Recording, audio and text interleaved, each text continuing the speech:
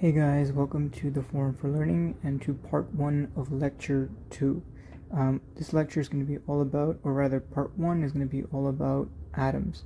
So we're going to define we're going to talk about what are atoms. We're going to talk a little bit about how the atoms are structured, and then we'll go on to talk about the 3 subatomic particles that are found within the atom.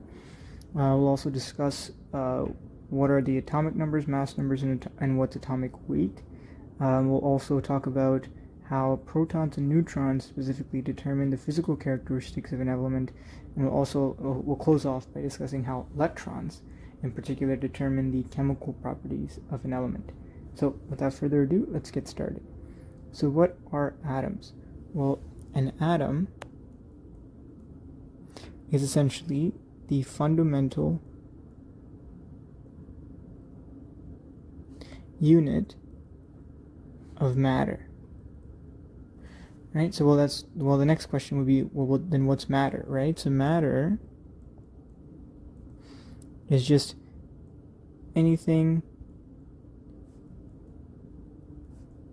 that takes up space. In other words, it has volume and mass, and has mass. Right, so matter is just anything that takes up space and has mass, and the building blocks of matter is the atom, which is again the fundamental unit of matter. So, anything from the phone or computer you're watching this video on to the shirt that you're wearing is matter, and each of those things that we just mentioned are made up of atoms. Okay, so if atoms are the fundamental unit of matter, well, let's look at the second question here is, how are the atoms structured? So let's talk about that. So the atom, actually, let's move to a different page. So let's go to, alright, so the atom is made up of two main components, right? Two main parts. So the atom is made up of two main parts. Right? So what are they? So number one, it's going to be the nucleus. Okay? So the nucleus of the atom is located at the center of the atom.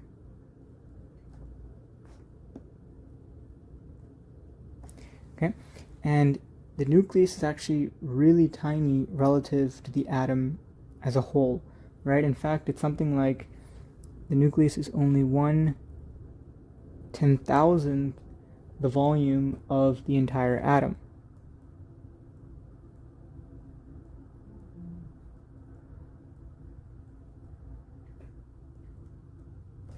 So what that means is really, really, really, really tiny with respect to the rest of the atom, right?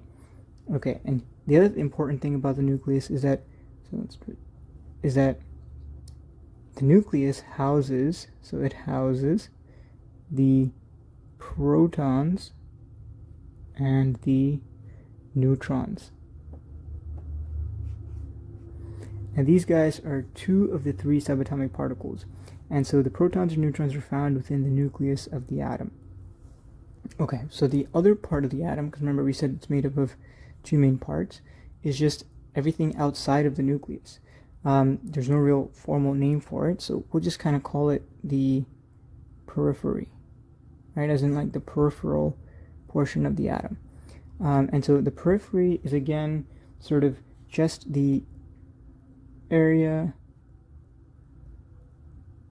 outside the nucleus of the atom, right? And so it's just the entirety of the atom that is outside of the nucleus. So in this case, the periphery is quite vast, right? It's quite vast and has large volume. Because it's pretty much the rest of the atom, and the nucleus only takes about 1/10,000th the volume of the entire atom, right? So the periphery is quite vast. And so, like the nucleus housing the protons and neutrons, the periphery houses the remaining subatomic particle, and that is the electron. Oops, the electron. Right, so that's pretty much sort of the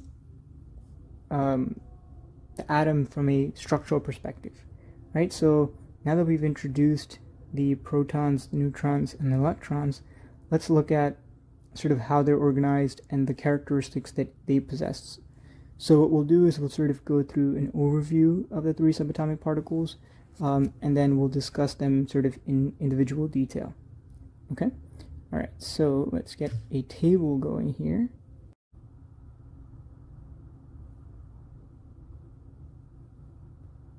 Okay, so let's look at sort of these subatomic particles, so the proton, the neutron, and the electron, with respect to where they're located within the nucleus, the charges that they possess, and sort of the mass that they have, right? So we'll do an overview first, and we'll talk about each individual one.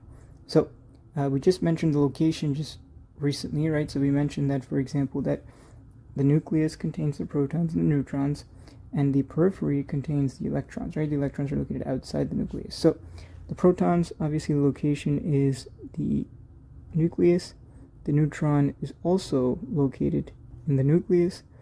The electrons are located in the locations outside of the nucleus. They are located outside the nucleus, and we just call that area the periphery, just for the purposes of this video. So we have like one name to kind of refer to. Okay, so with respect to charge, protons have a positive charge with designation +1. Okay. Neutrons, by the way they sound, right, they're going to be neutral in charge, so no charge. Oops. So no charge. Electrons, on the other hand, like protons, have a charge of 1, but instead of +1, they're going to be negative in nature. Okay, so now with respect to mass, protons have a mass of 1 AMU. And AMU just means, so let's define that. So AMU is just known as the atomic mass unit. Sometimes referred to, and that unit sometimes is going to be referred to as the Dalton. Okay, depending on your professor, how they feel about discussing mass. So neutrons, similar to protons, they too have a mass of 1 AMU. And then electrons, on the other hand, so electrons have mass, right? Just like any other sort of form of matter, they have mass. But electrons, the mass of electrons with respect to the mass of protons and neutrons are really tiny. Similar to over here, right? So similar to like the volume of the nucleus being super tiny compared to the volume of the periphery, right? So here, with respect to electrons, what we actually say is that they have negligible mass. They still have mass, but again, with respect to the other two, with respect to the mass of protons and neutrons, electrons have negligible mass. Okay, so this is just kind of an overview of the various subatomic particles. And so, based on what we just talked about, there are some kind of important things that we have to note, right? So number one, we said that protons have a charge of +1, right? They have a positive charge. Electrons have a charge of -1 with a negative charge. So what that means is, because they both have sort of a 1 in front, that means that, and then they have obviously plus and minus respectively between a proton and electron. This means that protons and electrons have charges of the same magnitude, but opposite in sign. So what do you mean by that? So the strength of the charges of the proton and the electron are the same, right? That's designated by the 1, right? Because they both have sort of a charge of 1, that means to say that they have the same magnitude of charge. In other words, they have the same strength, or the charges that they possess have the same strength, right? but they're opposite in sign.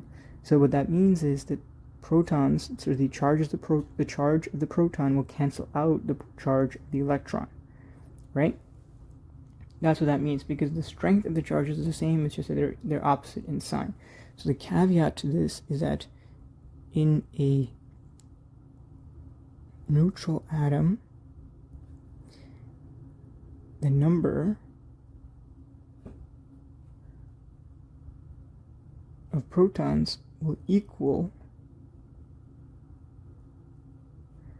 the number of electrons. And again, the reason for this is because the number of protons means the number of positive charges. It has to equal the number of negative charges if the atom overall is to be neutral, right? Because if the number of positive charges equals the number of negative charges, then that would mean they cancel each other out and you have a net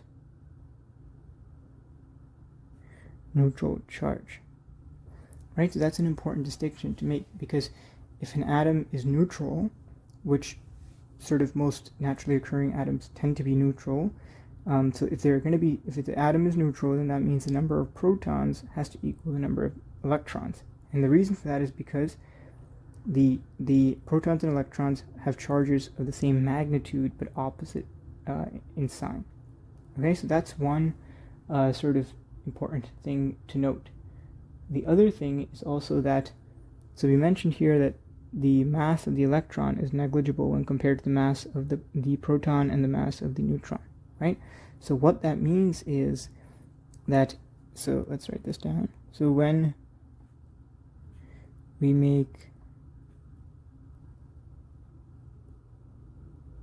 calculations regarding, or calculations rather,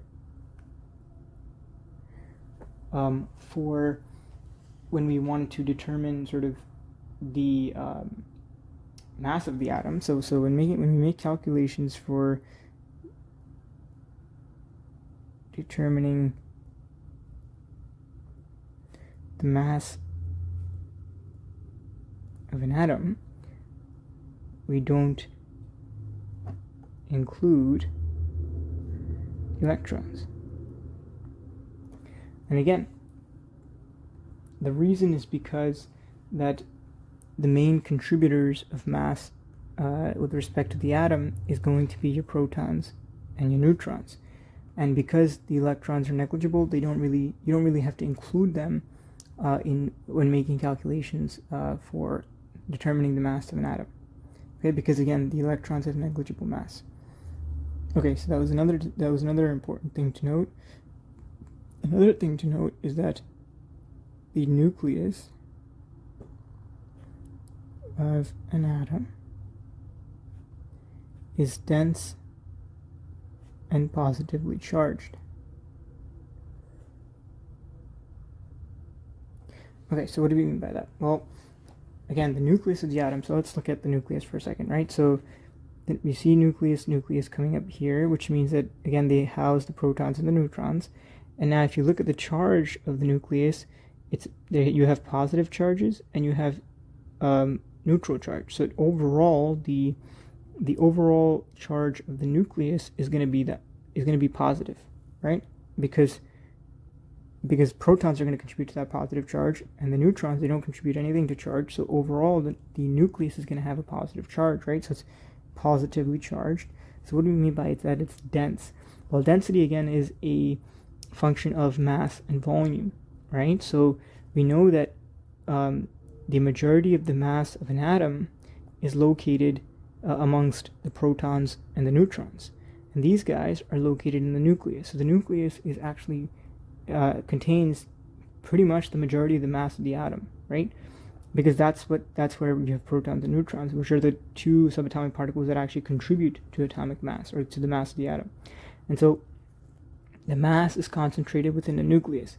And then, as you mentioned here, the nucleus is actually very tiny, so it's very small, right?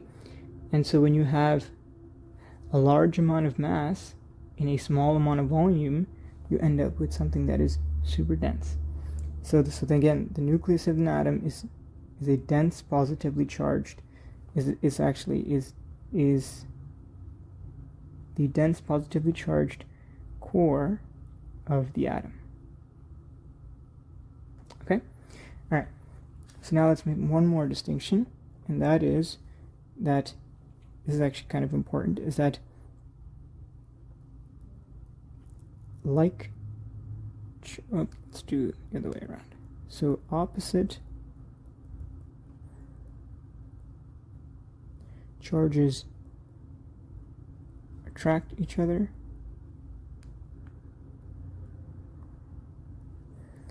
and like charges repel each other. Right? So opposite charges again attract each other, and like charges repel each other. So it's like, how we say opposites attract, right? So the corollary to that is the fact that protons, they attract electrons, right? Because protons are positively charged, electrons are negatively charged, so the opposites are going to attract each other. And then they're going to repel protons. Again, because positive is going to repel positive, because like charges repel each other. And when it comes to electrons are going to attract protons, right? Because negative charge is going to attract a positive charge, because opposite charges attract each other. And these electrons, are going to repel other electrons. Okay? So that's pretty much sort of an overview. So we'll look at sort of one more kind of diagram to sort of highlight this overview we just discussed. So let me just bring that up here. Okay, so this is just to kind of show what the atom looks like from a visual perspective, right? So we mentioned that, we talked about it over here, that the atom consists of two main parts, the nucleus and the periphery. Nucleus is very small, it's located in the center, and it contains protons and neutrons. Periphery is quite vast, and it contains electrons, right? And it's the area outside the nucleus. Okay, so then we talked about sort of where each thing is located, charges, and so on and so forth. Okay, this is sort of a visual representation of the atom, right? So if you look here, so this right here is the nucleus, right? There you go, it's the nucleus, right? I should probably didn't need to write that. So, okay, so that's the nucleus. Nucleus is located in the center. And what do we have in there? We have your protons that are right here, right? So these guys here. And then you have your neutrons, which are, well, actually, let's do a different color so it's better to see. So you have neutrons, which are located right there. And these guys are located within, again, the nucleus, right? And the electrons, as you can see, these guys sort of revolve around the nucleus, right? They kind of move about around the nucleus. This is just a visual representation of what the atom sort of looks like. Okay? Alright, so now let's talk about, so now that we've discussed sort of the atom, we kind of have to slowly, discuss a little bit about the elements. Alright, so what is an element, right? So an element is just a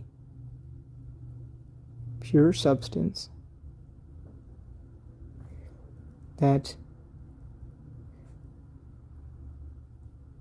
is made up of excuse me, only one kind of atom. Okay, so if we look at, say, for example, let's look at an example, right? So let's say you have like a brick of gold, right? So let's actually, I'll just use yellow, about as close as we're going to get to gold. So let's say you have a brick of gold, right? Now this brick of gold, let's say it's pure gold, right? What it's made up of is really tiny gold atoms, and only gold atoms, right? And so that's what makes up an element. So if an element, again, is just a pure substance that's made up of only one kind of atom, right? So sort of the distinction between atom and element is that elements are made up of atoms, right? So atoms are the building blocks. So this is sort of an atom, right? Tiny gold atom. And this whole thing is considered the gold element, right? So it's just that it's made up of atoms, and it's only made up of one kind of atom, all right? So that's what elements are.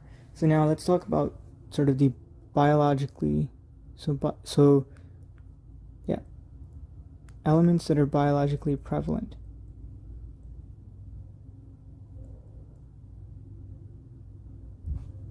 Oops. Okay, so that's going to be carbon, hydrogen,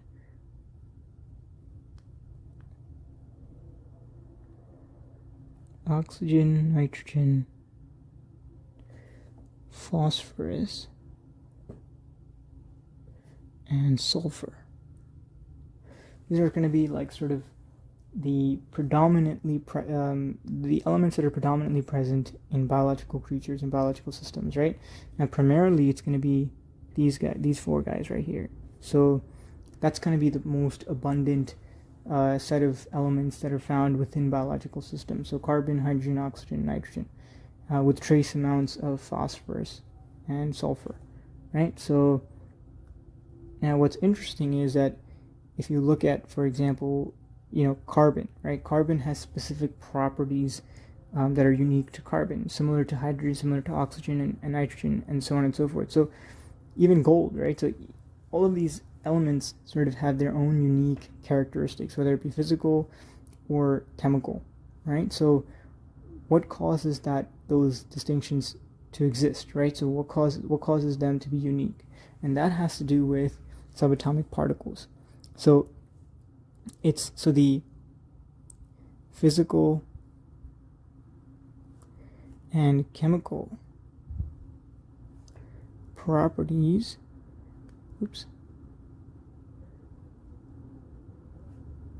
of elements are the result of their subatomic particles. And in particular, the number of subatomic particles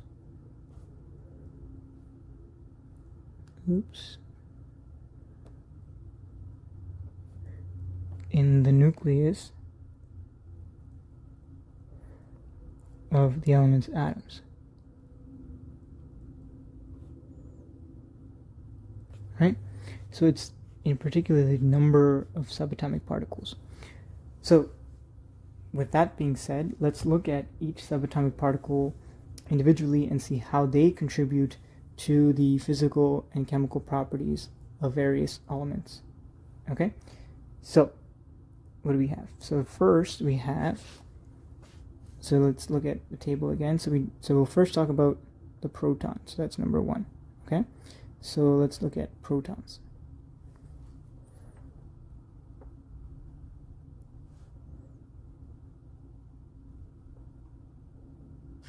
Okay, so what's so unique about protons, right? So again, let's just do a quick overview of what we discussed so far about protons, right? So protons are located in the nucleus. They have a charge of +1, and they have a mass of 1 AMU or Dalton. Right? Okay. Now the other big important aspect with respect to protons is that the number of protons in the nucleus of an atom determines its identity.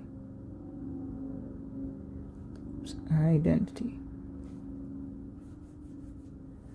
That's the key, right? It's the number of protons in the nucleus of an atom. It determines the identity of that atom. And when we talk about identity, we mean is it made up of what kind of atom is it, right? So is it an oxygen atom? Is it a nitrogen atom, and so on and so forth, right? So in other words, here's elements differ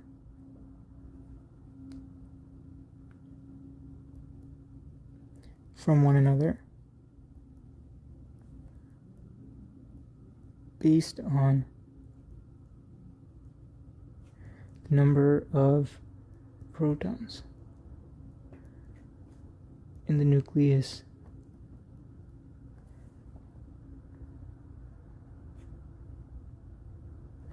of their atoms. So that's kind of why protons are so important, because it determines the identity. And so this, right, so the idea that sort of the number of protons in the nucleus of an atom determines its identity is a premise for what is called the atomic number.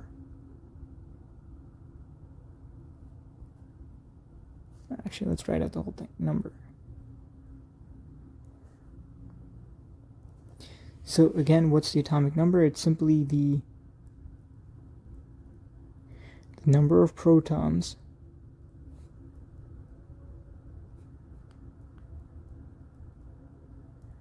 found in the nucleus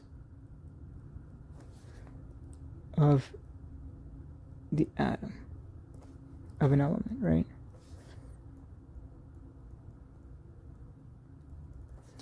That's what the atomic number is. It's just the number of protons found within the nucleus of the atom of an element. Okay? And this atomic number is unique to each element. In other words, no two elements can have the same atomic number, right? Two different elements cannot have the same atomic number. And the reason is because each element has its own unique atomic number. So the atomic number is also used to organize the periodic table. So let's look at the periodic table real quick, right?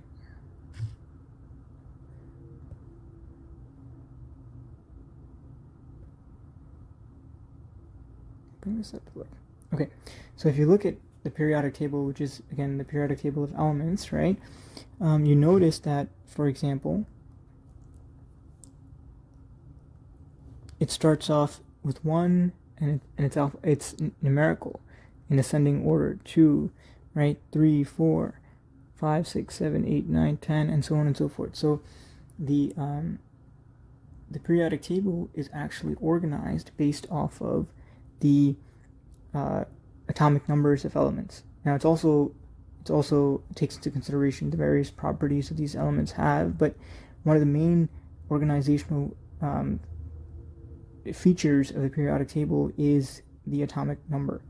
Okay, and again, that's the number one key thing, is that the atomic number is the number of protons found in the nucleus of an atom, but it's also very unique to each element, and that number determines the identity of the element. And the corollary is that two different elements will always have two different atomic numbers, because it's the atomic number that determines the identity of that element. Okay? Alright, so that was everything to do with the protons. So now let's look at what's next. We're going to talk about neutrons next, so that's going to be number 2. Okay, so neutrons.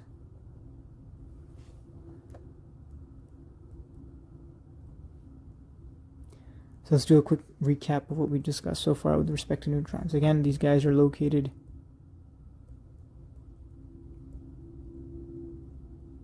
in the nucleus. They also have a neutral charge, so no charge.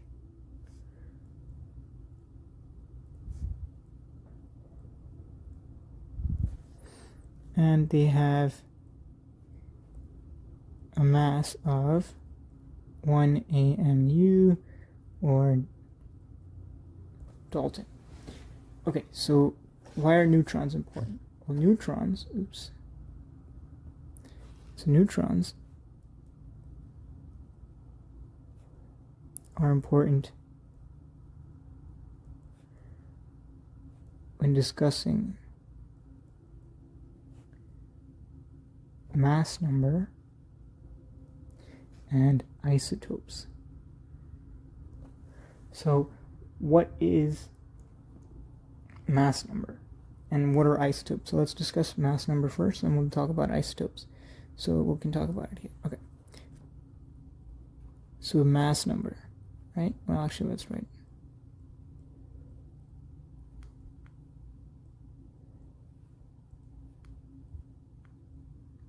So what's mass number?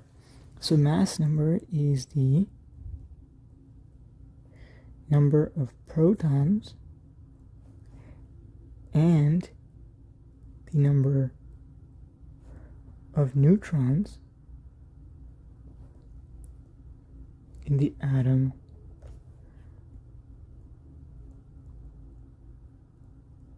of an element. Okay, so again, the atomic number is the number of protons in the atom of an element, and the mass number is the number of protons plus neutrons in the atom of an element. So why is mass number important? Well, okay, so let's look at the table again, right? All right, so we've determined that the main contributors to mass of an atom are going to be your protons and your neutrons, right?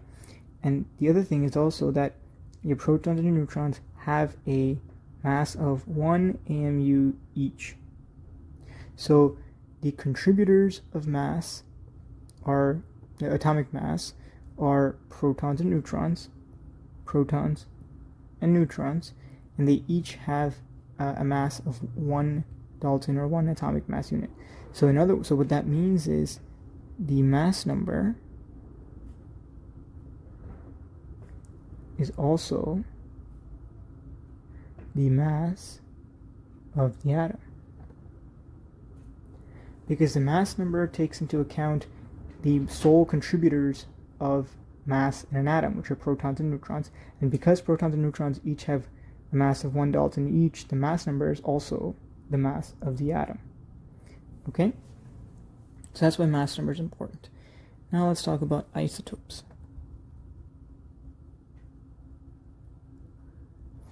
So what are isotopes? Isotopes are just different forms of the same element, and isotopes differ from one another. So differ from one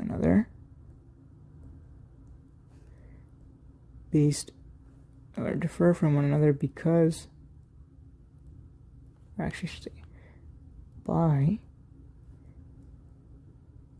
number of neutrons they have.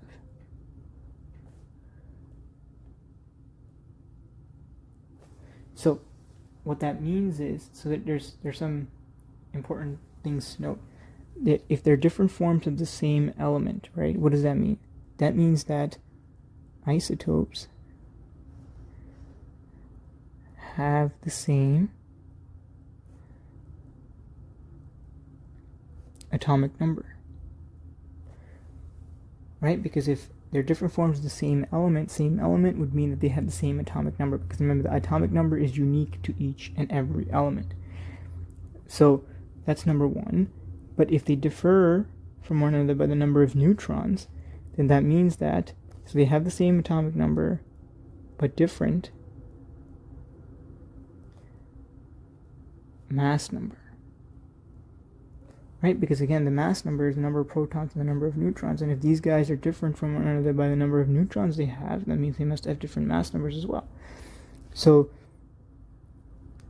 let's summarize that real quick. So isotopes have same number of protons but different number of neutrons, which means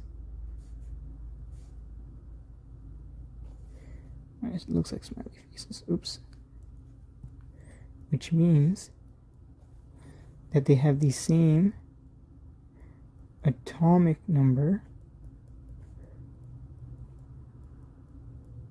but different mass number. That's the key right here with respect to isotopes, right? It's that they have the same atomic number but different mass number. They have the same number of protons in the nucleus of their atoms, but they have different number of neutrons in the nucleus of their atoms. So let's look at sort of an example, okay? So let's look at an example to kind of drive this point home. All right, so one of the more commonly occurring isotopes of carbon is carbon 12, carbon 13, and carbon 14. Okay, so let's look at each of them and see how many protons and how many neutrons they have. So first of all, if they're all carbon, that means again that they have the same atomic number. So let's look at what the atomic number of carbon is. The atomic number of carbon is 6.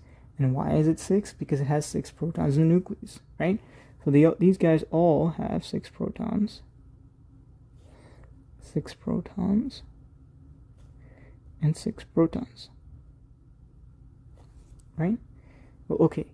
These numbers here, 12, 13, and 14, represent the mass number, which again is the number of protons and the number of neutrons. So I should say plus actually here. Plus the number of neutrons, right? So if we know the mass number, which is the number of protons plus the number of neutrons, we know the number of protons through the atomic number, we can calculate how many neutrons it has, right? So this one, so what number plus 6 equals 12? We're going to have 7 neutrons here. 8. Oops. Not 7, 6. We have 7 neutrons here. And we have 8 neutrons here. So as you can see, these guys are isotopes. Because, again, same number of protons, but different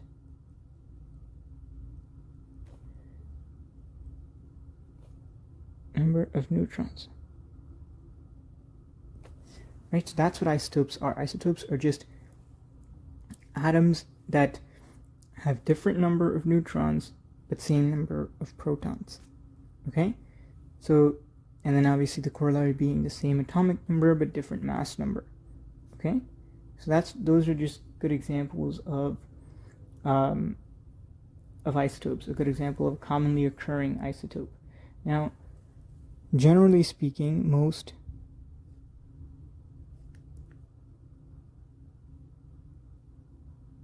naturally occurring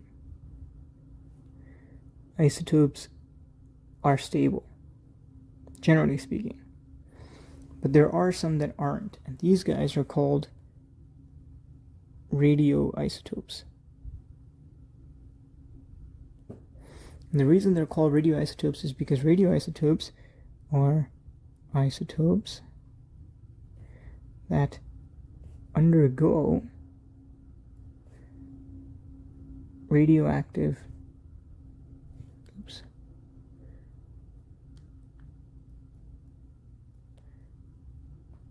decay. Right, so what's radioactive decay? So radioactive decay is the process by which radioisotopes, right, so, or I should just say, yeah, radioisotopes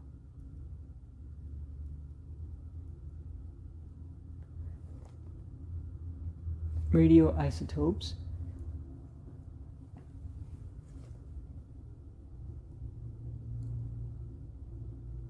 spontaneously emit radiation, or energy in this case, in the form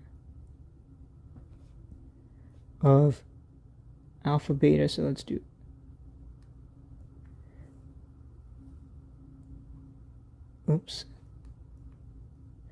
alpha, beta, and gamma radiation. So that's pretty much what radioactive decay is. Again, it's the process by which the nucleus of a radioisotope spontaneously emits energy in the form of alpha, beta, gamma radiation. And again, not all isotopes undergo this process, right? So it's just radioisotopes, which are again unstable isotopes that undergo radioactive decay, are actually unstable. Okay. Now, something that's important to note is that during the process of radioactive decay, right? So during the process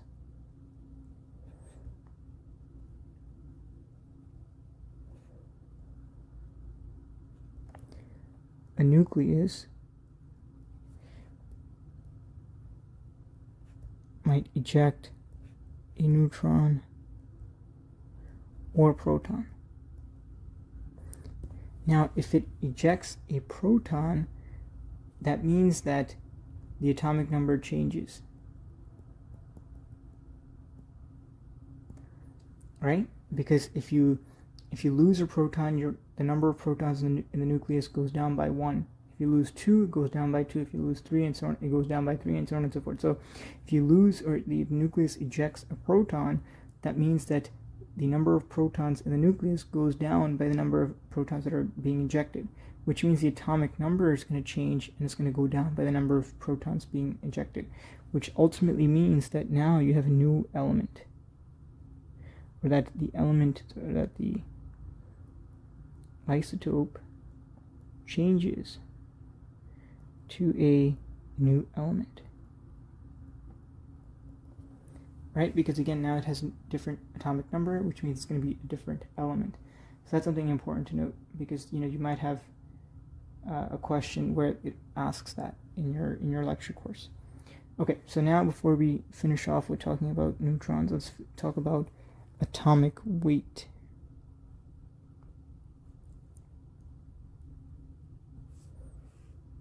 So let's do a quick recap first. So we talked about atomic number. Again, atomic number being the number of protons found in the nucleus of an atom, right, of a particular element. We talked about mass number, which is the number of protons and the number of neutrons, right? Now we talk about atomic weight. So what is atomic weight? Well, it's a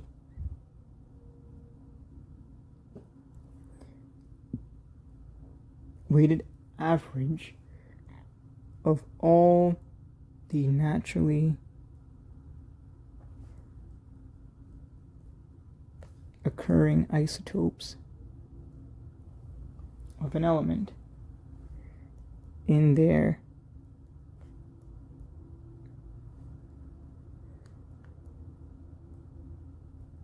normally occurring proportions. So in other words, the atomic weight of an element is equivalent to taking the average of all of the mass numbers of all of the atoms present in a representative sample of the element. So let's look at the example up above about gold, right? So so you saw how there's so many different gold atoms found within this bar of gold, right? So let's say that you take a bar of gold that's coming from Earth, and it has all of the naturally occurring isotopes of gold, right, in their normally occurring proportions within this bar of gold, and we take the mass number of each and every single atom that's here, right? So if you take the mass number of this atom, that atom, and so on and so forth, then you average that together from a sample that is representative, right, of all of the possible isotopes that occur in nature for that element, that's your atomic weight. So it's like it's equivalent to taking the average of all of the mass numbers of all of the atoms, right? All of the atoms in a representative sample of that element.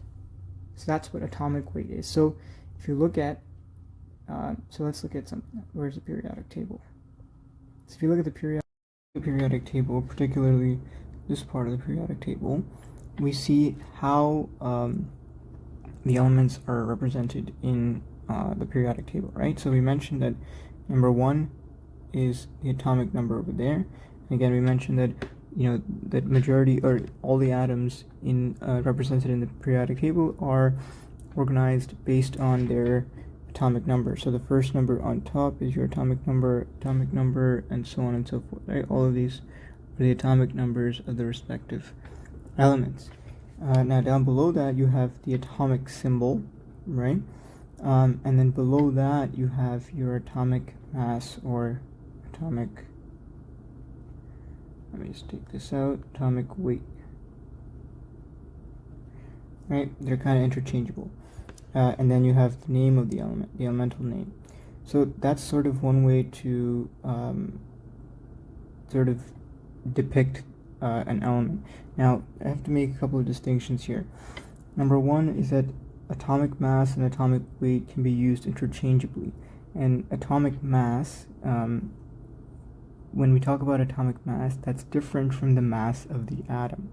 And so here's a good example as to why, right? So if you look at the atomic mass or atomic weight, which again, they kind of are interchangeable, atomic mass, atomic weight of all of these elements in this periodic table, for the most part, they're going to have some sort of decimal number, right? If you see some sort of decimal number, you can infer that it's referring to the atomic weight or the atomic mass. And the reason is because in order for you to have a decimal, it would mean that it has to be the average, right? Atomic weight, the average mass of the average atom of a given element. So for example, let's say, let's go back to carbon, for example, right? So we talked about, where was it? So we talked about carbon 12, carbon 13, carbon 14, right? So let me just write that over here, right? So you have carbon 12, okay, carbon 12, and then you have, so let's write that, carbon 13, and carbon 14, right? So you have, so let's say that you have, so these are like sort of the naturally occurring isotopes, the more abundant naturally occurring isotopes of carbon, right? So if I take, let's say, a representative sample of carbon, right, you're gonna have all these carbon atoms, right? Some of those carbon atoms are going to be carbon 12, some of those carbon atoms are going to be carbon 13, some of those carbon atoms are going to be carbon 14, right?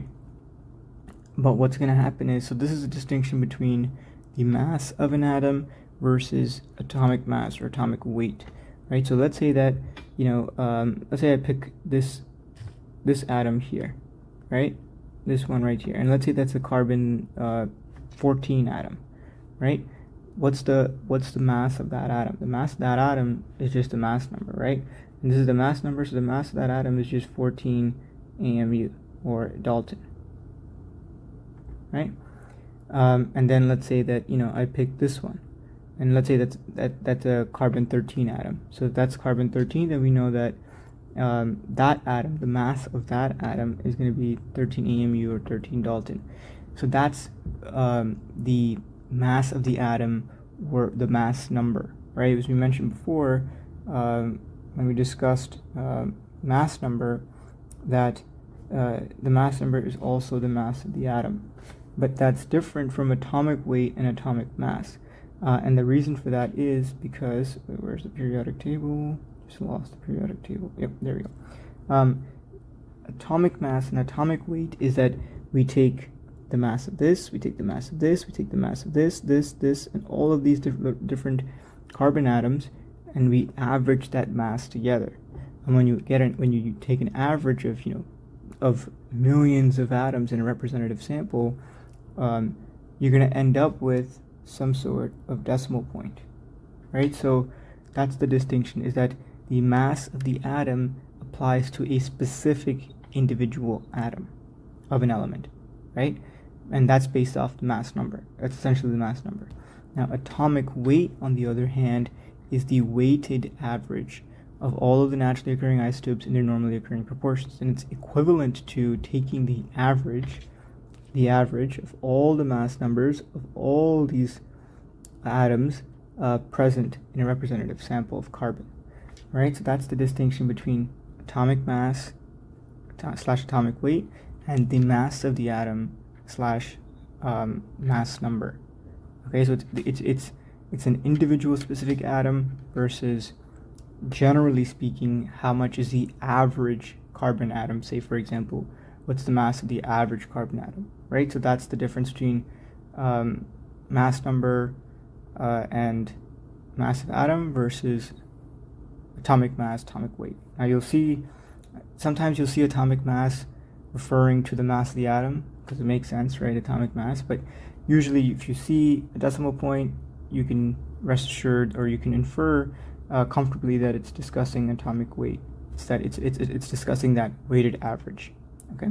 Now we discussed a sort of periodic table notation where we have the atomic number on top and then the atomic mass or atomic weight on the bottom, right? Whereas over here in these examples here, the way we've depicted them is in what's called nuclear notation, and so you might see that as well. And in this case, this number right there is the atomic number, right? Is the atomic number, and this number right here is the mass number. So it's kind of flipped in a way, right? Because here you have the atomic number on top, over here you have the atomic number on the bottom right, and you have the mass number on the top left, and here you have the mass number, or the atomic weight, on the bottom. Another distinction is that, again, when you're talking about mass number, right, it's always going to be a whole number, because it's the mass number of a particular atom, and that particular atom is going to have a whole number of protons and a whole number of neutrons, right? You're not going to have half a proton or half a neutron in an atom, right? You're going to have a whole integer that represents a number of protons, a whole integer that represents a number of neutrons. And again, because the mass of the atom is the mass number, and the mass number is the number of protons plus the number of neutrons, the mass of an atom, or the mass number, is always going to be a whole number, right? Because you're going to have whole protons and whole neutrons. Whereas here, again, with respect to atomic mass, atomic weight, you're going to have some sort of decimal point, because again, it's the weighted average of all the naturally occurring isotopes in their normally occurring proportions. And it's equivalent to taking the average of all of the mass numbers of all the atoms present in a representative sample of that element.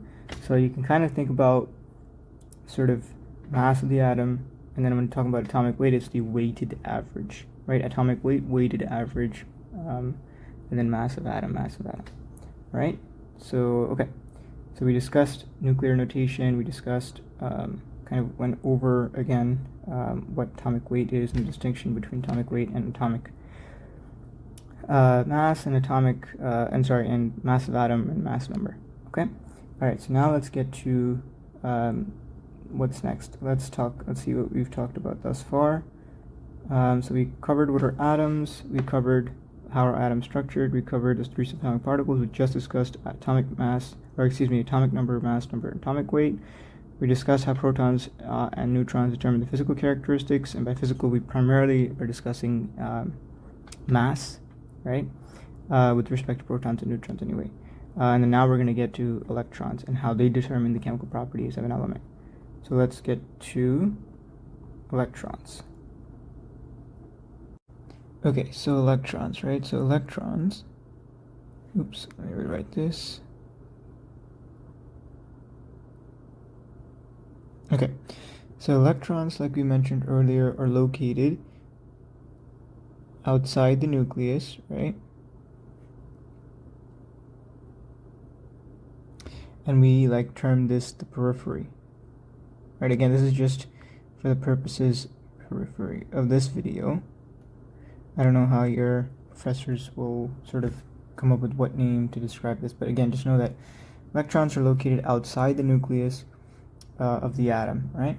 Now, with respect to charge, electrons have a charge of -1, right? So in other words, they have a charge that is the same magnitude but opposite in sign to the charge of that of a proton, right? That's why the number of protons usually equal the number of electrons, because they cancel each other out because the magnitude is the same, but their charges are opposite. So they have so electrons have a charge of -1.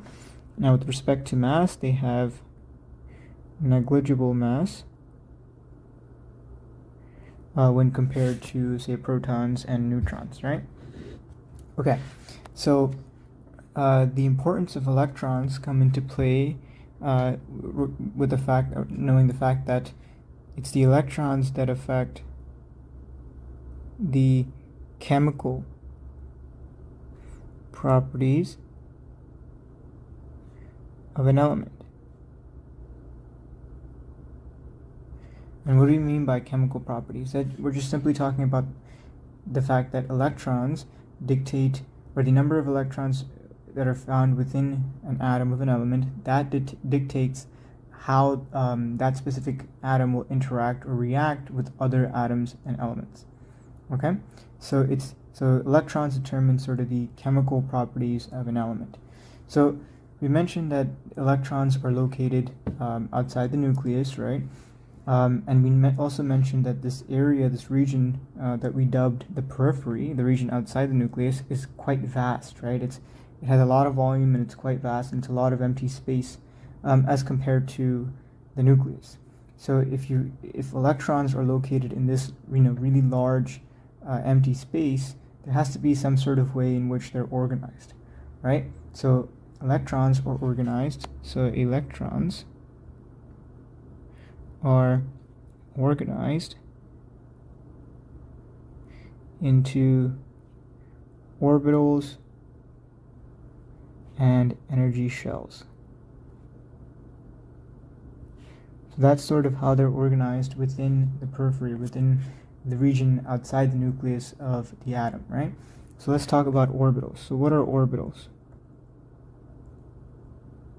So orbitals are just a region of space within the atom outside the nucleus where an electron is found about 90% of the time. So again, it's a region of space in the periphery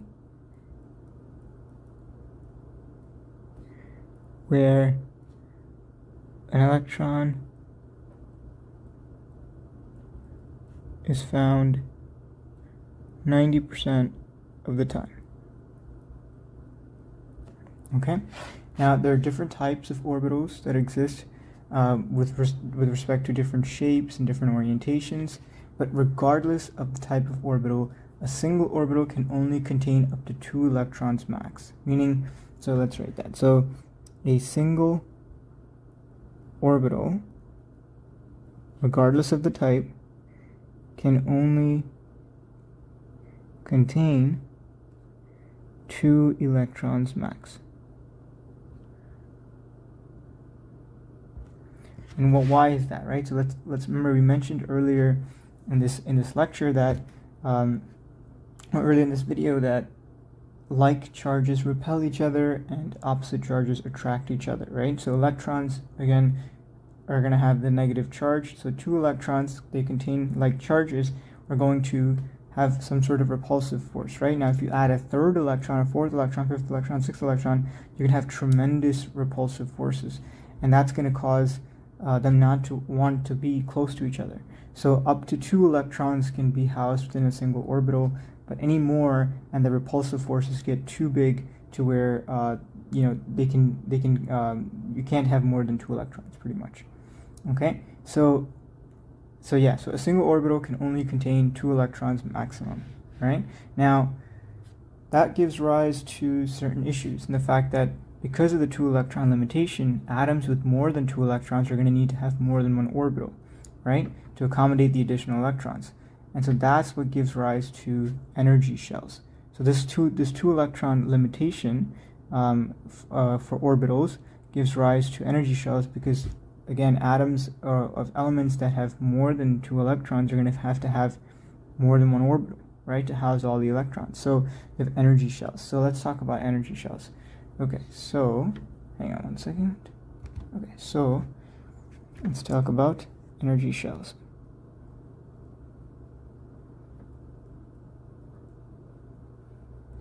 So the first energy shell,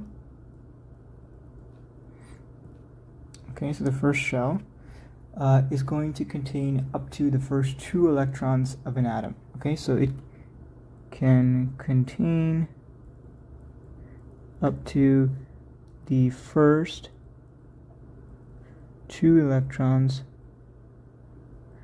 of an atom. Okay, now the electrons, these two electrons are going to be housed within a single orbital within what's called the s subshell. Okay, so you have an energy shell. So the first shell is going to also, so it's going to have an s subshell, and within the s subshell, you're going to have, so there is what's called an s orbital. And this s orbital is what's going to house these 2 electrons here, right? So you have a shell.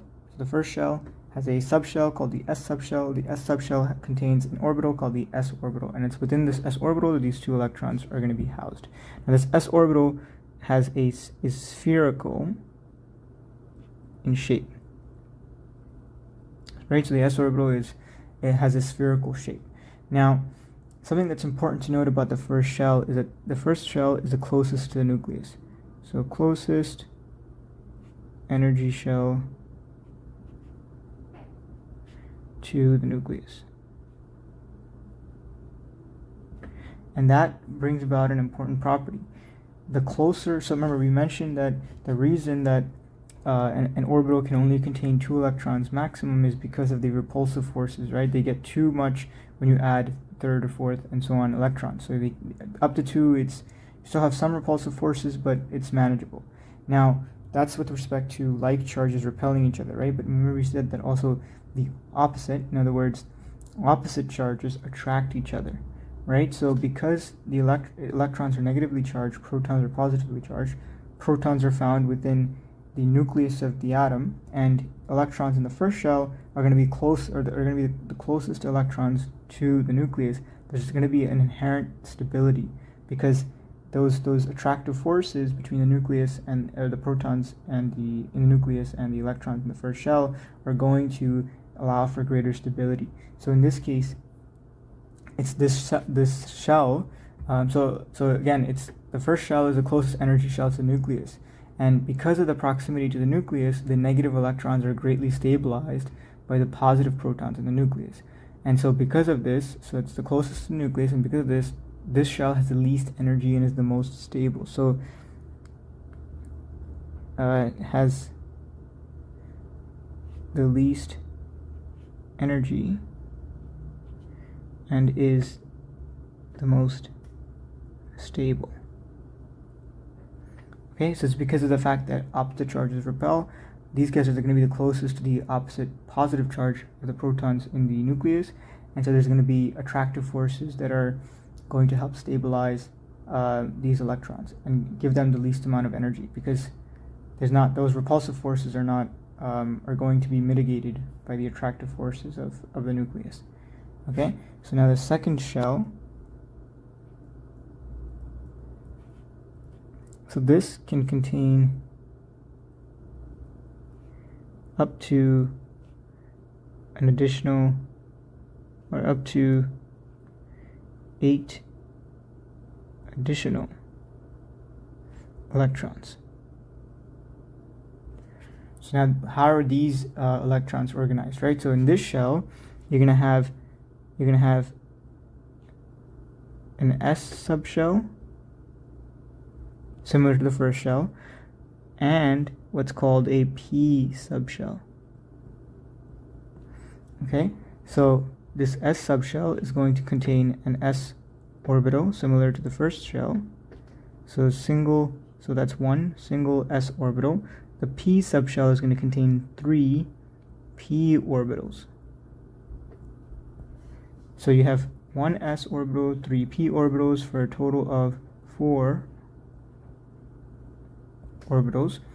And because each orbital can contain up to 2 electrons, so times 2 electrons, you can have up to 8 additional electrons found within the second shell of electrons, right? So that's the second shell. Now, the second shell is also found in all elements that have more than 2 electrons. So that's another thing important to say. So second shell is found within all elements, not electrons, all elements that have more than 2 electrons. Okay?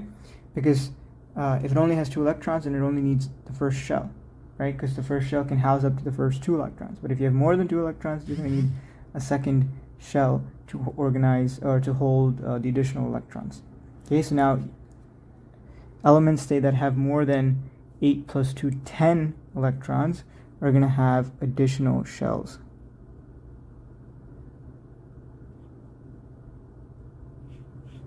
Now these additional shells can also have, so they're going to have your s orbital, they're going to have p orbitals, and they're also going to have what are called d orbitals and f orbitals. Now you guys don't have to really worry about additional shells, at least for the purpose of this lecture series, and most likely for your Biology 101 course, because the biologically relevant elements that we mentioned earlier, so hydrogen, oxygen, carbon, phosphorus, nitrogen, and sulfur, are going to only contain up to 3 energy shells with either s or p subshells. So you're not really going to have to deal with d orbitals and f orbitals, just simply s and p orbitals. Okay, so now, I just wanted to say something else. That additional shells, so these additional shells are going to be found within elements that have more than 10 electrons. Okay, so but yeah, with respect to the biologically relevant elements that we mentioned earlier, again being carbon, hydrogen, nitrogen, oxygen, phosphorus, and sulfur, we're only really going to contain up to 3 energy shells with either s or p orbitals. So we're only going to be dealing with the first 2 subshells, or the first 2 shells, excuse me.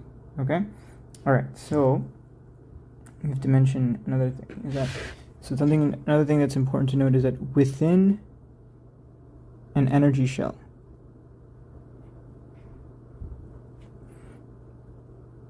the s subshell will fill with electrons before the p subshell. Okay, so again, within an energy shell, electrons will fill up the orbitals in the s subshell before filling up the orbitals in the p subshell. And this is because the s subshell is lower in energy and more stable than the p subshell. And why is that? So let's first write that. So this is because the s subshell is lower in energy / more stable than the p subshell. And why is that? That's because the s subshell is located closer to the nucleus than the p subshell. So similar to how the first shell of electrons is going to be more stable than the second and the third because it's the closest to the nucleus, within an energy shell, so let's say within the second energy shell that contains both S and P subshells, the S subshell is going to be lower because the S subshell is actually going to be closer to the nucleus than the P subshell. Okay, so that because of that, the S subshell will fill first with electrons before the P subshell will. Okay, that's an important distinction. So this is also, again, we just keep mentioning similar ideas in that the further an electron is from the nucleus of an atom, the higher energy that it has, and thus the less stable it will be. Okay, this is again because it's further from the nucleus's stabilizing charge. So we gotta note that. So the further an electron is from the nucleus, or the nucleus is stabilizing positive charge, the more energy it possesses, it will, and the less, the less stable it will be. Okay, so the further an electron is from the nucleus stabilizing positive charge, the more energy it will possess and the less stable it will be. Okay, now the corollary, or the opposite to that, is that the closer an electron is to the nucleus's stabilizing positive charge, the less energy it will possess and the more stable it will be, which is what we mentioned with respect to the first shell is going to be the most stable and have the least energy than the second and third and any other shell, right? And again, the fact that the S subshell is going to have less energy and going to be more stable than the P subshell, again because of the proximity to the nucleus. Okay, so this idea that the further an electron is from the nucleus, the more energy it'll have and the less stable it'll be, gives rise to what is called the valence shell. Or actually, you know what? Yeah. So before we talk, so it's going to give rise to the valence shell. Now, the valence shell is the outermost shell of electrons in an atom. Now, before we get to talking about the valence shell, I kind of want to go over what we just discussed with respect to orbitals, shells, and subshells and all of that, and give you guys a visual representation of what we just talked about. So let's look at some figures to kind of better understand what we just discussed. So let's do this one first. Okay, so this is a depiction of a hydrogen atom, right? So hydrogen atom is, so if you look at periodic table, hydrogen is the first element, so that it has an atomic number of 1, which means what? It has 1 proton. If it has 1 proton, it also means it has 1 electron. And if it only has a single electron, it's going to only contain the first shell, right? Because the first shell can contain up to the first 2 electrons. So if an atom only has 1 electron, it's going to be found within that first shell. So this is just a depiction of what's called the Bohr model, and it shows you the different shells. So the 1n, the 2n, and the 3n just represent the first energy shell, second energy shell, and third energy shell. Now, because hydrogen only has 1 electron, and the first energy shell can contain up to the first 2 electrons, hydrogen is only going to have 1 shell, right, or 1 shell of electrons, and that's going to be the first shell. So that's why we have 1 electron here, and it's going around in the first subshell, or excuse me, the first shell, energy shell. Okay, so this is just a depiction of the Bohr model and what we mean when we talk about energy shells. So now let's look at another diagram here, and we'll look at this right here. Okay, so let's look at this. So here's a good example of what we mean by, or the distinction between shells, subshells, and orbitals. So a shell is what we're talking about over here. So we have the first shell, the second shell, third shell, right? Remember, we mentioned the first shell is only going to have 1 subshell, the S subshell, and that S subshell is going to contain 1 orbital, the S orbital. So let's look at the second shell. So let me just talk about the second shell real quick. The second shell is going to have 2 subshells, an S subshell and a P subshell, which are going to contain 1 S orbital and 3 P orbitals respectively. So for a total of 4 orbitals, right? So let's look at that visually. So here's a good example of the second shell. So we're talking about this second shell right here, okay? So we have the shell contains both subshells and all the orbitals, okay? So now within the shell we have 2 subshells, one is called, this is going to be the S subshell, and this is going to be called the P subshell. Now within the S subshell, you have a single s orbital here, right? So that's an s orbital. So this is a s orbital. Now within the p subshell, which is these guys right here, you're going to have 1, 2, 3 p orbitals. Okay, so for a total of 4 orbitals, which means, and again, because you can have 2 electrons maximum per orbital, that's going to give us 8. It's going to give us the ability to add 8 additional electrons to the second shell, or the fact that 8 additional electrons can be housed within the second shell. Okay, so hopefully that gives you guys a visual representation of what we mean by the shell, the energy shell, the subshell, and the orbital. Okay.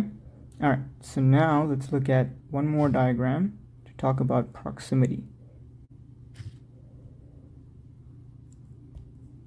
Okay, so let's look at this guy right here.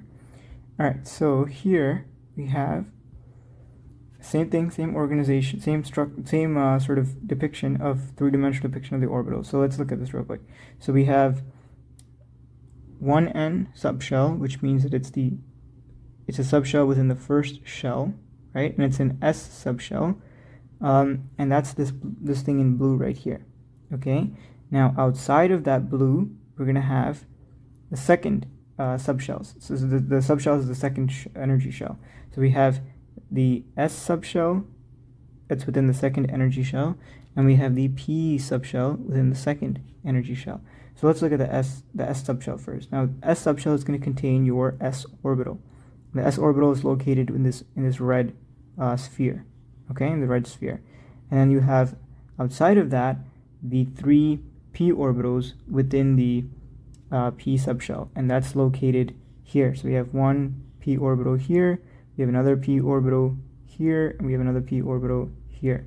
Okay, and again, the p orbitals are dumbbell shaped, whereas the s orbitals are spherical in shape. Now, here's why. Remember, we mentioned that the s orbital fills up before the s subshell fills up before the p subshell, right? And the reason for that is because of proximity. So if you look at, let's look at the second energy shell. So we're looking at these guys here and these guys here, right? We're gonna ignore that. So the s subshell, which is this right here, right, containing the s orbital, is closer to the nucleus than the p orbitals, which are these guys here. So if you look at an electron here, electron can be found here, electron can be found here, whatever. The distance between this and the center of the atom, the nucleus, is more than the distance from here to here. So this is closer to the nucleus, which is why it's more stable, has less energy. So electrons are going to prefer the S subshell over the P subshell in a given energy shell, right? That's why the S subshell will fill up first before the P subshell will fill up. So hopefully that gives you guys a visual representation of what we just talked about so far with respect to energy shells, subshells, and orbitals. So now let's continue our talk with respect to the valence shell. So we mentioned before that the further away an atom is, or excuse me, the further away an electron is from the nucleus of the atom, from the center of the atom, the higher the energy that it possesses, and the less stable it will be, right? So the valence shell is the outermost shell of electrons in an atom. Okay? So yes, the valence shell is the outermost shell of electrons in an atom, right? Now the importance of the valence shell comes in the fact that it determines an atom's reactivity. So it's the valence shell that determines an atom's reactivity. And in particular, it's the number of electrons in the atom's valence shell that determines its stability. Okay, so why is it the number of of atoms, right? Or sorry, number of electrons in the valence shell that determines reactivity. Well, that has to do with what's called the Octet Rule. The Octet Rule just discusses the tendency of atoms to form stable associations with other atoms in order to completely fill their valence shell.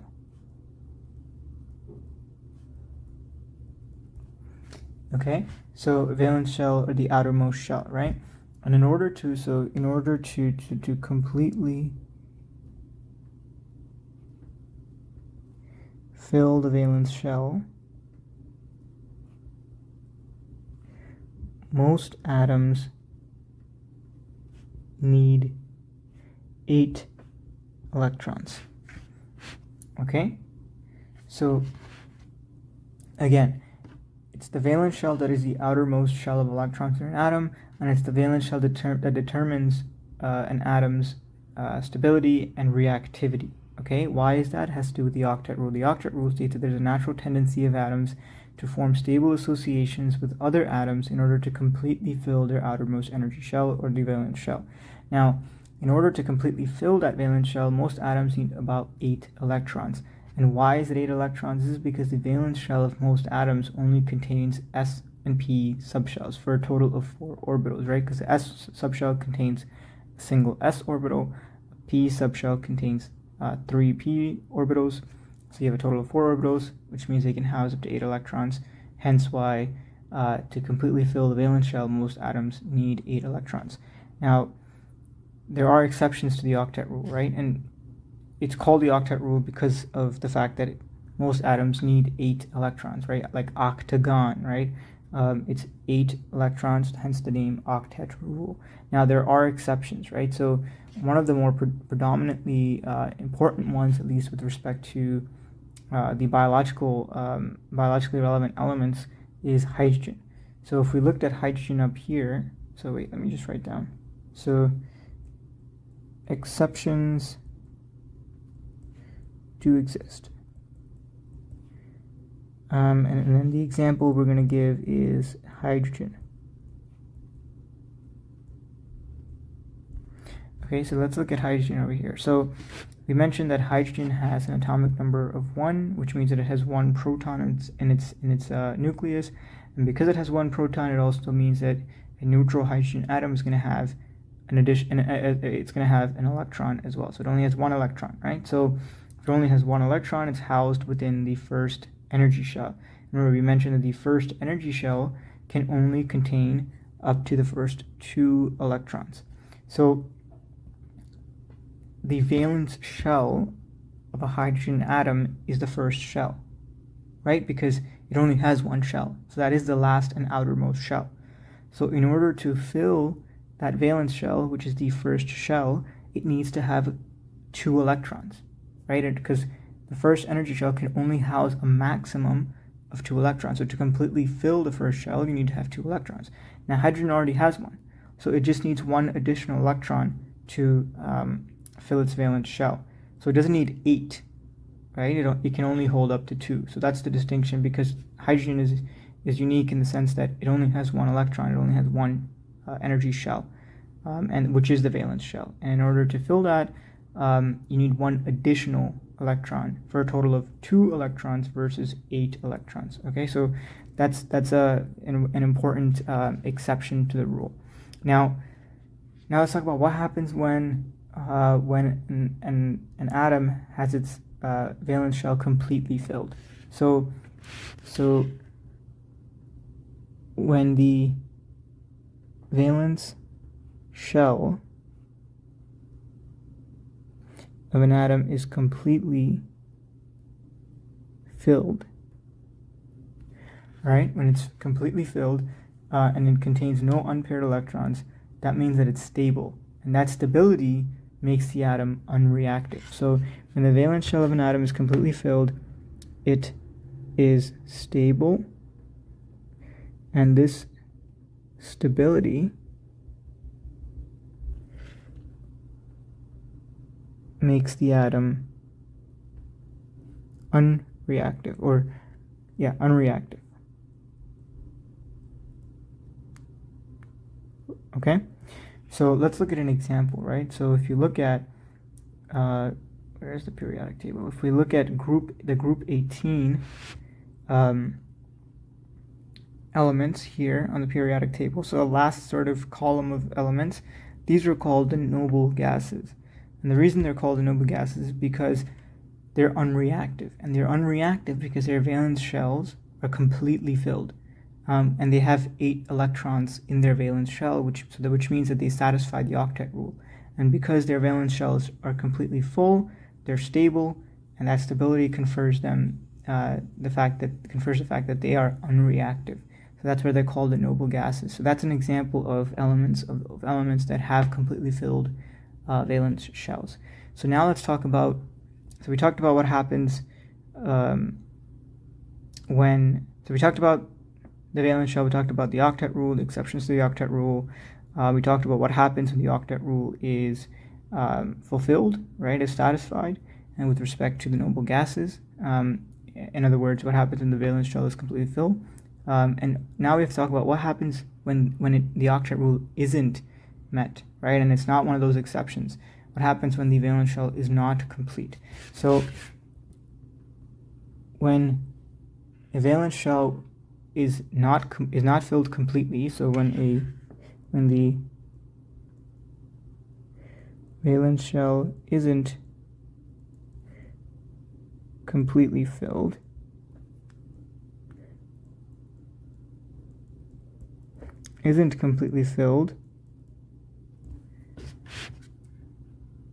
it has unpaired electrons, which makes it unstable. So when the valence shell isn't completely filled, the atom is unstable, right?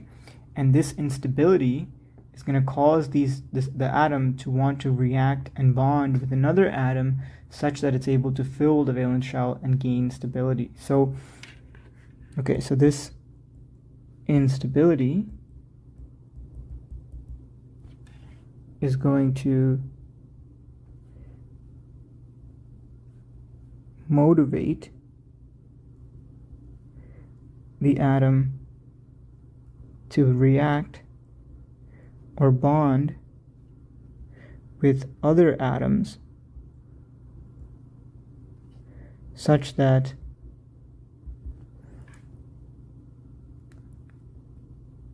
it can completely fill its valence shell and become stable. Okay, so once again, when a valence shell isn't completely filled, it has unpaired electrons, which inherently makes it unstable.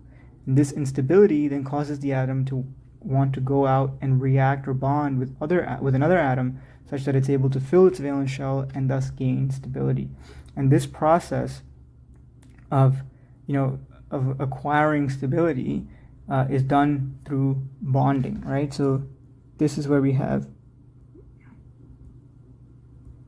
and this process is done by either, so bonding is either sharing of electrons between atoms or the gaining / losing of electrons between atoms. In other words, a transfer of electrons between atoms.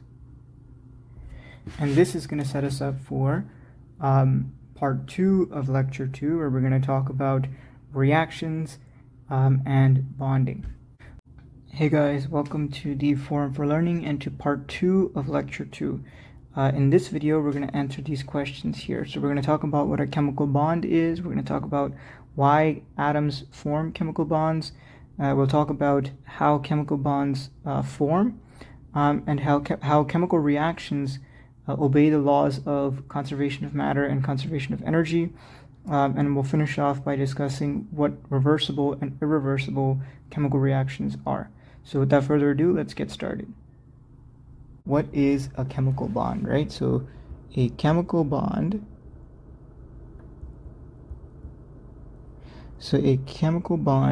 is just an attractive force that links two atoms together. So it's an attractive force that links two atoms together. Okay, so chemical bonds form or they happen as a result of either the sharing of electrons between two atoms or the transfer of electrons between two atoms. So it occurs sort of as a so it happens as a result of sharing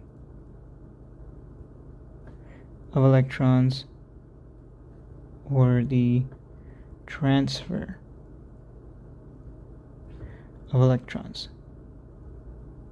So when we talk about transfer, right, we mean that one atom loses one or more electrons while the other atom gains those electrons. Okay, so it's a complete transfer. It's one loses and the other gains. With respect to sharing of electrons, it's exactly that. It's two atoms will share those electrons. Okay, now when a chemical bond is made, it results in either the formation of molecules or compounds. So chemical bonds give rise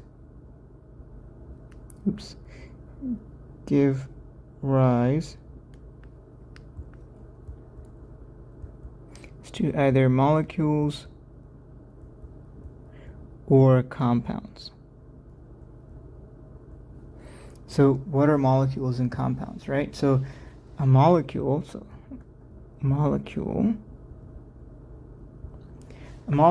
is a chemical substance that's made up of two or more like or two or more different atoms that are joined by either covalent bonds or ionic interactions. So they are chemical substances, or the chemical substance made up of two or more like, actually let me write it here, or different, so two or more like or different atoms joined by covalent bonds or ionic attractions. Okay, so so the key is here is that a molecule is made up of two or more like or different atoms. That's the key. It's the fact that it's either like or different atoms. Okay, and they're joined by covalent bonds or ionic attraction. So let's look at a couple of examples, right? So let's look at an example. So we have H2, which is the hydrogen molecule, right? Elemental hydrogen, elemental oxygen, O2. Water is a good example, as is carbon dioxide, right? And other ones obviously as well. Now if you look at hydrogen, elemental hydrogen, elemental oxygen, they're both made up of two identical atoms, right? So for example, elemental hydrogen, this guy here, it's made up of two hydrogen atoms. So they're made up of like, right? Two or more like atoms. But and same thing with oxygen, right? It's two or more like atoms because it's two oxygen atoms that are bonded together. Now if you look at water, you have two different atoms, right? So two different atoms. Same thing with carbon dioxide. So again, a molecule is a chemical substance that's made up of two or more like or different atoms that are joined by covalent bonds or ionic attractions. Now, with respect to compounds, so a compound is a pure substance. Okay, so pure substance, it's made up of two or more different atoms bonded together in a fixed ratio. So it's a pure substance made up of two or more different atoms bonded together in a fixed ratio. Okay, now here it's with respect to different atoms, right? So let's look at examples. So from the previous example of hydrogen, element oxygen, water, and carbon dioxide, compounds, the compounds within that section are going to be water, carbon dioxide, another one would be sodium chloride, so table salt, and etc. So here, a compound is strictly a substance made up of two or more different atoms. Okay, so now an important distinction needs to be made with respect to compounds and molecules, and it's that all compounds are molecules, but not all molecules are compounds. Now, why is that? Again, compounds refer to two or more different atoms bonded together, whereas a molecule can consist of either two or more different atoms bonded together or two or more like atoms bonded together. So in that case, so all the compounds are molecules, whereas a molecule may or may not be a compound. If it's a molecule that's made up of two different atoms, sure, it's a compound. But if it's a molecule made of two like atoms, it's not a compound, right? So hopefully you guys can understand that. So again, so just a distinction, all compounds are molecules, but not all molecules are compounds. Okay, so again, all compounds are molecules, so all compounds are molecules, but not all molecules are compounds. Okay, so we discussed what a chemical bond is, and we discussed that they give rise to molecules and compounds. We defined molecule and defined compounds. So now let's talk about why do atoms form chemical bonds, right? So, okay, so why do atoms form chemical bonds? Well, the main reason is to satisfy the octet rule. So why do atoms form bonds, right? Chemical bonds. And it's to satisfy the octet rule. Now, if you guys don't know what the octet rule is, check out part 1 of lecture 2. We go into detail as to what that is. And so I'm not really going to go into that here because we already mentioned that in part 1 of lecture 2. So I'd suggest you guys watch that if you guys want to have a better understanding.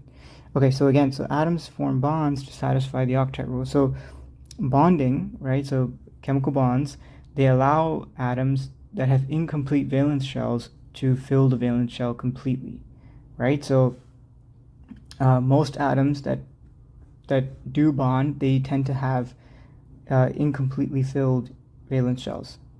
Okay, and in order to fill those valence shells to satisfy that octet rule, atoms are going to go bond. And then this chemical bonding is going to then allow them to be able to fill the valence shell completely. All right, so why do atoms form bonds? So it's bonding allows atoms with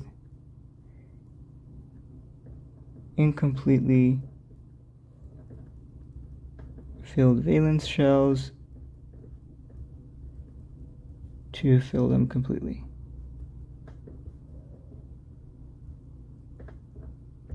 And as you mentioned in part 1 of lecture 2, completely filled valence shell confers stability, right? So by bonding and consequently completely filling the valence shell,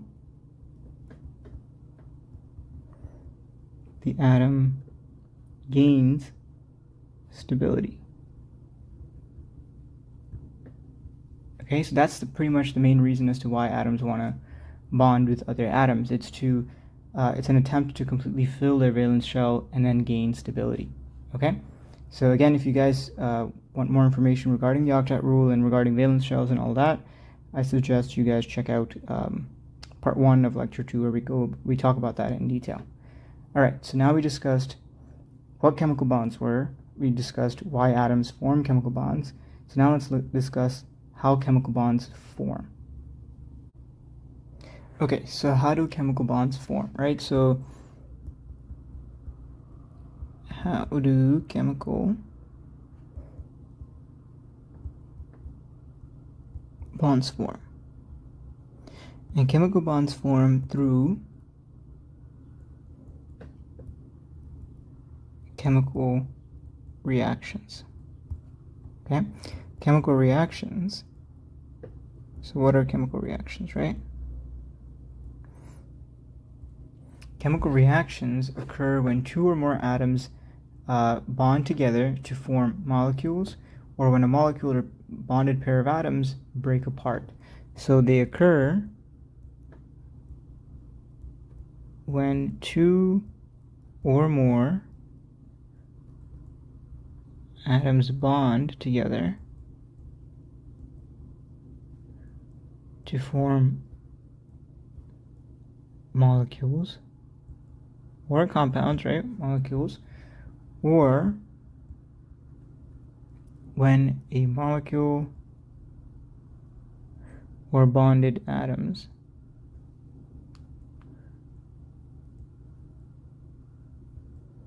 break apart. So in other words, chemical reactions are what cause the formation of molecules, or rather, chemical reactions are the process by which molecules form, or also by the process by which molecules break apart. Okay, so with respect to the first type of reactions, the formation of molecule reactions, so let's write that. So when forming molecules, a chemical reaction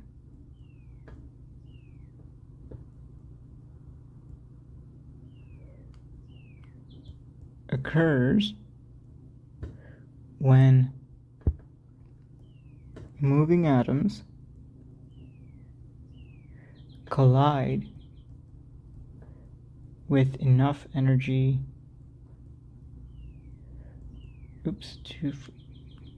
enough energy to combine and form a molecule. Okay, so when forming molecules, a chemical reaction occurs only when the moving atoms collide with enough energy to then combine and form molecules. Okay, but we have the other type of reactions where we also have the breaking apart of molecules, right? So you have two sort of different types of reactions, but they're all chemical reactions. Okay, so let's look at an example of a chemical reaction. So let's look at an example reaction over here.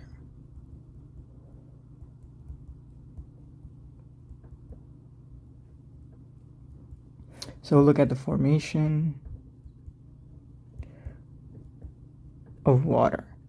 Okay, so we have, in this reaction, this chemical reaction in the formation of water, we have two hydrogen molecules plus an oxygen molecule, and that's going to yield two water molecules. Okay, so let's talk about the different parts of this reaction, or this reaction equation, right? So in this part, these are what's called the reactants.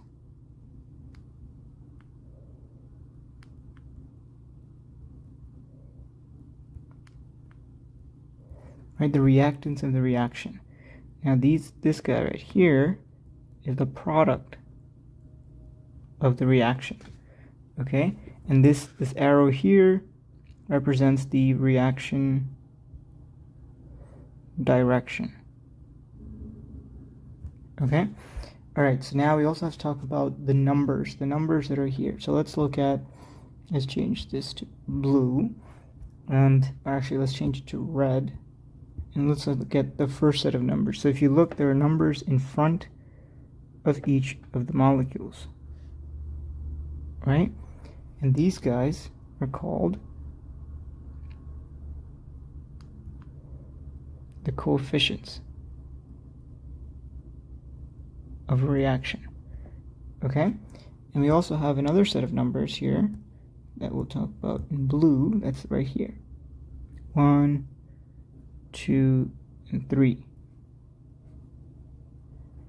These guys are called the subscripts.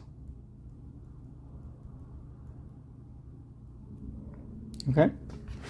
So let's talk about each of them a bit more in detail, right? So let's talk about the reactants and the products. So the reactants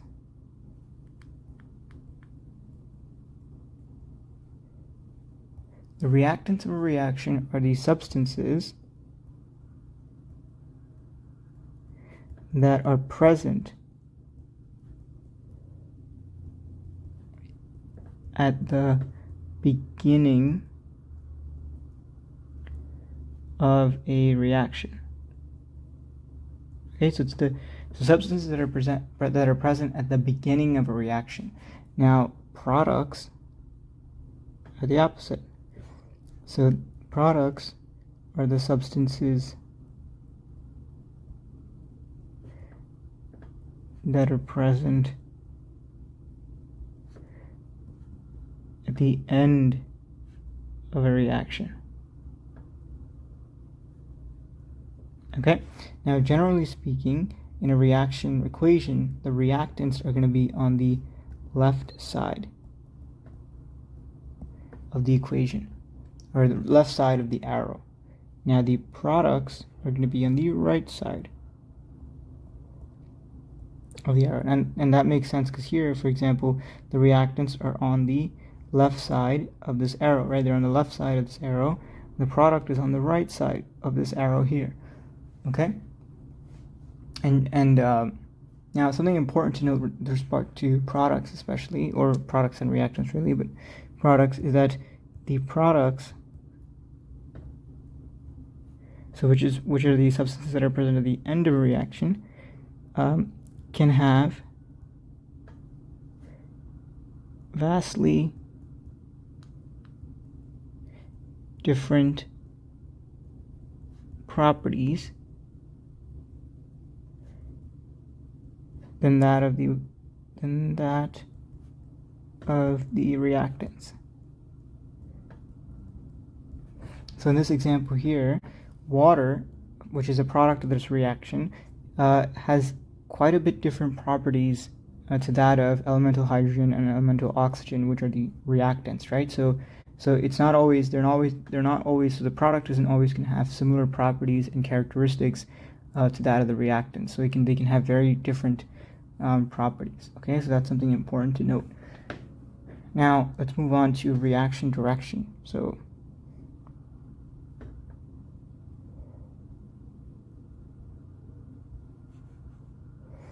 the reaction direction is the arrow that's drawn between the reactants and products, and it determines the direction of the reaction. So the arrow between reactants and products determines the direction of that reaction. So in this case, the arrow is drawn between the reactants and the product, so it's going to be, the reactants are going to get used up to form the product, right? So the arrow is going to determine which direction the reaction proceeds. Okay, and it's generally from the reactants to the products, right? But now, something important to note is that not all reactions are going to be unidirectional, meaning not all reactions are just going to go from reactants to products. So not all reactions are going to be unidirectional. And we'll talk about that in a little bit in this video. We'll talk about bidirectional reactions and unidirectional reactions later in this video. So, okay, so we discussed reactants, we discussed products, we discussed the reaction direction. So now let's look at the numbers, right? Let's talk about the numbers. So let's talk about coefficients first. So let's put it in red because we highlighted it in red. So the coefficients of a reaction. So what are the coefficients? The coefficients are the numbers that precede the molecular formulas, right? So that's why they come before, right here, right here, right here. So there's a 2 here. Now there's nothing there, so you can assume there's just a 1, right? And there's a 2 here, right? So these are numbers that precede the molecular formulas, and they indicate the number of each reactant that is used up in a reaction, and the number of each product that is produced in a chemical reaction. So coefficients are the numbers that precede molecular formulas, and they indicate the number of reactants and products used up and produced respectively in a given chemical reaction. Okay, so they represent the number of reactants that are used up in a reaction and the number of products that are produced in a given chemical reaction. Okay, and it's the number of each reactant and each product. All right, so that's the coefficient. Now, with respect to, what was the other one? The other one was the guys on the that come after the molecular formulas, right? So that's, or the elemental symbol rather, and those guys are the subscripts. So what are the subscripts? So let's talk about subscripts.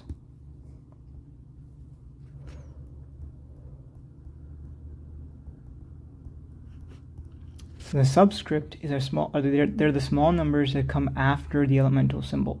Okay, so it's the numbers that come after the elemental symbol. Meanwhile, the coefficients are the numbers that precede the molecular formulas, right? They come before the molecular formulas. Here, subscripts, they come after the elemental symbol. Okay, and they represent the number of atoms in a particular molecule and or a particular compound. So they represent the number of atoms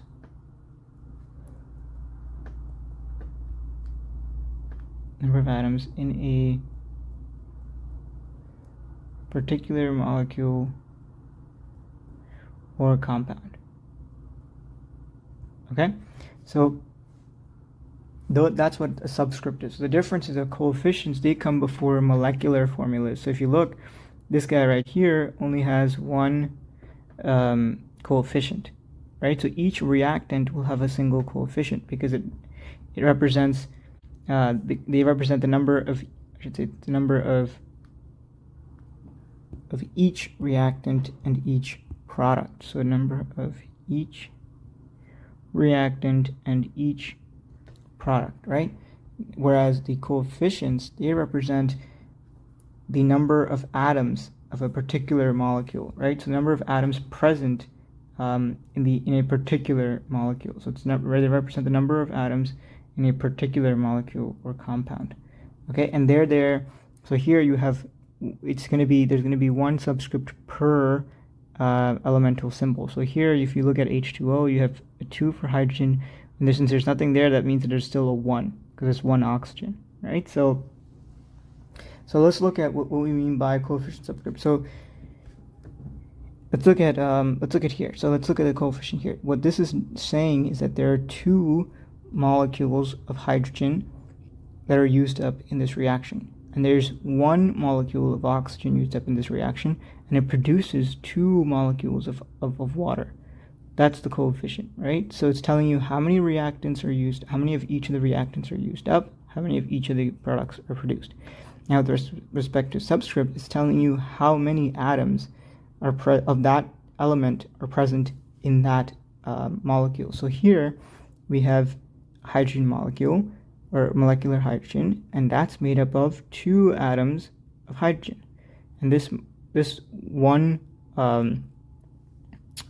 molecule of oxygen has 2 atoms of oxygen atoms. So one molecule of oxygen has 2 oxygen atoms. Whereas if you look at it over here, this reaction produces 2 molecules of water, but within the molecule of water, it has 2 hydrogen atoms and 1 oxygen atom, right? So hopefully that clears up the distinction between coefficients and subscripts. Now, subscripts give rise to something important called molecular weight, right? So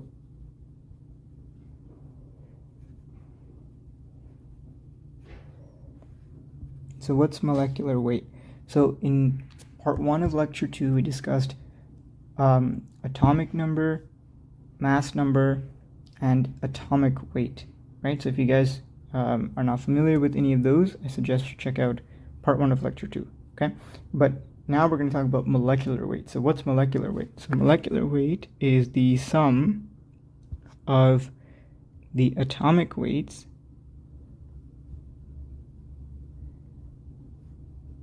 of all the atoms, actually, let me write that below, of all the atoms that are present in a molecule or compound.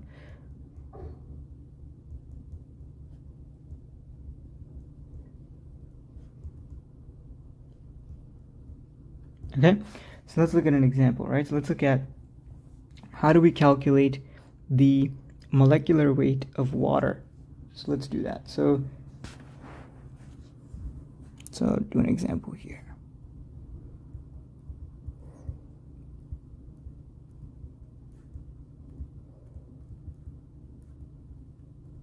Of water, right? So let's look at H2O. So one molecule of hydrogen, of water has what? You have 2 hydrogen atoms in a single water molecule, and you have 1 oxygen atom, right? So you have a single oxygen atom and 2 hydrogen atoms. So in order to calculate the molecular weight, because molecular weight is the sum of the atomic weights of all the atoms present in a molecule, you have to figure out what the atomic weights of each of these are, and that's found within the periodic table. So hydrogen has an atomic weight about 1 gram, and oxygen has a atomic weight of about 16 grams. So the molecular weight of water is just 2 grams plus 16 grams, total of 18 grams. So that's the molecular weight of water. So again, it's the sum of the atomic weights of each of the atoms present in a molecule. Okay, so in water, there's only really 2 types of atoms present, hydrogen atom and an oxygen atom, but there are 2 hydrogen atoms present. So you have to take the atomic weight of hydrogen and multiply it by 2, and there's only 1 oxygen atom present in water, so you take the atomic weight of oxygen and you times it by 1, you add those 2 together and you get 18 grams. So that's molecular weight. Okay, so far we've discussed what a chemical bond is, we discussed what molecules and compounds are, we discussed why atoms form chemical bonds, we also discussed how chemical bonds form through chemical reactions, so we discussed chemical reactions, and we discussed all of the different aspects of a typical chemical reaction formula, right? So we talked about what reactants are, products are, the direction of the reaction, and coefficient, subscript, and then also talked about molecular weight. So now let's talk about how chemical reactions, how do they obey the laws of conservation of matter and conservation of energy. So let's talk about that. So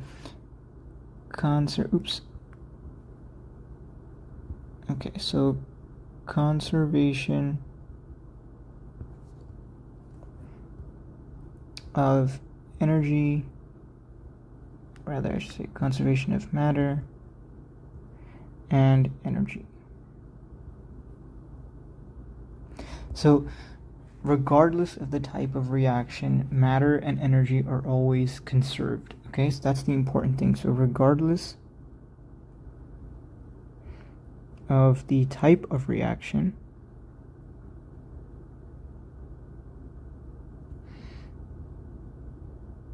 matter and energy are always conserved. Okay, that's the important thing.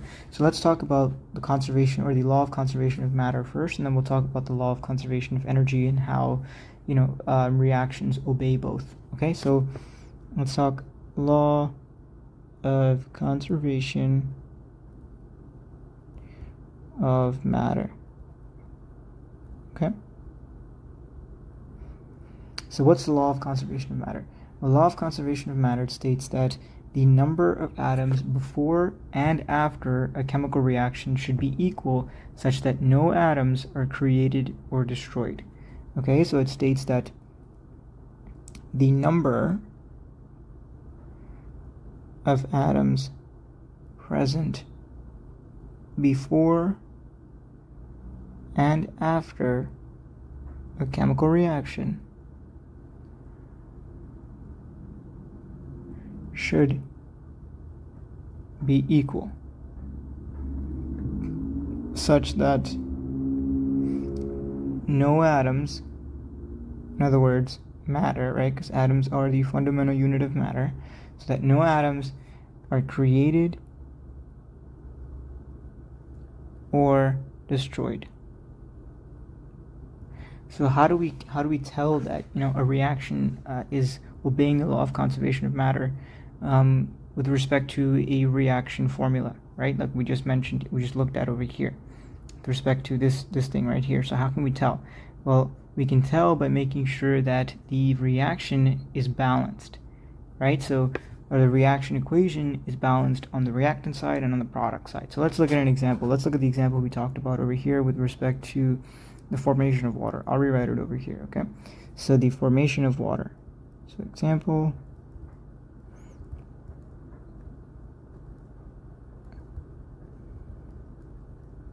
okay, so we have 2 molecules of hydrogen plus 1 molecule of oxygen gives rise to 2 molecules of water. Okay, so let's take apart the reactant side and let's take apart the product side. So the reactant side. Okay, so how many hydrogen atoms do we have? We have a total of 4 hydrogen atoms, right? Because you have a coefficient of 2, which means that there's 2 hydrogen molecules. Now within each hydrogen molecule has a subscript of 2, which means there are 2 atoms per molecule of hydrogen. And in this specific reaction, we're using 2 molecules of hydrogen. So 2 times 2 is 4 hydrogen atoms. Okay? Now on the other side, we have a single molecule of oxygen, but within that molecule of oxygen, you have 2 oxygen atoms. So you have, let's write this. And so you have just 2 oxygen atoms. Okay, so now let's look at the product side. Here we have 2 molecules of water, but within each molecule of water we have 2 hydrogen atoms and a single oxygen atom, right? So here we have a total of, so wait, let's try product. We have again 4 hydrogen atoms, and we have 2 oxygen atoms from 2 molecules of water containing 1 atom of oxygen each, right? So 2 oxygen atoms. So if you look, we have 4 hydrogen atoms, 4 hydrogen atoms, 2 oxygen atoms, 2 oxygen atoms. So this reaction is balanced, right? So, and the reason it's balanced is because they all equal each other. The number of hydrogen atoms on the reactant side equals the number of hydrogen atoms on the product side. The number of oxygen atoms on the reactant side, it equals the number of oxygen atoms in the product side. So you have a balanced equation, reaction equation, right? Which means that matter is conserved, because no new atoms are created, right? So no atoms are created, or nor are they destroyed. So here we have equal atoms on either side. So we have balanced equation, which gives which lets us know that this reaction follows the law of conservation of matter, and this is the case for all reactions, regardless of the type of reaction. Matter and energy are always conserved. Okay, so that was law of conservation of matter and how reactions obey that, right? Now let's talk about the law of conservation of energy. Okay, so the law of conservation of energy, right? So similar to the law of conservation of matter, so the law of conservation of energy. So the law of conservation of energy states that in chemical reactions do not create or destroy energy, but changes in the form of energy is possible. Okay, so it states that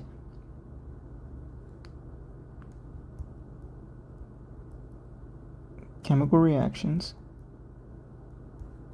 do not create or destroy energy, but changes in the form of energy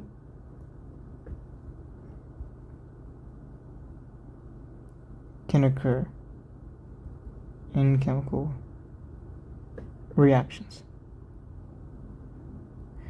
Okay, so remember, in the law of conservation of matter, we said that atoms, in other words, matter, is never created or destroyed in chemical reactions, right?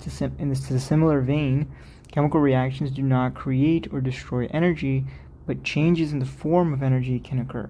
That's the important thing. So what's energy, right? So energy is just the ability to do work. That's energy. And energy can exist in various different forms. You can have potential energy, you can have thermal, chemical, kinetic energy, and so on and so forth. But the key to the law of conservation of energy is that chemical reactions cannot create or destroy energy, but that changes in the form of energy can take place. So let's look at an example, right? Let's look at an example to talk about what we mean.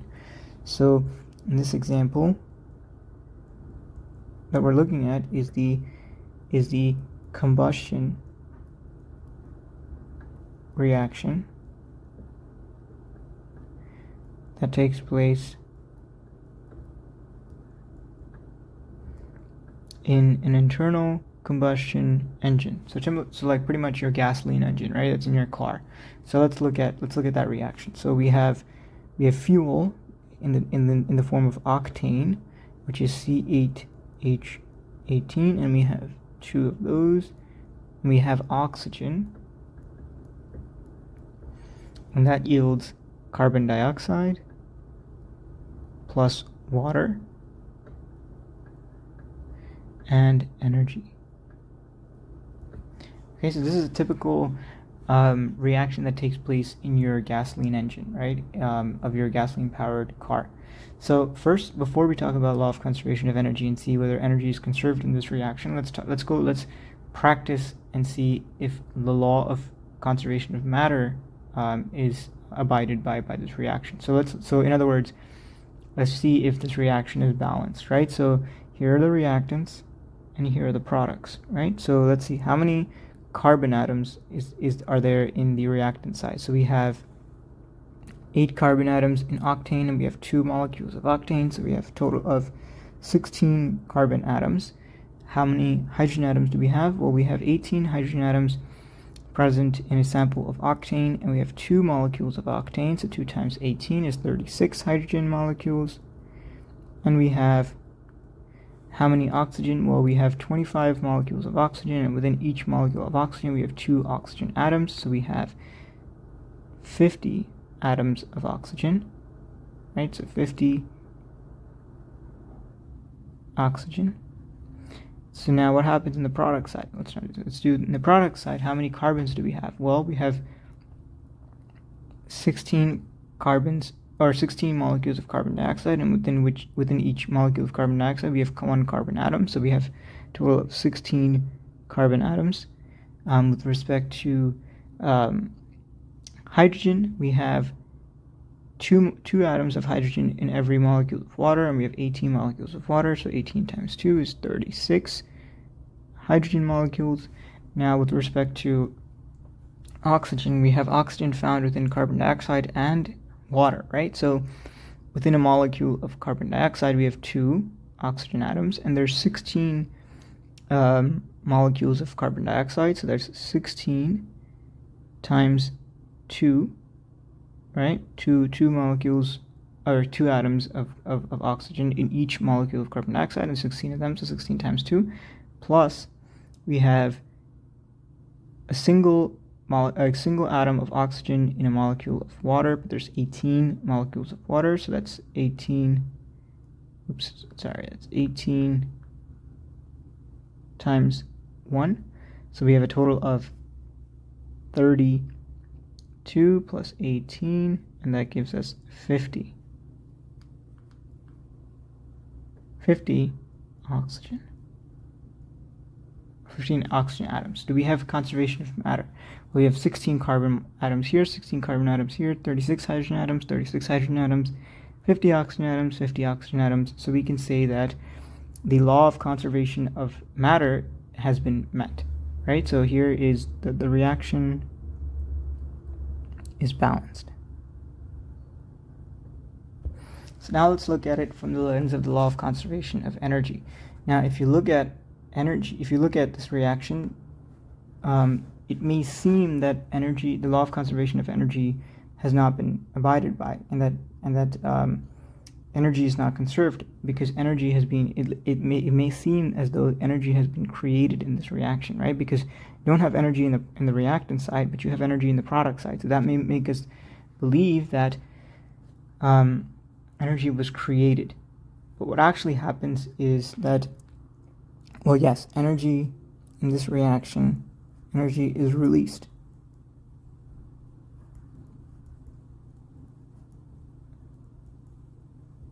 In this reaction, right? Because you have energy on the product side, so energy has been released.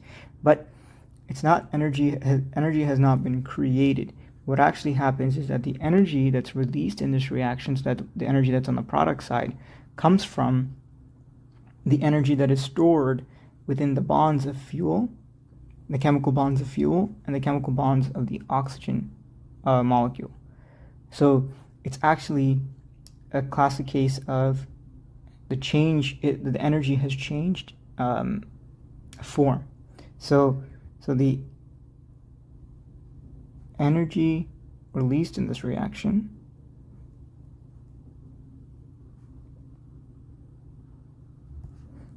comes from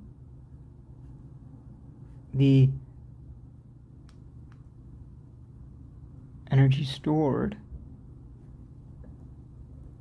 within the chemical bonds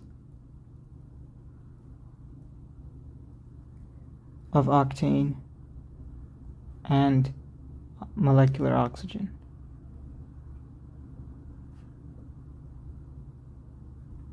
Okay?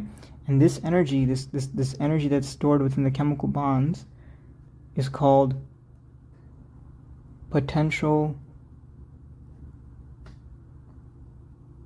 chemical energy. And potential chemical energy is the potential energy that's stored within chemical bonds. So what's actually happening here in this reaction is that the reaction in this reaction, energy isn't created, but rather the form of energy has changed from the potential chemical energy found within the covalent bonds of fuel and of oxygen, and it's liberated, and it changes form into thermal energy that's found within the product side of this reaction, right? So in this reaction,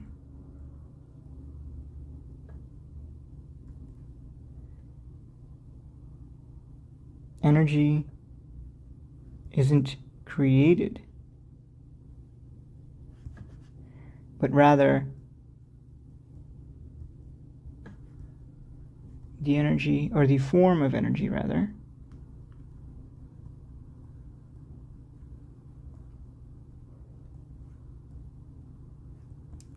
has changed from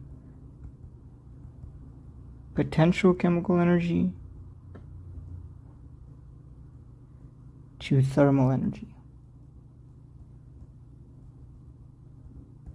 Right, so in that regard, because it's energy that has changed form, this reaction here, this reaction abides by the law of conservation of energy. Because again, the law of conservation of energy says that reactions cannot create or destroy energy, but changes in the form of energy can occur. And that's what's happened here. It may seem as though energy is being created, but that's not the case, because again, the energy that's released, that's on the product side, which is thermal energy, was stored, or was found stored within the chemical bonds of the reactants. So it's actually that there was a change in the form of energy from potential chemical energy in the reactants to thermal energy that's being released in the reaction. Okay, so in this case, again, the law of conservation of matter is met, as well as the law of conservation of energy is also met. Okay, and that's the case for every reaction. All right. Okay, so now we have to talk about the fact that not all reactions are going to release energy. Right? In this case, yeah, sure, energy was released, but not all reactions are gonna release energy. In fact, some reactions may require it. And if a reaction requires energy, then that means that you're going to find energy on the reactant side, right? So if a reaction releases energy, it's going to be on the product side. If a reaction requires energy, it'll be found within the reactant side. Okay. Now, a unique sort of thing about biological systems is that in many cases, the reactions that release energy can be maybe coupled or linked to reactions that require energy. So there's a series of reactions that occur where one set of reactions will release the energy, and that energy will go to be used for reactions that require energy, and then so on. So we'll talk about sort of biological reactions in later lectures, but that's just something to kind of keep in mind, so that not all reactions will release energy. Not all reactions may require energy. Some may release, some may require, and in many cases, or in some cases rather, reactions that release energy can be coupled or linked to reactions that require energy. Okay? Okay, so now let's talk about reversible and irreversible reactions. Okay, so let's just talk on a different page. Okay, so let's discuss. So first we'll talk about irreversible reactions, and then we'll talk about reversible. So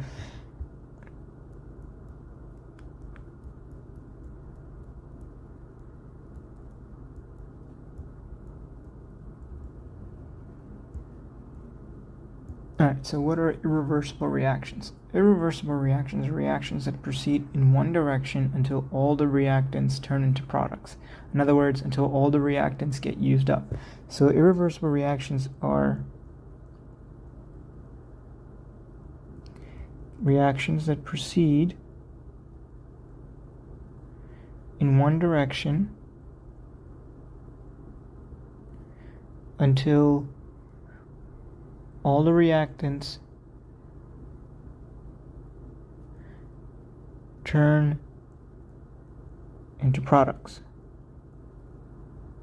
Okay? And this type of reaction, so irreversible reactions, are represented by a unidirectional arrow. So represented by a unidirectional arrow. So something like that, right? And we've seen irreversible reactions here. So if you look at reactions like this, this would be considered an irreversible reaction because the arrow is pointing to one direction, right? Which means that all of the reactants are going to be used up to form the products, and the reaction is going to proceed until all the reactants get used up. Okay, and the same thing with water. Again, it's a unidirectional arrow, which means that all of the reactants are going to get used up to form the products. So that's what an irreversible reaction is. Okay, so now let's talk about what reversible reactions are.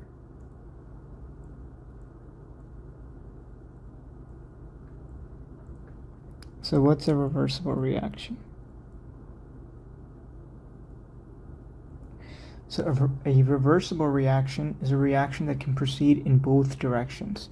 So reversible reactions are reactions that can proceed in both directions.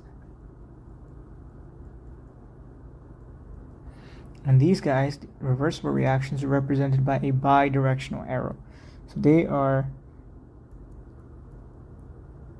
represented by a bidirectional arrow, because again they can proceed in both directions. And this sort of looks like, you'll see two sort of common symbols. One is this, which is a double-headed arrow, or you'll also see this, where there's two arrows stacked on each other indicating a reversible reaction. Okay, so what actually happens in a reversible reaction? So first, what happens is, so initially the reactants will turn to products. Then at a certain point, the products will convert back to reactants. Okay, and in this process, the products of the forward reaction become the reactants of the reverse reaction, right? Because it's flipped now.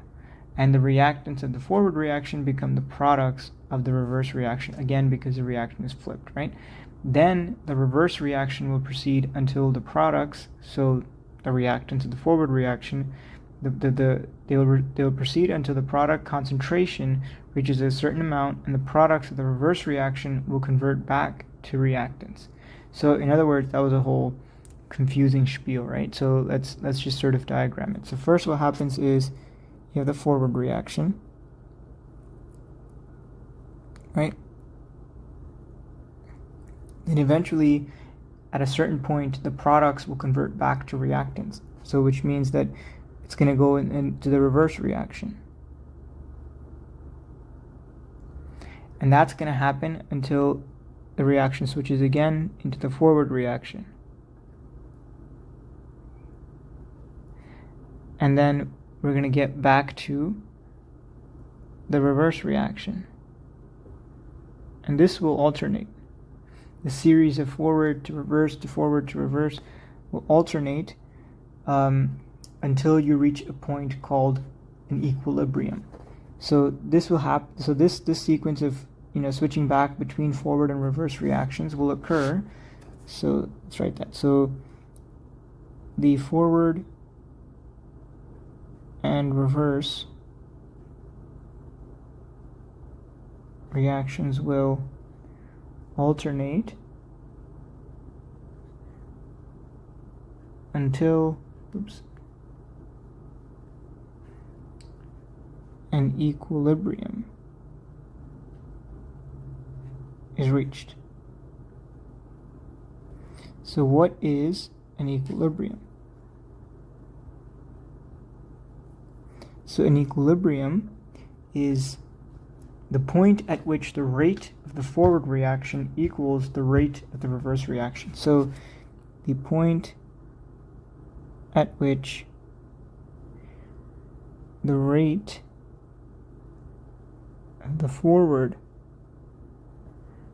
reaction equals the rate of the reverse reaction. Okay, so it's the rates of the forward reaction equaling the rates of the reverse reaction. So in other words, at equilibrium, there's a certain relative balance that's reached between the reactants and the products. Okay, so let's talk about an example of a reversible reaction. So let's look at that. So an example. So in this example, we're going to talk about the pH buffer system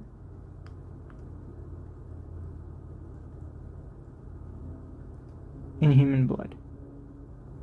Okay? Alright, so let's look at this reaction. So we have what's called bicarbonate, HCO3 minus, plus a hydrogen ion, H plus,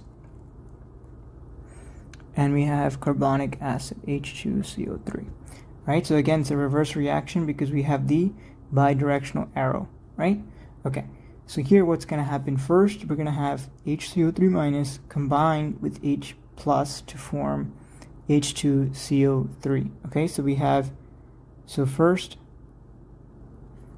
HCO3 minus and H plus will combine to form H2CO3, right? And this again is the forward reaction. All right, then once the concentration of carbonic acid of H2CO3 reaches a certain point, it will then break down into bicarbonate and the hydrogen ion. So when the concentration of carbonic acid H2CO3 reaches a certain point or a certain amount, when it reaches a certain amount, it H2CO3 breaks down to HCO3 minus and H plus. And this is a reverse reaction. And again, this reverse reaction will proceed until the concentration of HCO3 minus and H plus gets to a point where they'll recombine to form H2CO3. Right? So so the two reactions will alternate until an equilibrium is finally reached. And so when equilibrium is reached, what happens? The rate of formation of H2CO3, which is again the forward reaction, will equal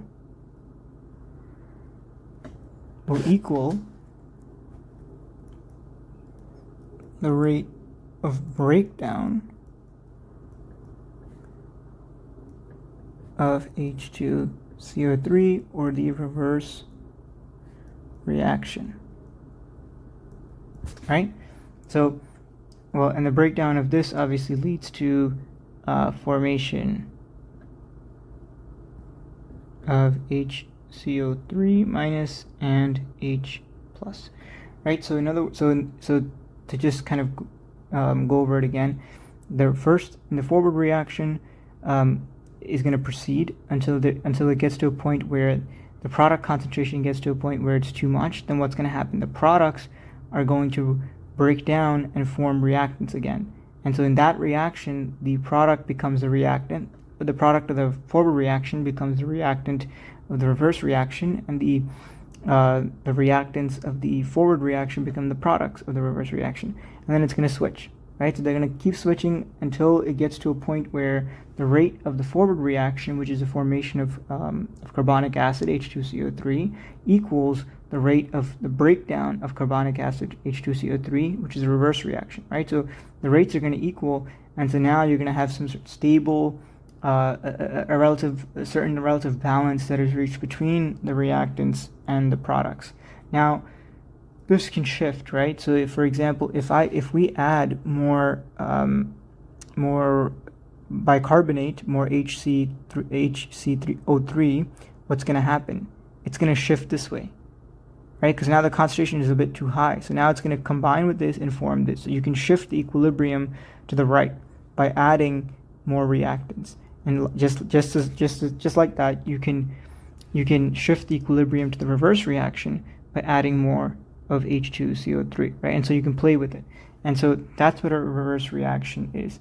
And sort of the distinction between reverse reaction and a reversible reaction and irreversible reactions. Alright, that's it for this video. Let's just double check that we covered everything that we were supposed to and answered all the questions. We defined what a chemical bond is. We talked about why atoms form chemical bonds, because remember the Octet Rule and trying to fill their valence shells. We talked about how chemical bonds form through reactions, and we talked about how reactions obey the laws of conservation of matter and the law of conservation of energy regardless of the type of reaction. And we finished off by discussing what were reversible and irreversible chemical reactions. So we talked about pretty much all of them. Yeah, right? Okay. All right, so that's it for this video. That's it for part 2 of lecture 2. Hey everyone, and welcome back to the Forum for Learning and to part 3 of lecture 2. In this video, we're going to answer these questions that are displayed on the screen right now. So we're going to talk about what electronegativity is. We're going to talk about what ions are, specifically cations and anions, and we're going to talk about what are ionic attractions. So without further ado, let's get started. Okay, so our first question was, what is electronegativity? So electronegativity is essentially how attracted an atom is to electrons. So in other words, so electronegativity is the tendency of atoms to attract electrons toward itself. Right? So it's the affinity of an atom for electrons, or the affinity of, it's for an atom for electrons. So electronegativity depends on two main factors. So electronegativity depends on two factors. So let's break it down and let's think logically for a second before we kind of talk about those two factors. So if electronegativity is the tendency of atoms to attract electrons, what's going to increase or decrease the attraction for electrons? Well, electrons are negatively charged, right? In order for things to attract opposites, they have to be opposites, right? Oppositely charged. So if you have, let's say, a large number of positive charge, it's going to have a greater tendency to attract electrons than if it were to have fewer positive charges, right? So if an atom has more positive charges, it'll have a greater tendency to attract electrons. If it has less positive charges, it'll have a lower tendency. So, and we talked about positive charges, negative charges in atoms in part 1 of lecture 2, and the entity that contributes the positive charge to an atom is the proton, right? So in that sense, electronegativity depends on the number of protons in the nucleus of an atom, right? Because that's going to dictate how strong that positive charge is going to be within the nucleus of an atom. And the stronger the positive charge, the greater the tendency to attract electrons. And we said, remember, that the number of protons in an atom is what's called the atomic number, right? Okay, so what's the trend here? Well, the trend is that the more protons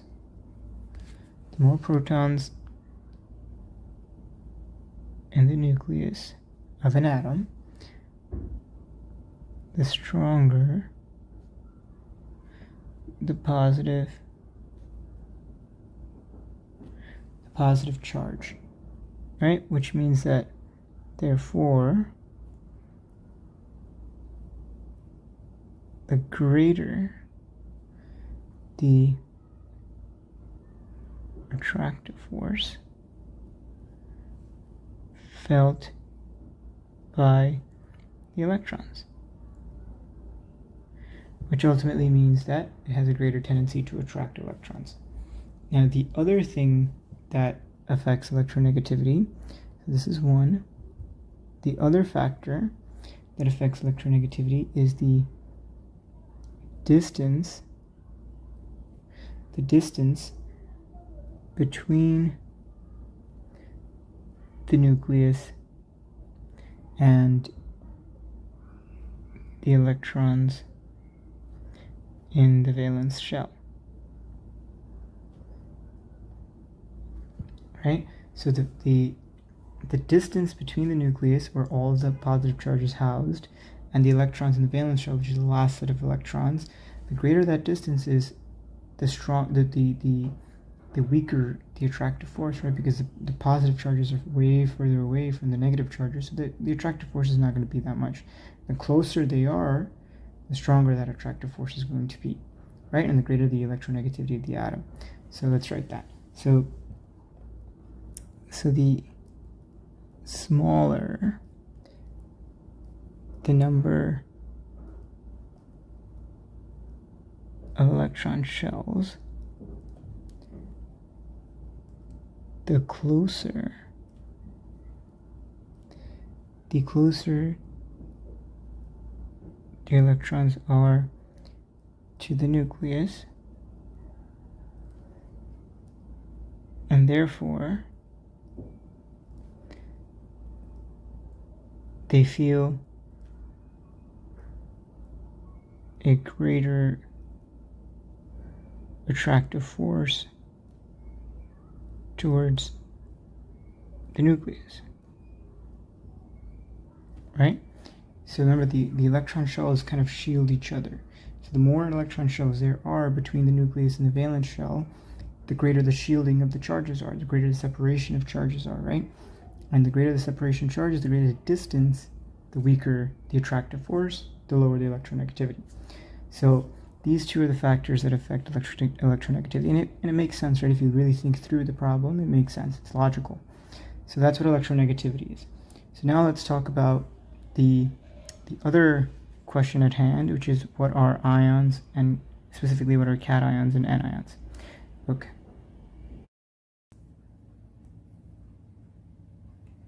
Okay, before we start talking about ionic attractions, let's just go back to electronegativity for a second. So the atoms that have sort of the best combination of these two factors will be the most electronegative, and the ones with the sort of the least ideal combinations of the number of protons with the number of energy shells or number of electrons and number of energy shells between the nucleus and the valence shell will have the least electronegativity. So let's look at a few. Let me bring out the periodic table. Okay, so the atom with the greatest electronegativity is fluorine. So if you look at fluorine, so fluorine has an electronegativity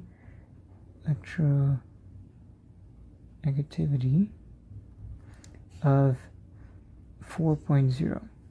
Now if you look at fluorine, it has only 2 energy shells, right? So it only has 2 energy shells, which means that the distance between the nucleus and the valence shell is very close, and it also has a fairly high number of protons, which is the atomic number again, sort of the highest atomic number. So the best combination of those two, and that's why fluorine has a electronegativity of 4.0. Now if you look at let's look at another element, chlorine, which is right next to it, or right below it, sorry. So chlorine has an electronegativity of 3.16. Now if you look at chlorine, it has more protons, but now it has another energy shell between the nucleus and the valence shell, which is why it dropped to 3.16. Now if you look at something like, let's look at sodium, for example. Sodium, which is on this side, has an electronegativity of 0.93, right? And another one obviously being carbon, which is one of the most prevalent elements in nature, has an electronegativity of 2.55. So you can see that there is differences, and these differences are based on these two factors. Again, the number of protons in the nucleus of an atom and the distance between the nucleus and the electrons in the valence shell. So that's electronegativity. So again, the higher the electronegativity, so like chlorine and fluorine, for example, the higher the electronegativity, the greater the attractive force, or the greater the tendency for those atoms to attract electrons. Whereas on the flip side, when you have low electronegativities like sodium, it tends to not have that great of an affinity towards electrons. Okay?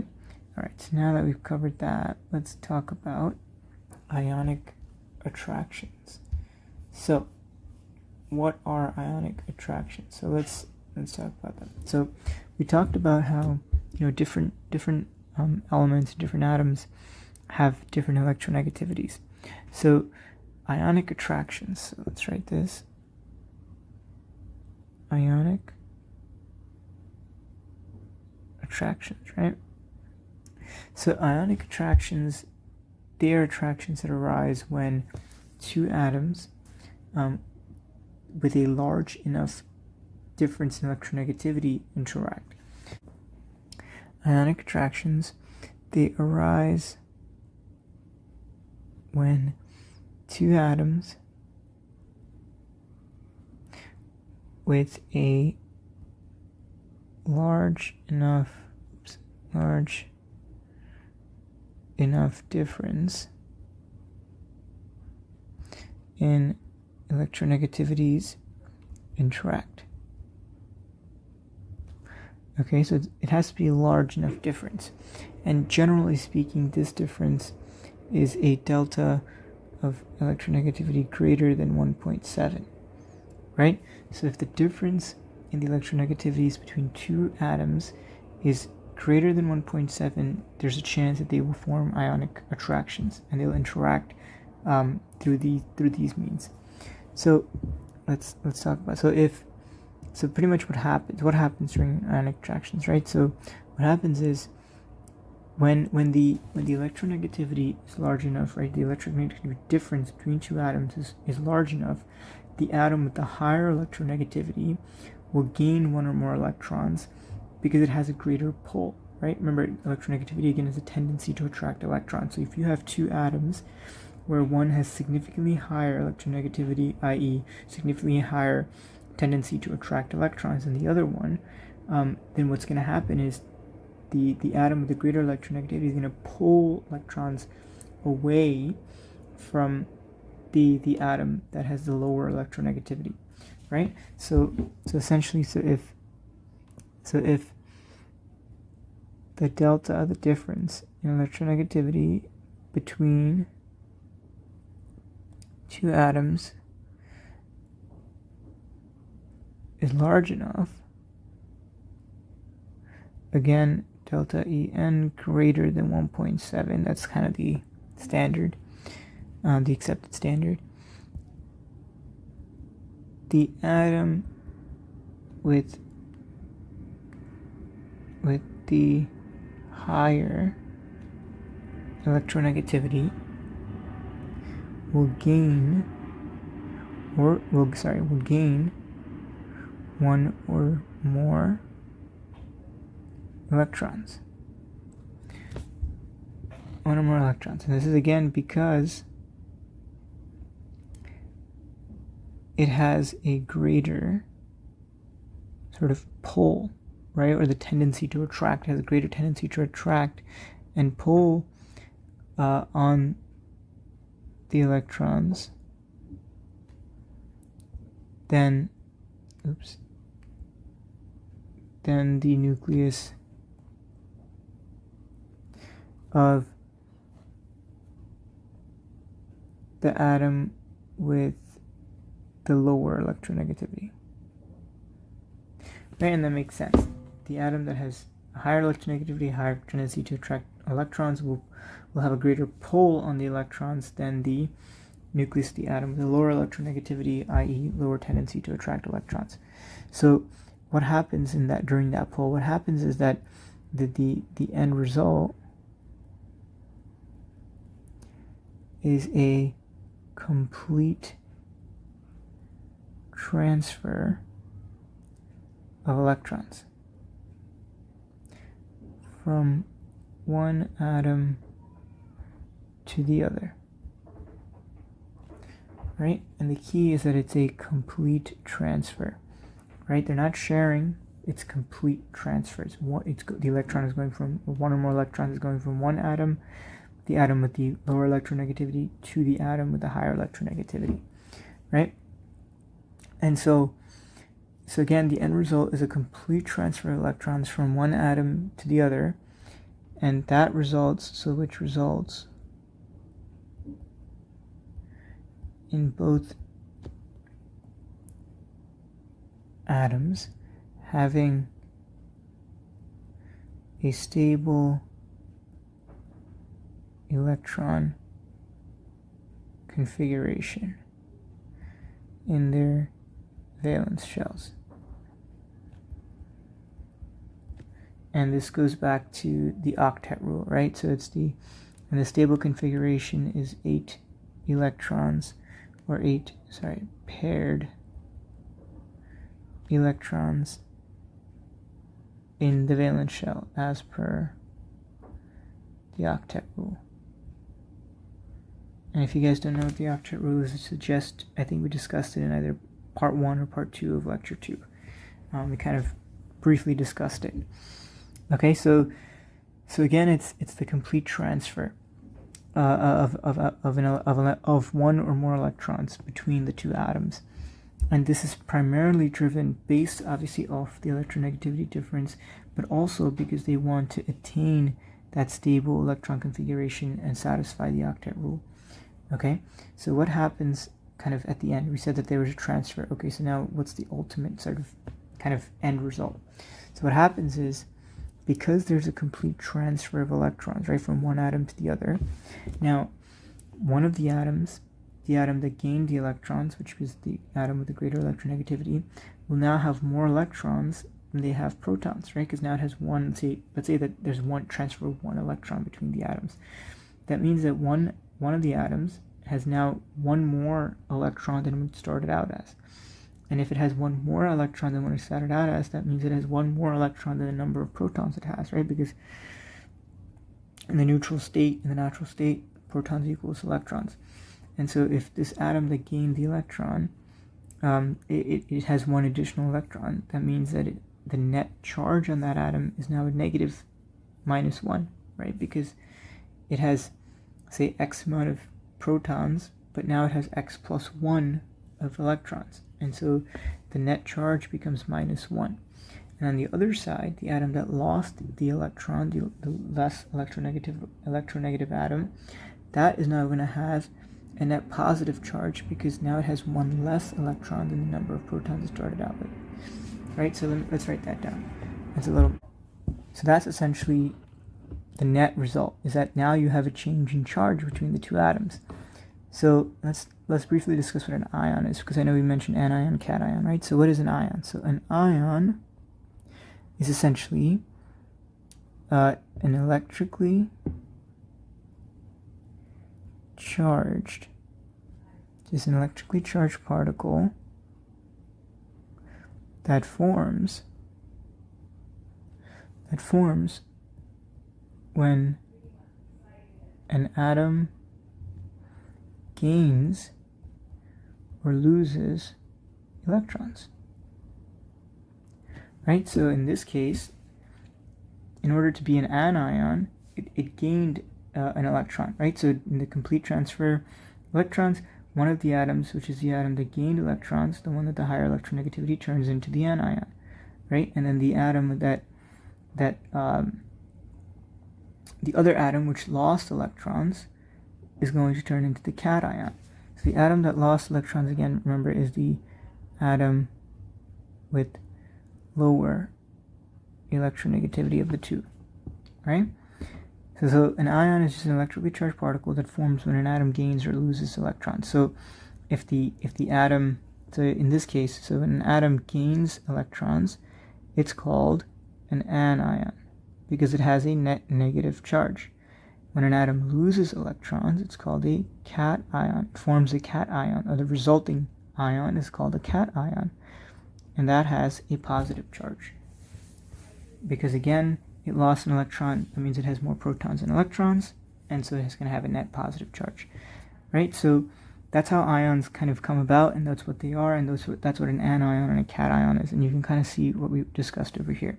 So let's kind of bring this all home and kind of summarize everything by looking at an example of two atoms that form an ionic interaction and that lose and gain electrons. Okay, so let's take a look at table salt, or sodium chloride. Okay, so oops, here. Okay, so let's take a look at sodium chloride. So sodium, let's write that down, sodium chloride, or we would normally call table salt. Okay, so let's change up our colors. So sodium and chloride. Okay, and that's known as Na, or you write it as NaCl. So let's talk about sodium first. Okay, so sodium. So sodium in this interaction, so sodium. So we discussed sodium here, and sodium has an electronegativity of around 0.9. We'll round it to the 10th place, we'll call it 0.9, right? Okay. So sodium has electronegativity of 0.9, right? And sodium has 11 electrons. Okay. Now let's talk about how they're arranged. So sodium has 11 electrons, and so they are arranged as 2 electrons in the first shell, 8 electrons in the second shell, and 1 remaining electron in the valence shell. Okay, and this is the key here, is that it has 1 electron in the valence shell. Okay, so remember we mentioned that atoms sort of form bonds and undergo chemical reactions to obtain a stable electron configuration in the form of 8 electrons in the valence shell, according to the Octet Rule, right? So if sodium has 11 electrons and 1 electron in its valence shell, so sodium has 1 electron in the valence shell, right? So because it has 1 electron in the valence shell, it can either gain 7 electrons or lose 1 electron to attain or to satisfy the Octet Rule, right? Because if sodium gains 7 electrons in its valence shell, we're going to have 8 valence electrons. Or if it loses this 1 electron, it's still going to have 8 valence electrons, right? So it has 2 paths to attain stability and to satisfy the Octet Rule. So how does sodium do it? Well, the path that sodium takes to achieve this stable octet is based on its electronegativity. So sodium has an electronegativity of 0.9, and that's a rather low electronegativity, right? And so if it has a low electronegativity, that means that it has low affinity for electrons. So what that means is sodium would rather lose an electron,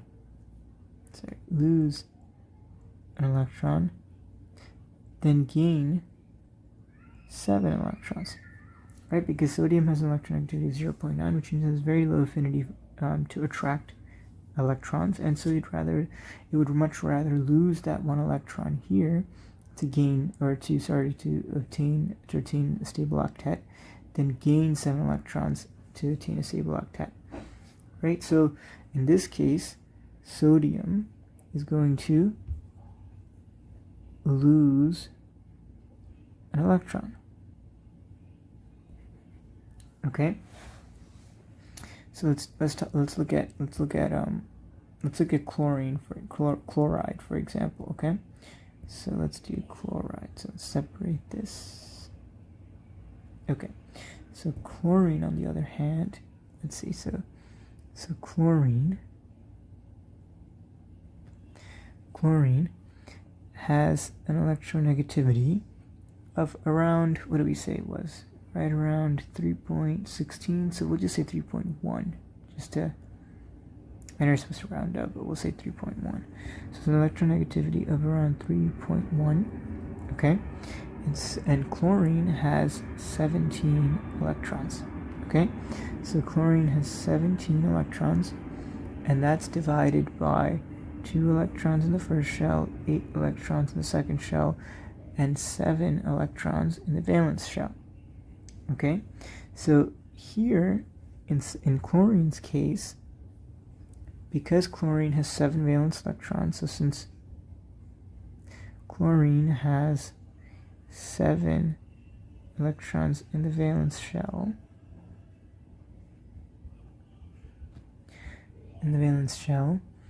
it can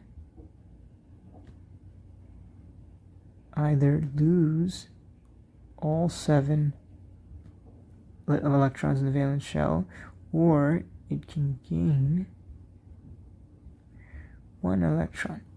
So it can either gain an electron here, that would equal to 8 electrons, or it can lose all 7 and lead to 8 electrons in the valence shell, right? So those are the two options for chlorine. But if you look at chlorine has an electronegativity of 3.1, which means that it's a fairly high electronegativity, which means that chlorine has a fairly high affinity towards electrons. So because chlorine has an electronegativity of 3.1, it would, which is a rather high electronegativity, chlorine would rather gain 1 electron than lose 7 electrons, right? And so here, because of this, chlorine is going to gain an electron. Okay, so you see how it's essentially, so the reason to come together is not for attractive purposes. It's more so to attain that stable octet and that stable 8 valence electron configuration. But in order to do that, there's usually 2 paths, right? You can either lose all the electrons in the valence shell, and so the second to last shell becomes your valence shell, which is already filled to 8 electrons, or it can gain a certain number of electrons to get to the number 8 in its current valence shell.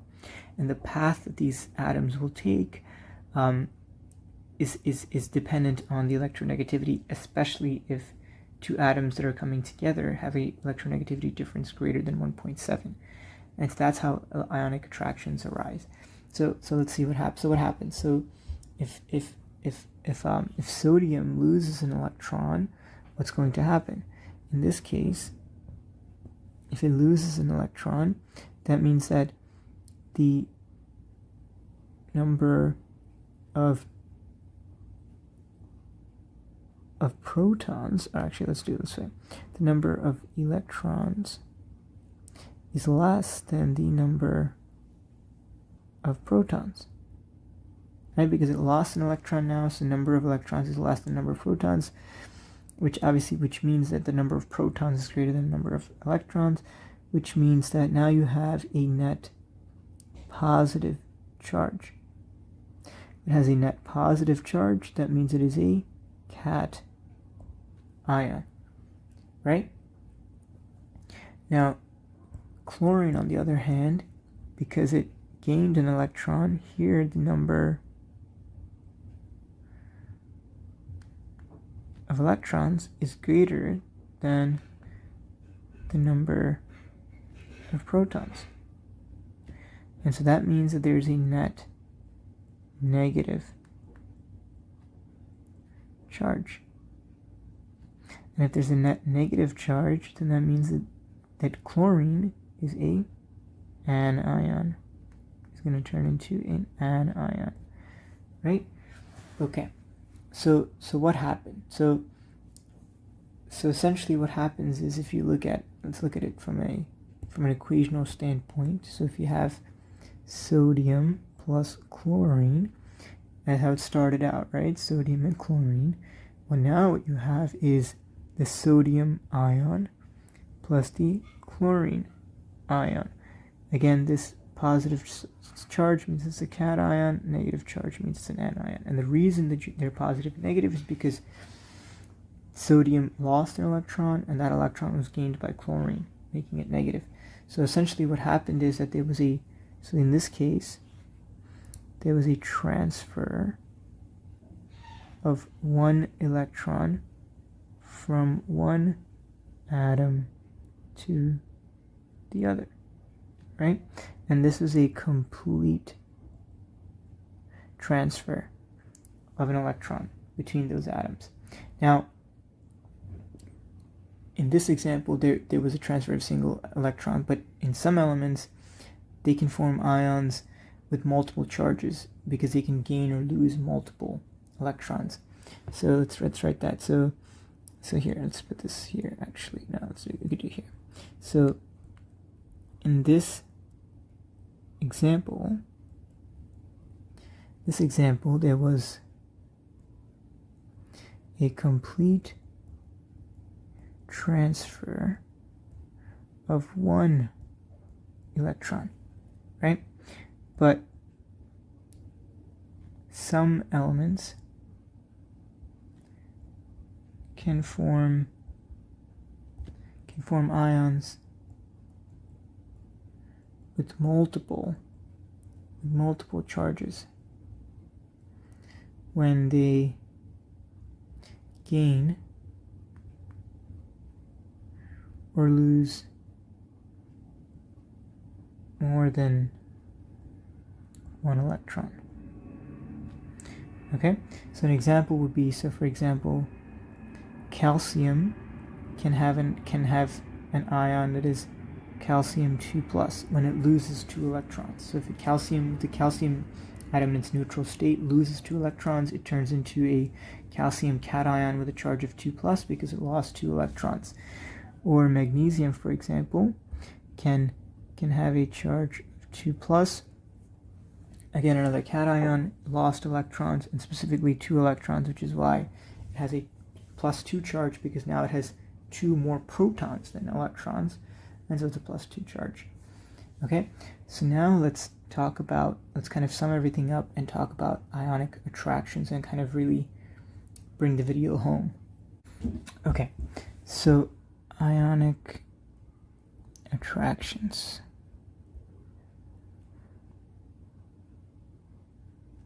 Alright, so let's quickly review what we just discussed so far, right?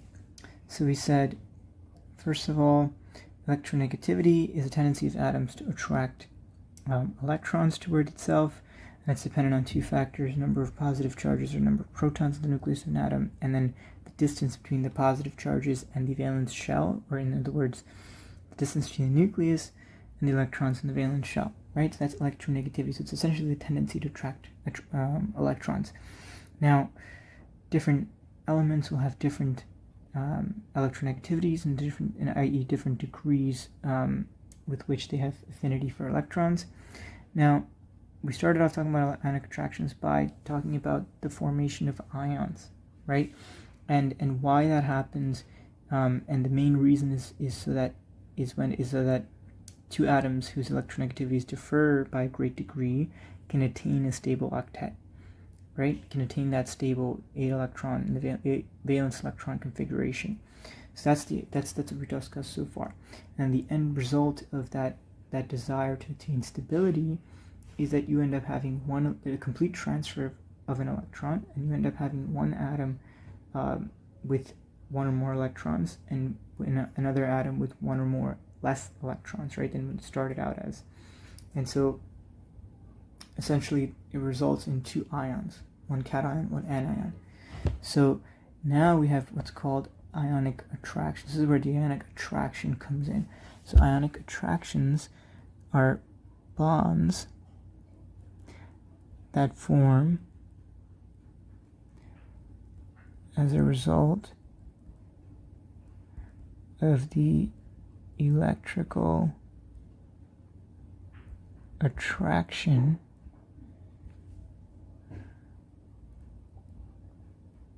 between two oppositely charged ions. So in the example we just discussed with sodium chloride, so sodium chloride. So what happens? So here in this case, so the ionic attraction is what happens when you have electrical attraction between two oppositely charged ions. In this case, the cation and the anion, right, as we discussed. And so what happens is when these two ions come together,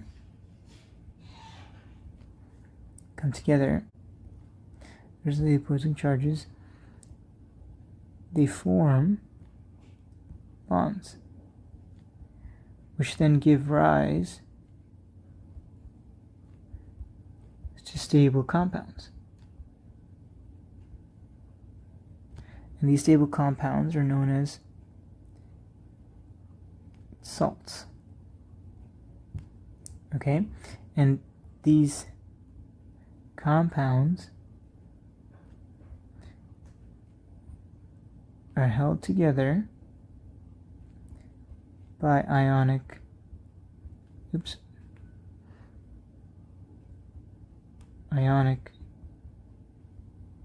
attractions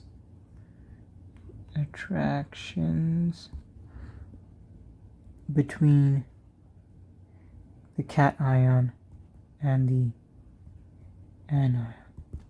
Right, and that's why it's called ionic attractions. In order for attractions to happen, you need to have oppositely charged ions, right, or oppositely charged particles.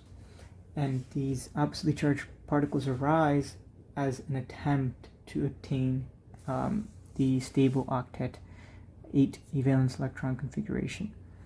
Okay, so that's essentially what ionic attractions are. So we kind of sort of built up from electronegativity, and we discussed how electronegativity causes, in conjunction with the desire to satisfy the octet rule, results in the formation of ions in the form of cations and anions, and then how these cations and anions come together and bond to form ionic attractions. And so I think that's it for this video. Hello everybody, and welcome back to the Forum for Learning and to part 4 of lecture 2 in the Biology 101 lecture series. So in this video we're going to attempt to answer these 4 questions here. So we're going to talk about what covalent bonds are, what polar and non-polar covalent bonds are, and we'll talk about kind of the different types of covalent bonds with respect to single, double, and triple bonds.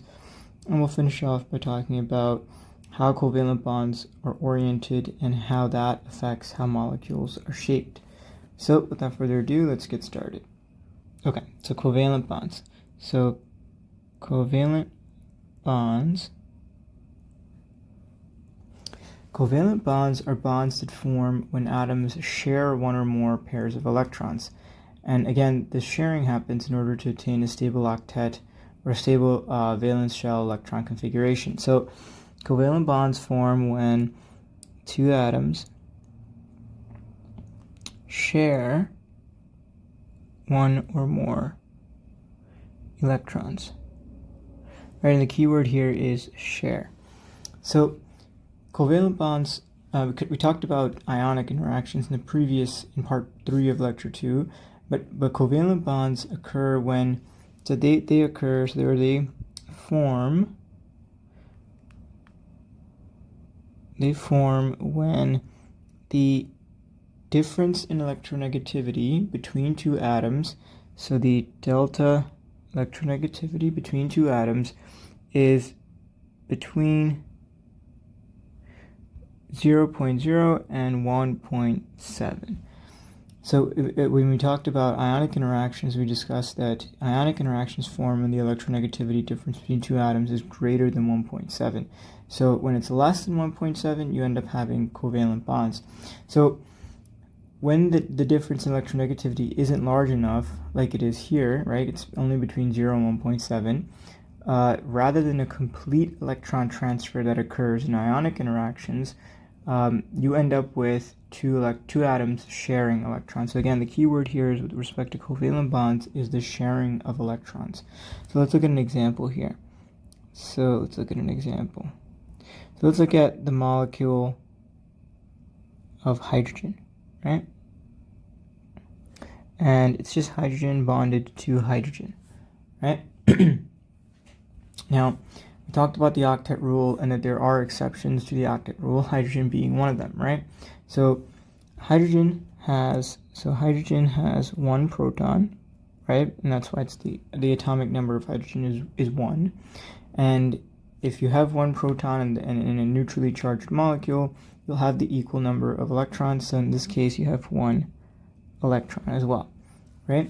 So, and this one electron, remember we talked about electrons are the ones that sort of affect reactivity and the properties of an element, or the chemical properties of an element. This one electron is located in its only shell, right? Because hydrogen only has one shell, and so this is located in also the valence shell, right? Because it only has one shell, so it's also the outermost shell. So it's also located in the valence shell. So, because again we mentioned that hydrogen is an exception to the octet rule, it only needs 2 electrons to fill its valence shell, right? Because it only has one valence shell, and we talked about in the previous videos that the first shell can only contain a maximum of 2 electrons. So because hydrogen has one shell, its valence shell can only contain 2 electrons, right? So hydrogen already has 1 electron, right? So in order for it to get into the stable configuration, it needs 1 additional electron, right? So because it needs, this valence shell needs 2 electrons total to fill it up and for hydrogen to be stable. And so one's already located in the nucleus, or one's already located in the atom, the periphery of the atom, that's inherent to the hydrogen atom, and then you need 1 additional electron. So so what does that mean? Well, that means that when two hydrogen atoms come in close proximity, what happens is that the respective nuclei, so the nucleus of one hydrogen atom, will begin to attract the electron in the other hydrogen atom. But because both atoms are the same, right, which means that they have the same electronegativity, both nuclei will exert the same kind of pull on those electrons. And so what happens is, because the electronegativities are the same, which means that the attractive forces between the nuclei and the electron and the other atom are the same, what's going to happen is they come together, the 2 atoms come together and each share an electron with the other atom. So let's write that down. So when 2 hydrogen atoms come together, right, when they come together, or rather they come in close proximity with each other, their respective nuclei will begin to exert the same pull or attractive force for the electron in the other atom, right? And again, why? Because the delta electronegativity here is 0, because there are 2 identical hydrogen atoms, they both have the same electronegativity, so the difference between the electronegativities is 0, which means that because they have the same electronegativity, they will both exert the same kind of level of force on the opposing atom's electron, right? So what happens is at the end is that a covalent bond will form, right? So, and this formation of the covalent bond is a result of the electron orbitals of the two atoms overlapping, which again results in increased stability for both hydrogen atoms, because now both hydrogen atoms have 2 electrons total in their valence shell, because it's a transient sharing, right? So there's a hydrogen atom here, there's a hydrogen atom here, and so what happens is this hydrogen atom will kind of overlap here, and this hydrogen atom will overlap here, and so they both share these two electrons, and so this hydrogen atom at any given time will have 2 electrons, and then this hydrogen atom also will have 2 electrons, because they're both orbitals are overlapping each other, right? So again, hydrogen being an exception to the rule, but it needs 2 electrons to satisfy that octet and to be stable, and so when 2 hydrogen atoms come together, they share electrons and form a covalent bond to attain that stable state. Okay, so let's look at another example where we have different molecules or different atoms in a covalent bond. So let's go here. Okay, so in this case we have the molecule of, so we have a molecule of methane, right, CH4. And in this case we have 2 different atoms being bonded. So let's look at the structure of the molecule. So you have a central carbon, hydrogen, hydrogen, hydrogen, and hydrogen. Okay, so let's look at carbon first. So carbon has 6 protons, right? Atomic number of 6. And if it's 6 protons and it's a neutral carbon, that means it has to have 6 electrons. So again, 6 protons. So carbon has 6 protons and thus 6 electrons. And these 6 electrons are divvied up between 2 shells. Remember we said the first shell of any atom has a maximum capacity of 2 electrons. The first shell will have 2 electrons. Will have 2 electrons, and the remaining 4 will be housed in the valence shell. So this set of electrons will be found in the valence shell. Now carbon is not an exception to the octet rule, so in order to attain full stability, it's going to need to have 8 electrons, or it's going to want to have 8 electrons in its valence shell. So that leaves us with 4 electrons that it needs to share, or that carbon has the ability to kind of share 4 total electrons, right? Share 4 electrons to get to that stable octet rule, or stable octet configuration. So again, carbon has 6 protons, and because of that, it has 6 electrons. It has 2 electrons in the first shell that we talked about, and the 4 in the valence shell right here, which means that it needs 4 electrons to satisfy 4 more electrons to satisfy the octet rule and attain stability.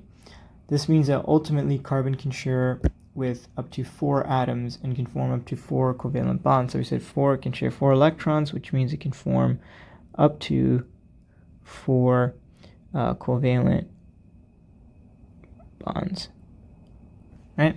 Okay, so that's a unique aspect of carbon. Now, in this case, the molecule of methane, we also have to talk about hydrogen. We briefly talked about hydrogen a little earlier. So hydrogen has 1 proton and thus 1 electron, and this electron is located in the one and only shell, which is also the valence shell by default. And because again it's an exception to the octet rule, it needs 1 additional electron to reach its desired two valence electron shell, or two valence electron stable state, right? So this needs one additional electron. This needs about 4 additional electrons. So what happens is, when 4 hydrogen atoms and 1 carbon atom come into close proximity with each other, what happens is they react and form methane. So we have 4 hydrogen atoms plus a carbon, and that's going to result in the formation of methane, right? So again, because carbon has 4 valence electrons in its 4 electrons in its valence shell, so it needs 4 more. Hydrogen has 1, it needs 1 more, and so carbon can form up to 4 bonds with 4 different hydrogen atoms so that both of them can satisfy the octet rule, even though we said that hydrogen is an exception, but you guys get the point. Okay, so here, in CH4, so in methane, what happens? In methane, the carbon and hydrogen atoms share 1 electron each with each other, right? So carbon will share 1, hydrogen will share the other, and so in each bond, right? Such that after bonding, the carbon atom now has a completely filled valence shell because it's bonding to 4 hydrogen atoms, each of which are going to give or are going to share 1 electron with carbon, right? So in this case, let's draw this again. So in this case, where hydrogen has 1, hydrogen has 1, hydrogen has 1, hydrogen has 1, and this guy has 1, 2, 3, 4, right? This is not a good way of, representing this, but this is just for demonstrational purposes. So here, one of these electrons can be shared with hydrogen, one of these can be shared here, and then you have one of these here, and one of these here, right? So here, carbon and hydrogen will share 1 electron each, right? And so, which basically means that this bond denotes 2 electrons being shared, right? One from each atom. So again, 4 electrons come from the carbon itself, in this case, right? Because it's inherent, because carbon has 4 valence electrons already.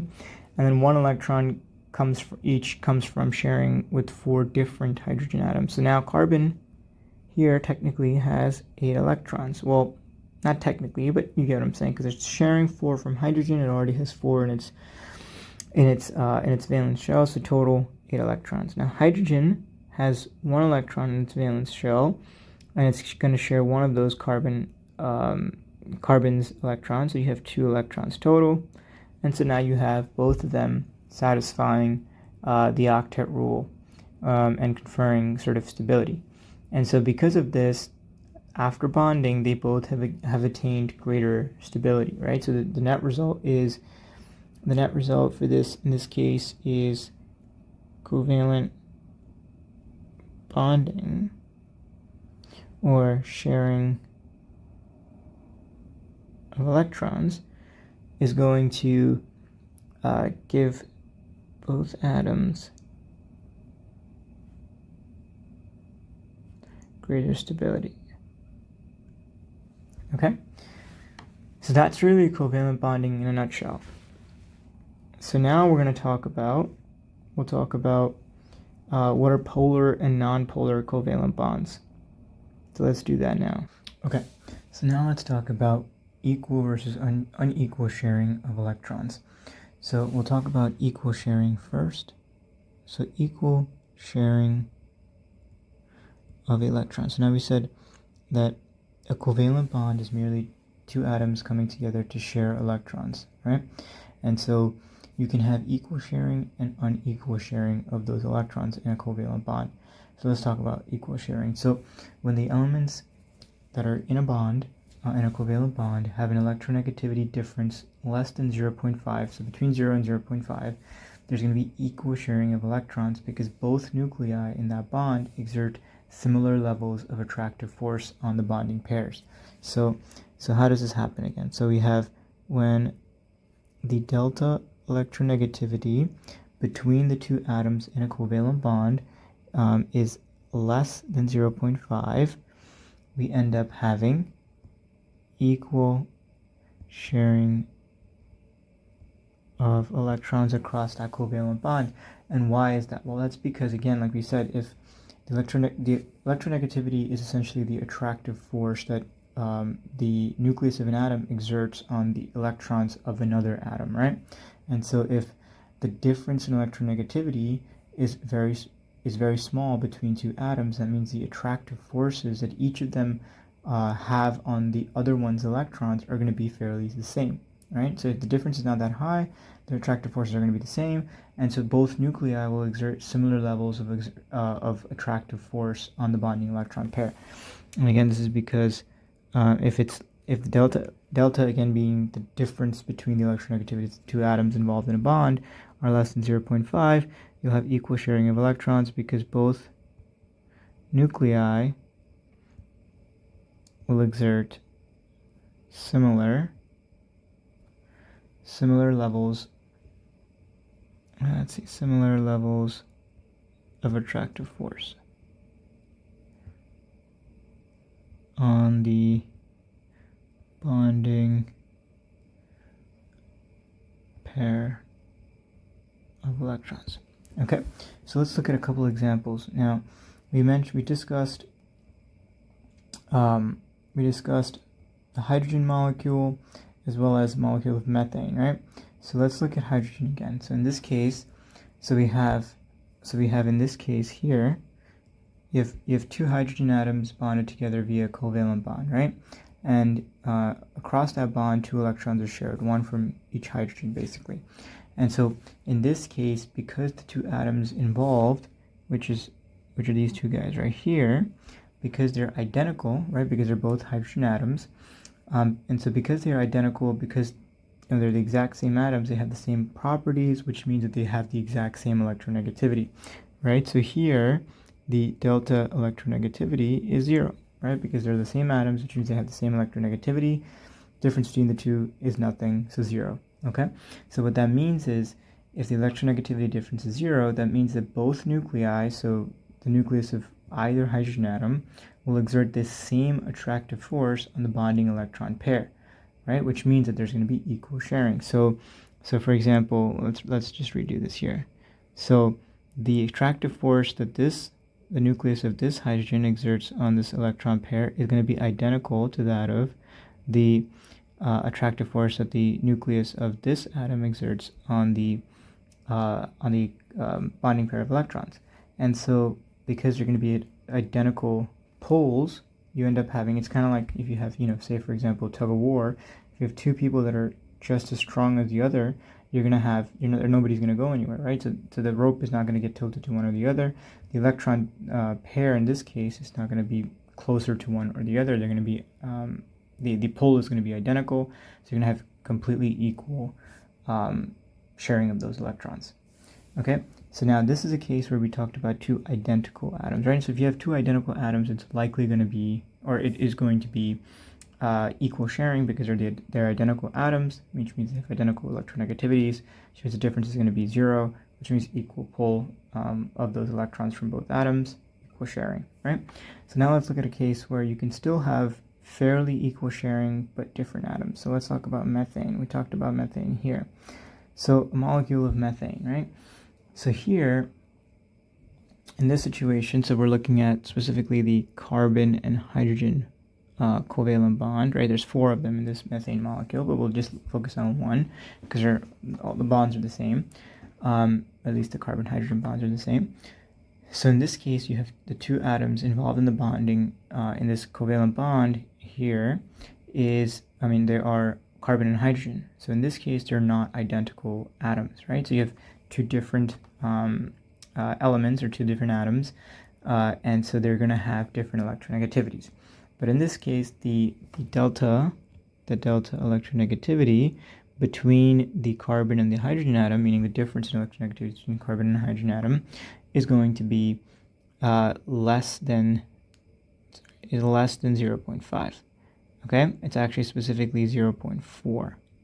And so because it's less than 0.5, that means that both nuclei will exert similar levels of attractive force on the bonding electron pair, right? So they're not, like we said, the carbon and the hydrogen, they're not identical atoms, right? But the difference in electronegativity, they're fairly close in the electronegativities of one another.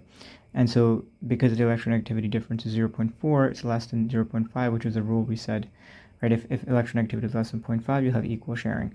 And so in this case, they're not going to be exactly equal, right? Because there is an inherent difference in electronegativity between the two atoms involved, but it's going to be, that difference is going to be marginal. So carbon will exert, so in this case, carbon has the higher electronegativity.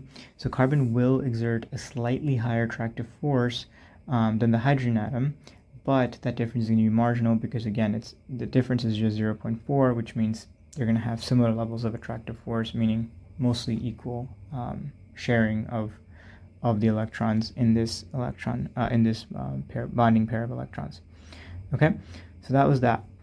Okay, so let's go back to what we said, right? We said that when we have a difference in electronegativity between the two atoms involved in a bond of less than 0.5, you're going to have equal sharing of electrons, right?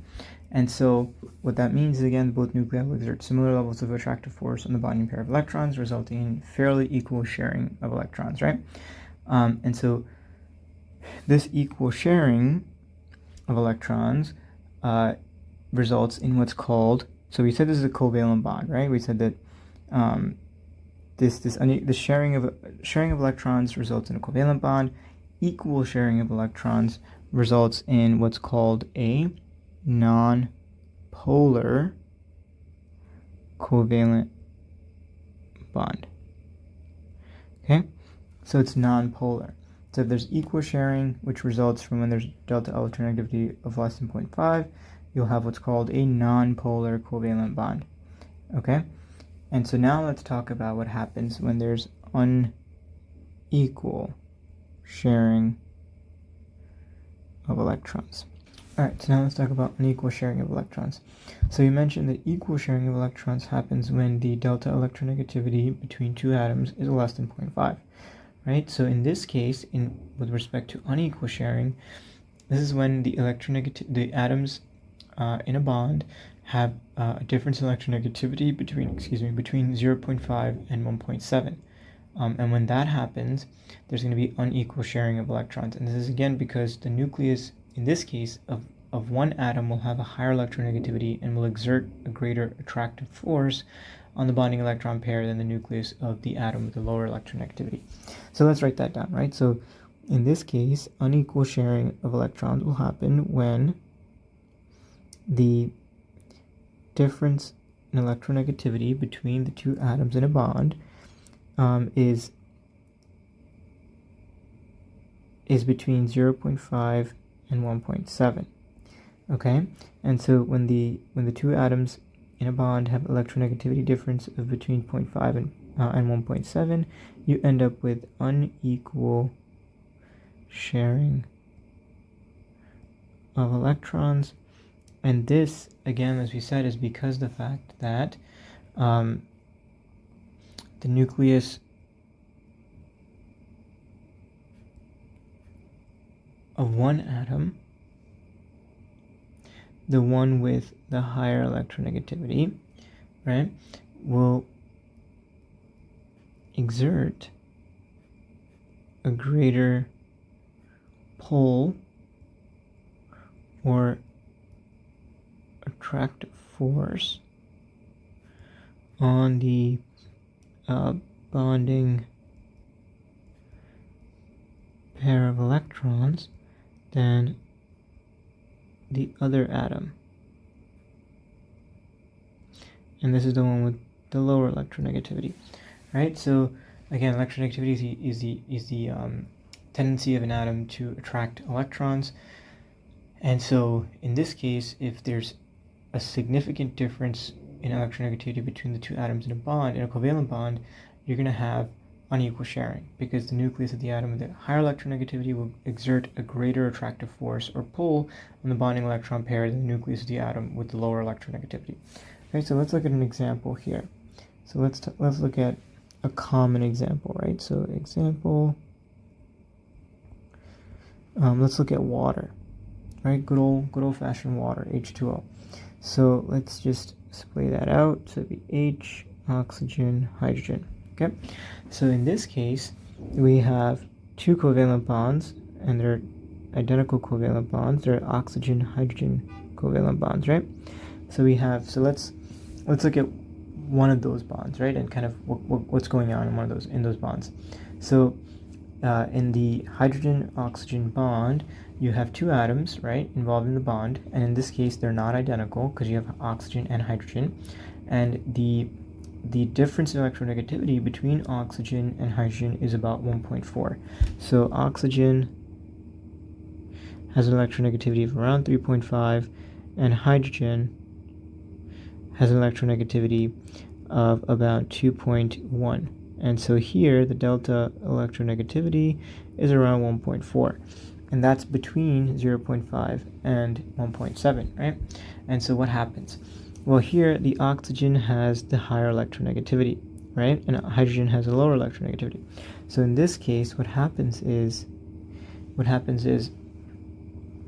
the oxygen atom, because it has higher electronegativity, will exert a greater attractive force on the bonding electron pair than the hydrogen atom, which has a lower electronegativity, and this leads to unequal sharing of electrons. So here, oxygen will exert a greater attractive force on the bonding electron pair than hydrogen, right? Than hydrogen. And so what that means is there's going to be unequal sharing of electrons, with oxygen kind of getting a greater portion of the electron density in that bond, right? And so what's the result of that? So the result of this is, so let's just blow this up here. Let me just take this out so it's easier for you guys to see. So the result in this situation is that because oxygen is pulling more of that electron density towards itself, it's going to get a slight negative charge. So you're going to have what's called a partial negative charge. So it's denoted as that, right? And because oxygen is pulling those electrons towards itself, because it's again greater electronegativity, what's going to happen? Well, oxygen is going to have more of the negative energy, or not negative energy, I should say, more of the negative electrons towards itself, so it's going to have a more negative charge, right? Whereas hydrogen is going to have more of the negative charge of the bond put away from it. So in this case, hydrogen is going to get a slightly positive charge, right? Because oxygen is taking more electrons are negative, and so, or it's pulling those electrons closer, electrons are negative, so it's going to have slightly negative charge. Hydrogen, on the other hand, is having its electrons sort of pulled away from it, so it's going to have a net positive charge, right? It's going to be less negative, which means it's going to be more positive. And so, again, the result of this unequal sharing is that there's going to be a slight negative charge on the oxygen atom and a slight positive charge on the hydrogen atom in the bond.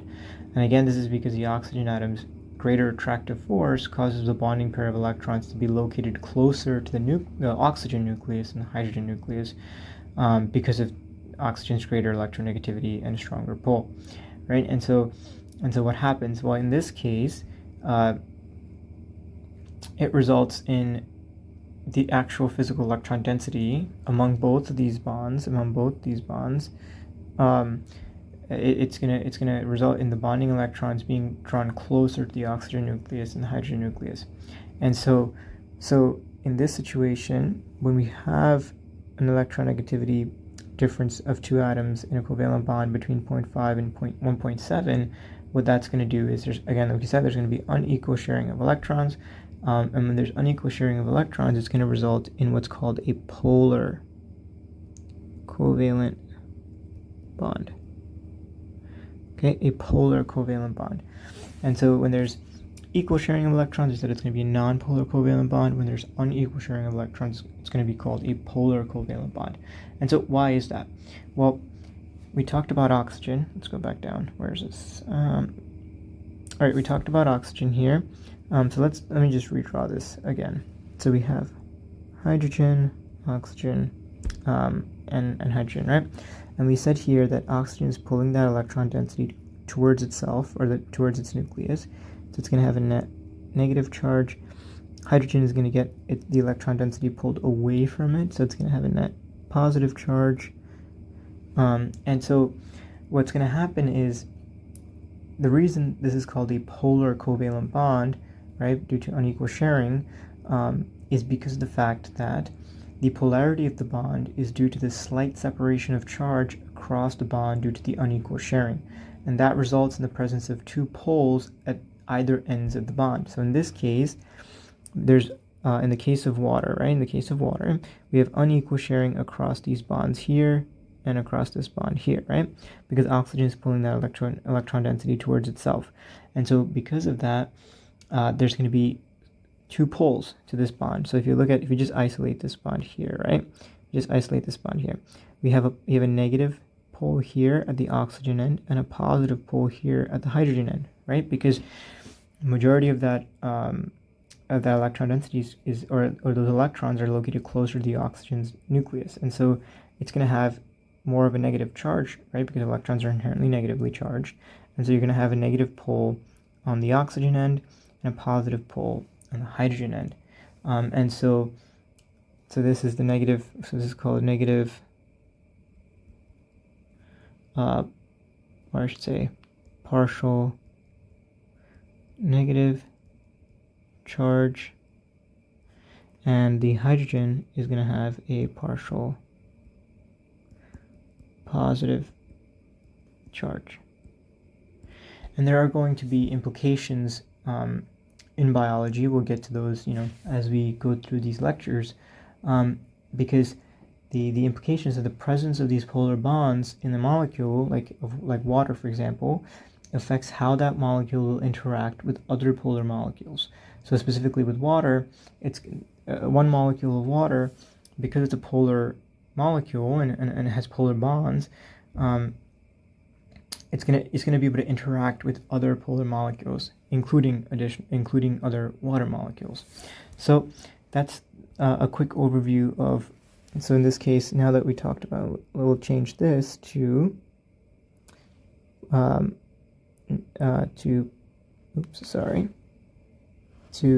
equal sharing results in nonpolar, and unequal sharing results in polar covalent bonds. Okay, so again, just a quick overview. Equal sharing of electrons comes about when the difference in electronegativity between the two bonding atoms is less than 0.5, and that again results in equal sharing of electrons, because both nuclei will exert similar levels of attractive force in the bonding electron pair. And when there is equal sharing of electrons, you end up with what's called a nonpolar bond, because there aren't poles across the bond, right? Because the electrons are located towards the center of the bond, so each of the two atoms will remain in their natural state of charge. There's not going to be poles across that bond. Whereas in unequal sharing of electrons, it happens when you have the delta electronegativity between the two atoms between 0.5 and 1.7. And again, it results in unequal sharing of electrons, and this is because the nucleus of one atom, which is the atom with the greater electronegativity, will exert a greater pull on the bonding pair of electrons than the other atom with a lower electronegativity. And this results in the presence of slight poles, right, slightly charged ends of each at the end of the bond at each atom, and results in what's called a polar covalent bond. So now that that's done, let's talk about what's next. So we'll talk about single, double, and triple bonds. All right, so let's talk about the different types of covalent bonds. So we said that in a covalent bond, you have two atoms sharing electrons, right? But in the case of a covalent bond, you can have two atoms that are involved in covalent bonding who can share more than one pair of electrons with each other, resulting in multiple covalent bonds, right? So we can have what's called single bonds, double bonds, and triple bonds. So let's talk about each of those. So a single bond is a traditional or typical covalent bond where a single pair of electrons are being shared between two atoms. Okay, so a single bond is your traditional covalent bond, right? And what I mean by that is all of the bonds we've talked about so far, the hydrogen-hydrogen bonds in a hydrogen molecule, the carbon-hydrogen bond in methane, the oxygen-hydrogen bond in water, and most other bonds are going to be single bonds, right, between two atoms. And so, like we said, in a single bond, what you have is you have a single pair of electrons are being shared amongst two atoms, right? And so this means that two electrons total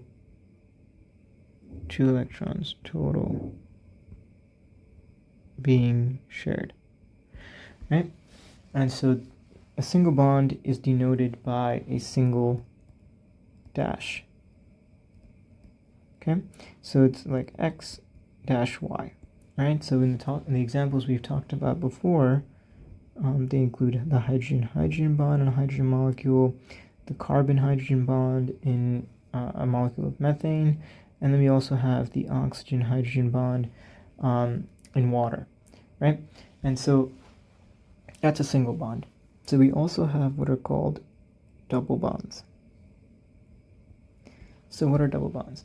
So double bonds are covalent bonds where two pairs of electrons are shared between two atoms.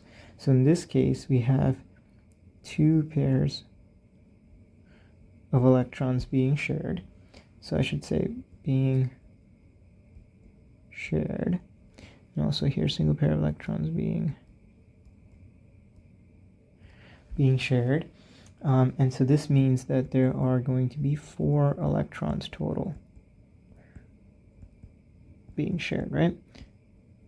Two electrons from each atom in a bond. And this is denoted by the double dash. Okay, so double dash, and it's going to look like X double bonded with Y, right? So some examples of a double bond are a carbon-carbon double bond, and you can also have oxygen-oxygen double bonds. Okay, so in a double bond, again, it's 2 pair of electrons being shared, 2 pairs, meaning 4 electrons total. 2 electrons will come from one atom, 2 electrons will come from the other atom. Okay, now we can also have triple bonds. So in triple bonds, again, just like single, double, and so on, their triple bonds are covalent bonds where 3 pairs of electrons are shared between the atoms. So in this case, we have 3 pairs of electrons being shared, right? And so this means how many? We have 6 electrons total being shared. And these triple bonds are denoted by a triple dash, right? By 3 dashes, I should say 3 dashes. Okay, and that they're going to look like this: X, 1, 2, 3 is bonded to Y, right? And an example of that are the nitrogen triple bonds that can form, right? So that's kind of the difference between these two kind of bonds. So you have single bonds where a single pair of electrons are being shared, so 2 electrons total, 1 electron from each atom. In a double bond, we have 2 pairs of electrons being shared, which means 4 electrons total, 2 from each atom. And on a triple bond, we have 3 pairs, so 6 electrons being shared total, and it'll be 3 from each atom. Okay, so now these 3 different bonds will have different properties, but for the purposes of this video and for basic biology 101, all you really need to know is the difference in strengths of these different covalent bonds.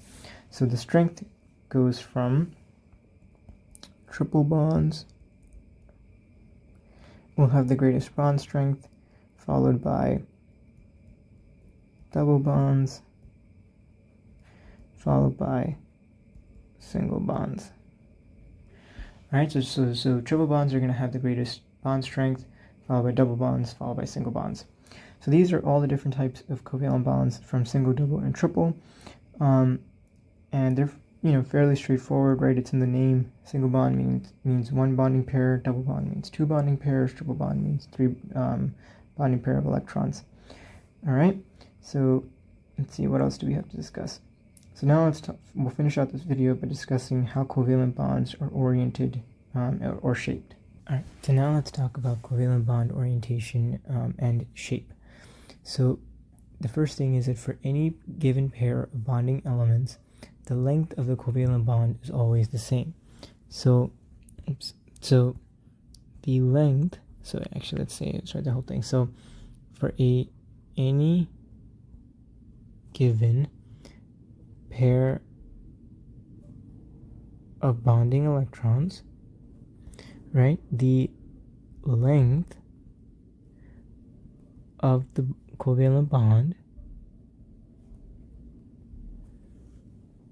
is always the same. All right, so what that means is, so we discussed, for example, where is it? So when we discussed, for example, CH4, so let me redraw this down here actually. So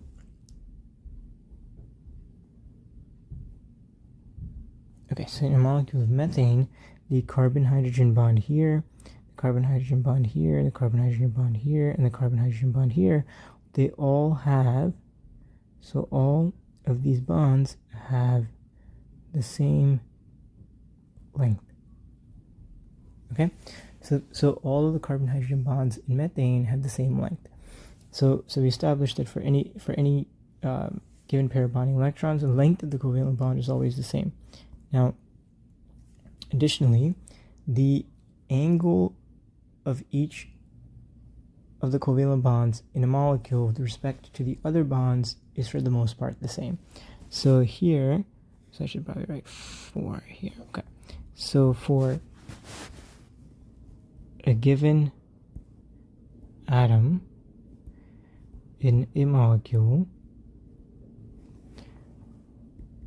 the angle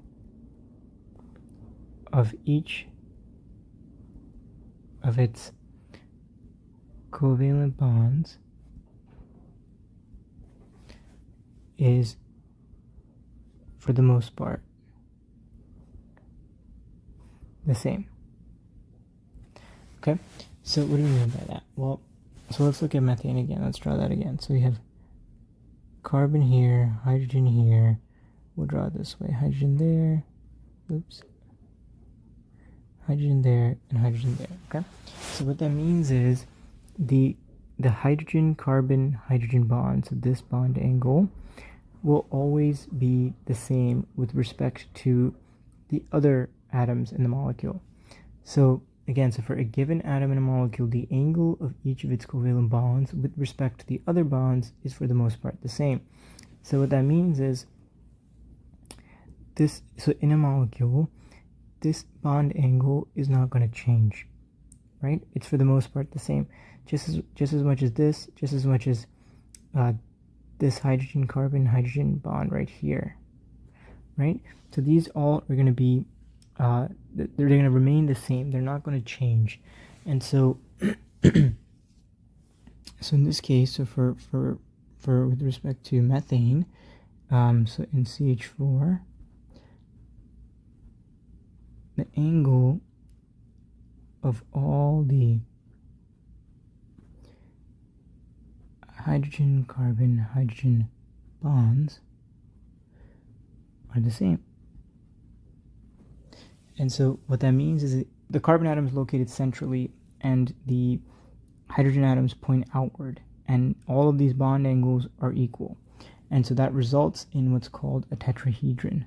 So it results in a 3D shape of what's called a tetrahedron,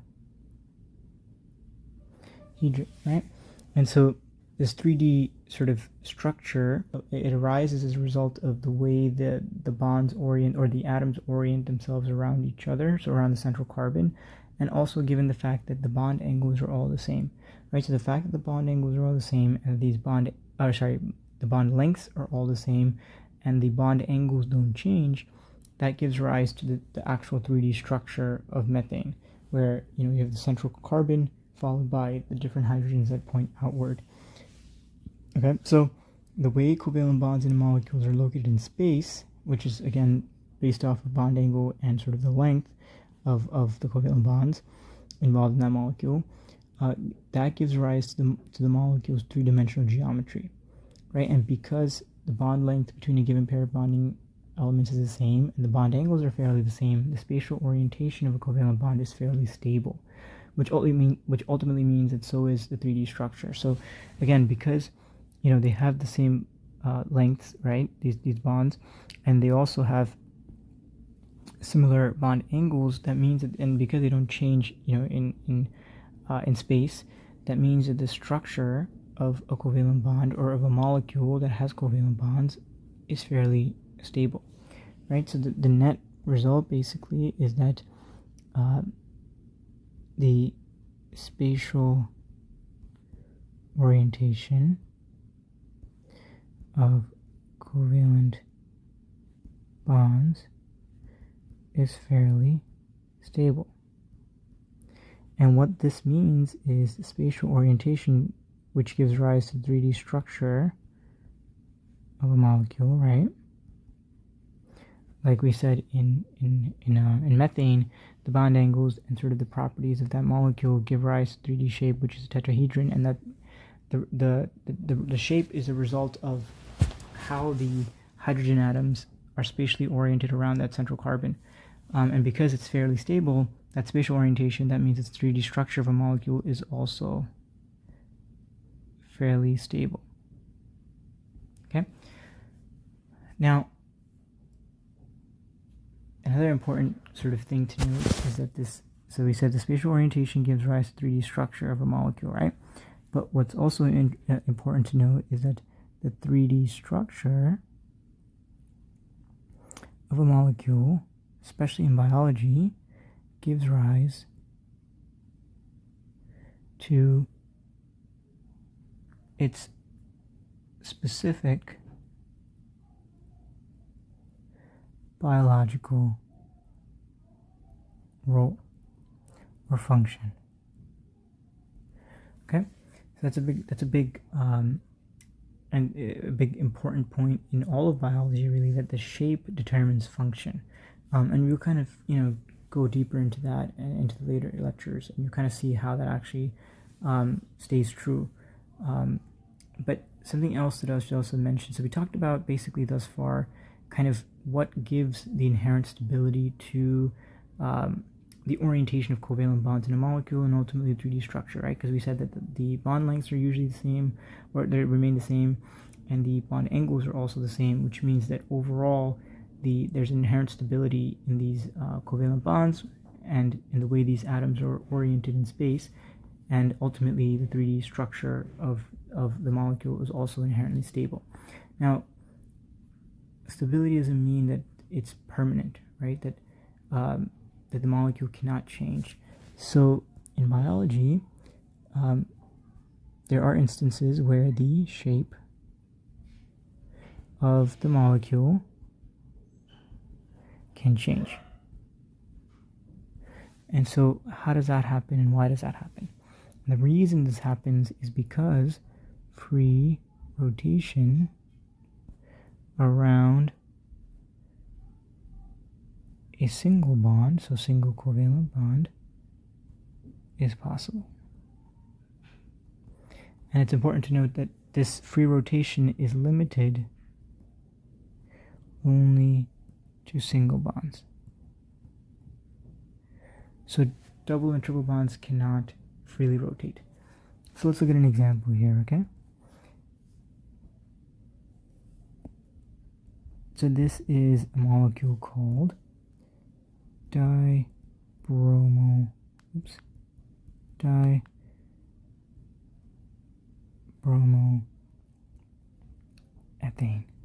Okay, so here we have all single bonds, and this single bond specifically over here between the two carbons confers the ability for the molecule to freely rotate. So this is not a rigid structure, and so what that means is that the molecule can rotate. One side of the molecule can rotate, and you can end up having two bromines on one side, or one bromine there, one bromine there. So what that means is, again, that even though for the most part these covalent bonds, have great stability, and which results in the shapes of the molecules having great stability, there's also sort of the ability of the molecule to change ever so slightly, and that's due to the ability for free rotation around a single bond. And so the implications of this are pretty huge when you consider really large molecules, really big ones, long chains of single bonded atoms that can freely rotate. That means that there's so many combinations of rotations around any number of single bonds, right? So imagine if you have like a molecule with 10 of these carbon-carbon single bonds that are all able to then freely rotate. So imagine the combinations that can arise in a molecule that large. You have all of these points of free rotation. You can have all kinds of different combinations. And so basically what that means is that molecules can effectively alter their structures, right? Especially these large molecules can alter. So they can alter their structures, right? And that's very important, especially in biology, because it's the biological the human body and the biological environment is not always stable, right? It's ever flowing, and so molecules will have to also be able to move and adapt to those conditions as they change, and so that's a very important point. And so overall, although stable, covalent bonds can also be quite dynamic, right? So it's not rigid, set in stone, but they are fairly stable forms of bonding. All right, and so I think that's it for this video. So we covered what covalent bonds were, we talked about what polar and nonpolar covalent bonds were, we talked about what single, double, and triple bonds were, and we just finished talking about how covalent bonds are oriented and shaped, and how they have the ability to change that orientation, right, due to free rotation around the single bond. So that's it for Lecture 2, or Part 4 of Lecture 2. Hi everyone, and welcome back to the Forum for Learning and to Part 5 of Lecture 2 in the Biology 101 lecture series. In this video, we're going to talk about these four things. So we're going to talk about what hydrogen bonds are, what hydrophilic and hydrophobic interactions are, what van der Waals forces are, and we'll finish off the video by talking about how these different bonding types and different intra and intramolecular forces compare in terms of bond strength. So without further ado, let's get started. Alright, so let's talk about hydrogen bonding. So hydrogen bonding is not a form of bonding, but rather an intramolecular or intermolecular force of attraction that takes place when hydrogen is bonded to oxygen, fluorine, or nitrogen through a polar covalent bond. So let's break that down, and let's write that down, right? So first and foremost, it's not a bond. Despite the term, hydrogen bonding, it is not a form of bonding, and it's not a bond in the way that covalent bonds are bonds and ionic bonds are bonds, right? But what it is it's a hydrogen bonding is an intramolecular or intermolecular force of attraction. And intra means within a molecule, inter means between molecules, right? So between, and intra means within.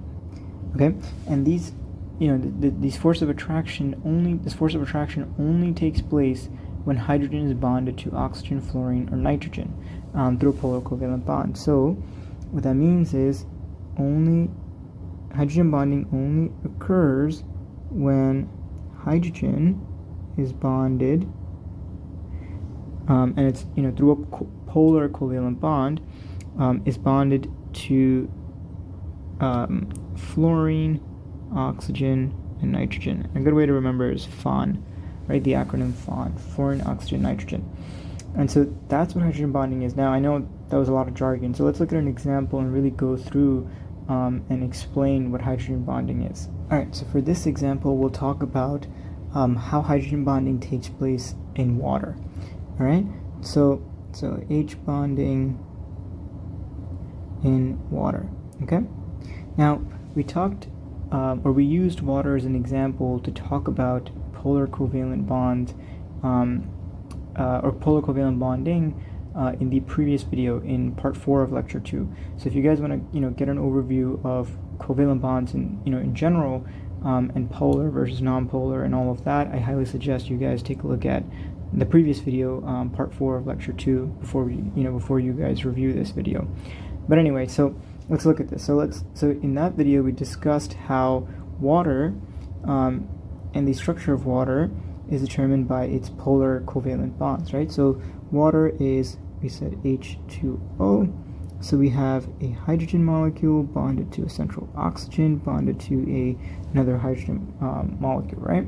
Now, we discussed in that video that in this molecule of water, we have two polar covalent bonds, right? And both of them are oxygen-hydrogen polar covalent bonds.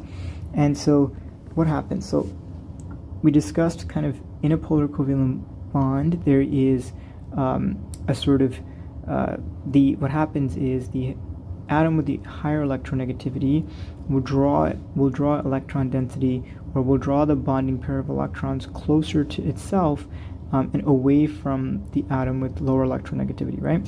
So in this case, oxygen is our atom with the higher electronegativity, and hydrogen is the atom with the lower electronegativity. So what happens is oxygen will have, or the bonding pair of electrons in this bond here and in this bond here will be located closer to the oxygen's nucleus than the hydrogen's nucleus. And so what that means is this negative electron density, right, because electrons are inherently negatively charged, so the electron density is located closer to oxygen and further away from hydrogen. So what that's going to do is it's going to induce what's called polarity. So we're going to have the oxygen atom, because again the electrons are located closer to, or the bonding electrons are located closer to the oxygen's nucleus, is going to have a net or a partial negative charge, whereas because these bonding electrons are located further away from the hydrogen's nucleus, hydrogen will have a partial positive charge.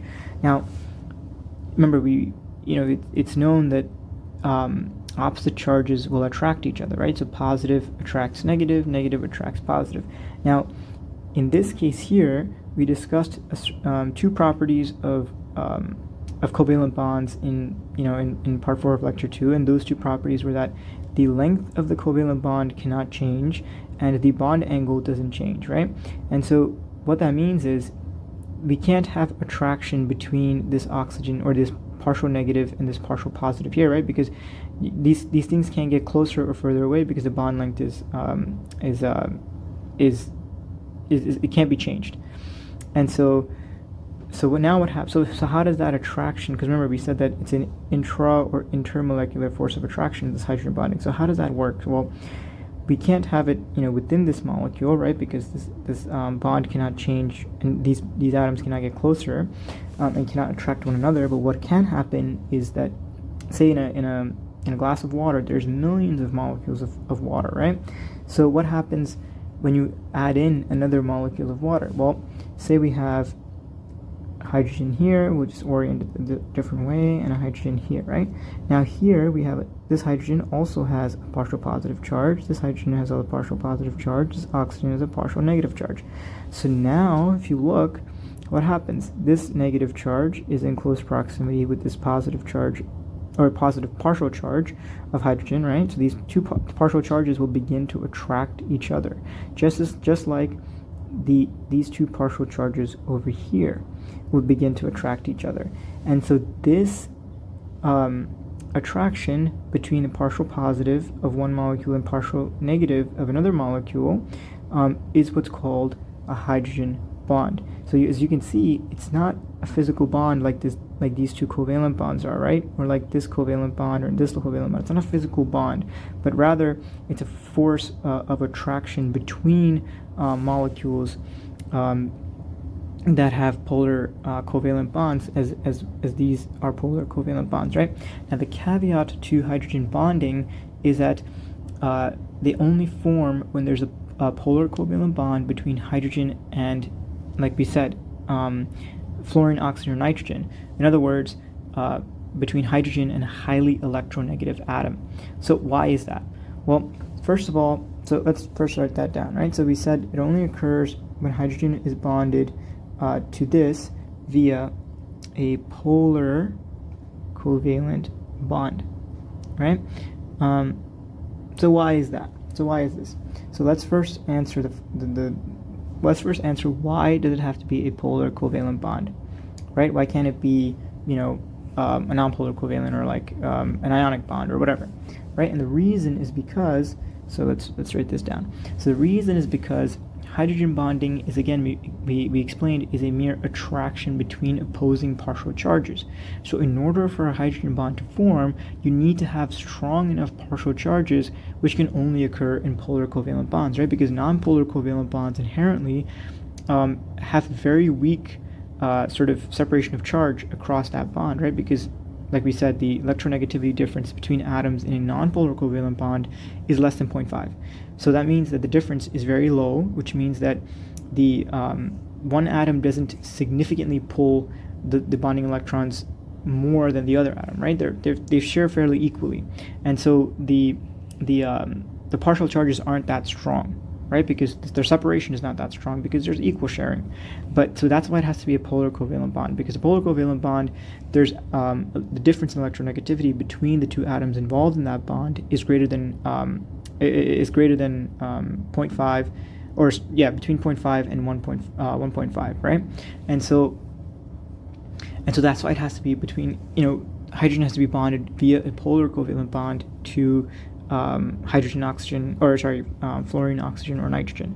So now let's answer why doesn't hydrogen have to be bonded to those three in order to have hydrogen bonding? Well, that's because fluorine, oxygen, and nitrogen, they have very high electronegativities. And so what that means is the difference in electronegativity between fluorine and hydrogen, or oxygen and hydrogen, or nitrogen and hydrogen are pretty high, right? And so what that means is that there's a greater separation of charge. And if there's a greater separation of charge, the stronger those charges are, right? So let's reiterate that. So say in this water molecule, we have hydrogen bonded to an oxygen, right? So pretend it's like a tug of war, right? So you pretend, say, you have a rope and you have two individuals on that rope. Now, if one individual is significantly stronger than the other, what happens? There's a greater pull of that rope, right, by the stronger person, and more of that rope will be closer or will be in the hands of the stronger person than the weaker person. So in this case, the strength is equivalent to electronegativity, right? In this case, so oxygen has a significantly higher electronegativity than hydrogen, and the difference is something around like 1.4. And so because of that, oxygen will pull a greater portion of those bonding electrons, or that electron density, towards itself, right? Which means that more of that negative charge is focused closer to oxygen. Now, the stronger that atom is, right, that's doing the pulling, the greater that atom will have a partial negative charge, the stronger that partial negative is going to be, right? And vice versa. So the weaker the atom that is in the bond where the electrons are getting pulled away from, the more positive that partial charge is going to be, right? So the greater that difference in electronegativity between the two atoms in a bond, the stronger that partial charge is going to be on either atom, right? So in this case, oxygen is partial negative, hydrogen is a partial positive. And that's why, and greater separation means greater strength of these partial charges, right? This partial charge is going to be very strong, as is this partial charge on this hydrogen, and vice versa, right? And so what that means is, because there's a greater strength in those charges, the greater the attractive force, right, between, say, this partial negative and this partial positive of this hydrogen, right? The stronger this more positive this is, and the more negative this is, the stronger this attraction is, right? And so that's why, in order for hydrogen bonding, or this attractive force, to occur, that hydrogen has to be bonded to one of these really highly electronegative atoms. Okay, so again, just to kind of go over this again, hydrogen bonding is not a bond, right? It's not a bond like covalent bonding or ionic bonding, but rather it's an intermolecular or intramolecular force of attraction. Like we said, in this case, it's intermolecular, right? It's between two molecules of water, and it only occurs when hydrogen is bonded to a highly electronegative atom like fluorine, oxygen, and nitrogen. If hydrogen is bonded to another atom, say that's not one of those, the electronegativity difference isn't strong enough to generate those really strong partial charges to then elicit those strong forces of attraction. And again, to reiterate, hydrogen bonding is an intermolecular force or intramolecular force, right, of attraction. And so the strength of that is nowhere near covalent bonds or ionic bonds. But we'll get to that later in this video, where we talk about bond strengths across different types of bonds and different types of inter and intramolecular forces. So that's hydrogen bonding. So now let's talk about what are hydrophilic or hydrophobic interactions. Okay, so let's talk about hydrophilic and hydrophobic interactions. Now, before we discuss hydrophilic and hydrophobic interactions, there's something that I want to kind of discuss. So we mentioned in the previous section, talking about hydrogen bonding, we discussed that hydrogen bonding occurs when hydrogen is bonded to fluorine, oxygen, or nitrogen, right? And this hydrogen bonding, this attractive force, is a result of hydrogen being bonded to a really electronegative atom, and the delta electronegativity between those two atoms being really great as a result of that, and that causes there to be relatively strong partial charges across the polar covalent bond, and those partial charges result in attractive forces between molecules or within molecules, right? Intra or intermolecular. But what happens when hydrogen is bonded to another atom outside of fluorine, oxygen, nitrogen? Say hydrogen is bonded to bromine, for example, right? There is still a significant enough difference in electronegativity to where there will still be partial charges across the atoms on that polar covalent bond, right? But they're just not going to be as strong of partial charges as if hydrogen was bonded to oxygen, fluorine, or nitrogen, because bromine is not as electronegative as those three atoms, right? So just because in order for hydrogen bonding to happen, you need hydrogen to be bonded to fluorine, oxygen, or nitrogen. That doesn't mean that there can't be partial charges or the presence of partial charges if hydrogen is bonded to any other atom, right? So basically, what that means is that just like water molecules can hydrogen bond with other water molecules, right? Because the force of attraction is there, because those partial charges are relatively strong, because again, hydrogen is bonded to a really, one of three really highly electronegative atoms. Polar molecules, so polar molecules could be, say, for example, bromine bonded to hydrogen, right? Because they're still polar, but they're not as polar as, hydrogen bonded to oxygen, fluorine, or nitrogen. But so just like water molecules can hydrogen bond with other water molecules, polar molecules can interact with other polar molecules through the weak attractive forces of opposing partial charges, right? And so it's very similar to hydrogen bonding, but it's just not as strong as the attractive force amongst these opposing partial charges are not going to be as strong as those present during hydrogen bonding, right? Or in hydrogen bonding. Okay, so now that we got that out of the way, so we said water, can hydrogen bond with water, but polar molecules can also interact with polar molecules, and they're not going to be hydrogen bonding, right? Because you're not having as strong partial charges, but there's still interactions, there's still attractive forces from those opposing partial charges, despite them being not as strong as hydrogen bonding. Now we'll get to bond strength and all that in a little bit, but I just wanted to give that caveat that it's not just water that can form attractive forces amongst other water molecules, right? It could be any other polar molecule can interact with any other polar molecule, and water is polar, right? We established that already.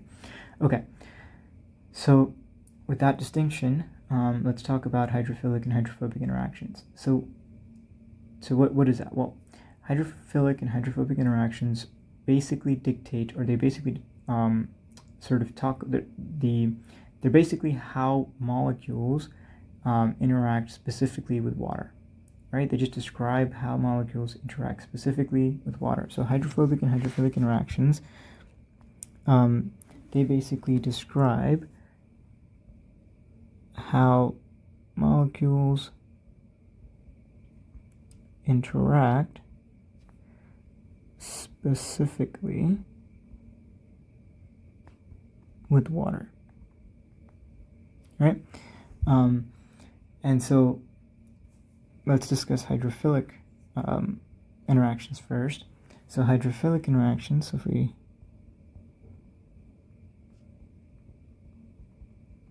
hydrophilic interactions. So hydrophilic interactions are the result of, or they describe how polar molecules interact with water, right? So let's break this down. So hydro obviously means water. Philic, right, kind of means loving or liking, right? So basically it's kind of just the suffix anyway. So hydrophilic interactions are essentially water-loving interactions. And so what that means is that, polar molecules can interact with water. And so, and again, the reason that polar molecules can interact with water are because of those, is because of the weak attractive forces due to those opposing partial charges. Okay, so hydrophilic interactions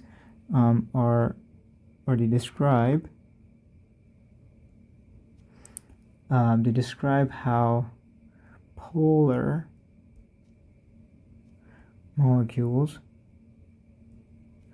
interact with water.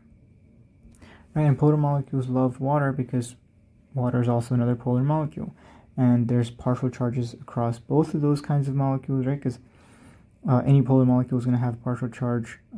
Water obviously has partial charges, and so there's going to be an attractive force that's present, which is why polar molecules are water loving, or these interactions are called hydrophilic, and they're water loving.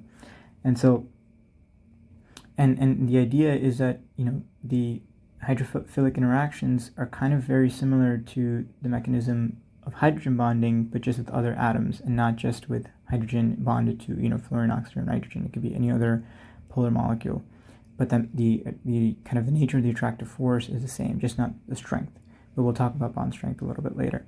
Okay, so now what happens when we have nonpolar molecules, right? How do nonpolar molecules interact with water? Well, we said initially that polar molecules will interact well with other polar molecules. And just like that, nonpolar molecules will interact with other nonpolar molecules, right? So, and that's why these are called, so what are hydrophobic interactions?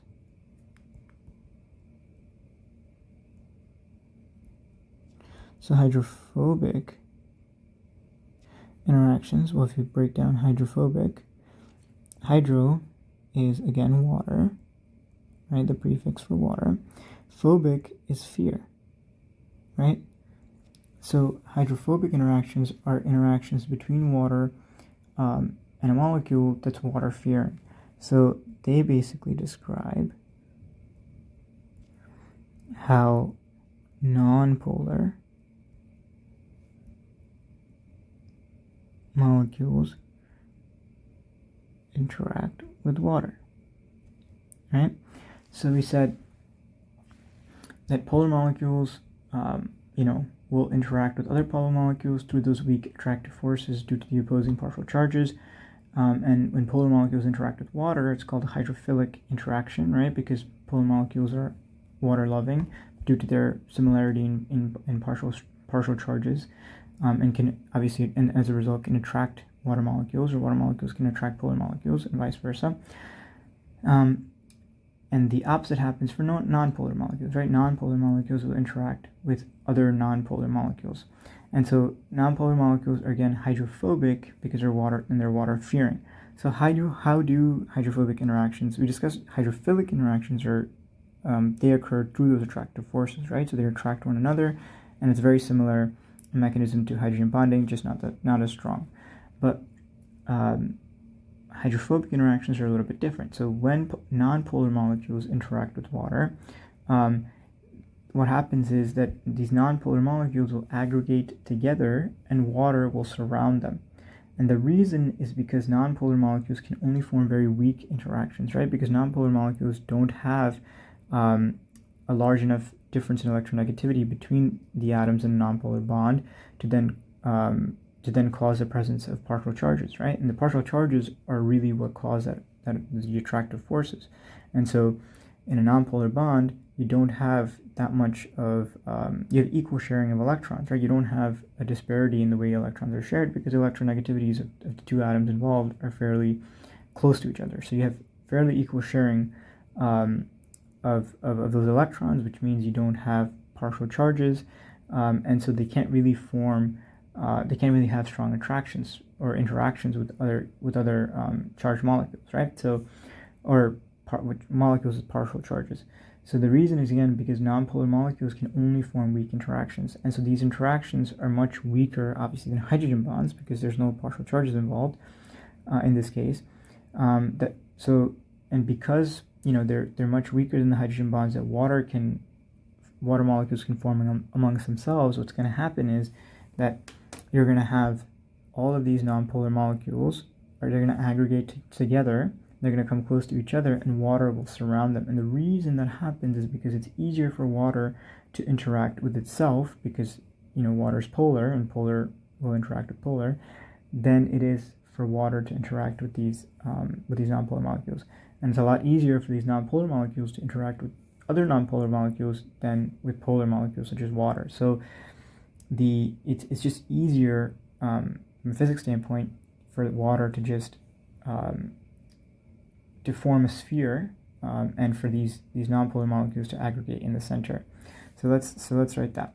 So what happens is, in this case, what happens is that the nonpolar molecules will aggregate together in the center, and water will surround them. Right? So there's really no specific interaction between nonpolar molecules and water, right? It's mostly interaction between nonpolar molecules who aggregate together and an interaction between the water molecules that surround this aggregate. Okay? And so that's really hydrophilic and hydrophobic interactions in a nutshell. So the main takeaway here is that polar molecules can interact with other polar molecules. Nonpolar molecules will tend to interact with other nonpolar molecules. And this is just hydrophilic and hydrophobic interactions. So what's next? Let's see. So what are van der Waals forces? Okay, so let's talk about van der Waals. Alright, so let's talk about van der Waals forces. So what are van der Waals forces? So van der Waals forces are very weak partial charges that develop that are highly transient and brief, right? So van der Waals forces are very weak partial charges that do arise in molecules, and these van der Waals forces, or these weak partial charges, are transient or brief, or they exist only for a brief amount of time, right? So how does this work? Well, so what happens is, so when two nonpolar molecules come in close contact, the random electron distribution in one molecule at a given moment will cause an opposite charge distribution in the other molecule because of the repulsive forces between electrons. Okay? So, and the result of that, because again, you have the result of this distribution and this repulsion of electrons is a very brief and weak charge separation, and that results in weak and again brief partial positive, partial negative charges that then attract each other. And this weak and brief attractive force is called van der Waals. So let's look at an example, right? Let's look at two bromine molecules, right? Because example, take two bromine molecules, right? So we have one bromine molecule, and we have, we'll draw the other one later. Okay, so there's electrons here, right? So, and the bonding pair of electrons. Now, within this bromine molecule, the electrons can be all over the place, right? They're constantly in motion. They're not 100% stationary, right? They're always moving, right, within those orbitals of either bromine. So you might have a situation where, for example, like in a split moment, you have, say, all of the electrons, so all 12 here, 1, 2, 3, 4, say 5, 6, 7, 8, 9, and then we have 10, 11, and 12, right? So let's say that this is the distribution at a given moment in time, right? It's like a split second, maybe even a millisecond. So now what happens? Well, all the electrons are located on this side of the atom.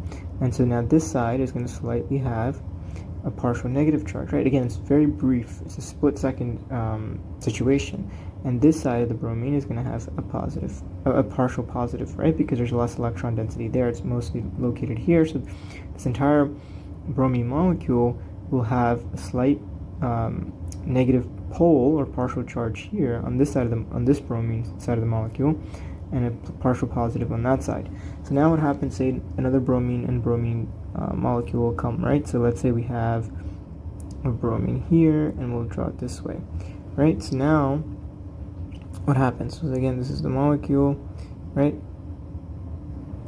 So what happens is, well, because this partial negative charge and due to the electrons that are kind of focused around here or concentrated around here, is going to drive all of the electrons of this to this side, right? So now we have 1, 2, 3, 4, 5, 6, 7, 8, 9, and then say 10, 11, 12, or something like that. So now what happens is this for this molecule, this side of the bromine molecule is going to have a partial negative charge, and this side is going to have a partial positive charge. And so what happens is, because of the random distribution of electrons in one molecule, right, at a split second, right, just a specific instantaneous time, that's going to induce sort of a charge on the other end because of the repulsive forces of these electrons and these electrons, right? You're not going to have two electrons here and electrons here, because if you have electrons here, like that's the current state that this bromine molecule is in, it's going to drive whatever's next to it. The electrons in the molecule that's next to it is going to be driven in a certain way where the electrons are going to be forced to the other side because of the repulsive forces, right? Because it's two negatives, and so they're not going to want to be next to each other. So they're going to go here, and that's going to induce a partial positive charge on this end and a partial negative charge on this end. And this bromine atom will do the same for another bromine atom, and then so on, or molecule, and so on and so forth. Right? So now these partial charges, again, very brief, very instantaneous, will begin to attract. There's a certain degree of attraction between these two partial charges, just like we saw in polar molecules, right? And so, again, the important thing is that they're very brief and they're very transient, because these electrons are only going to be here for like a split second, and they're going to navigate to the other side of the molecule, and it's all random distribution. And so this is what's called a van der Waals force, right? It's that weak and brief attractive force that results from these partial charges that result from just the random orientation of electrons in one molecule, and how that affects the distribution of electrons in the other due to repulsive forces. And then you have some sort of the net result is a brief and really weak and transient attractive force between these two molecules. Now, the important thing to note is that for van der Waals, van der Waals forces can occur in both polar and nonpolar molecules. So, can occur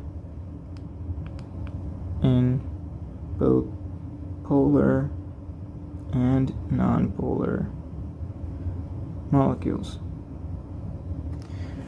right? Because it just has to do with just the random distribution of electrons at a given moment in time.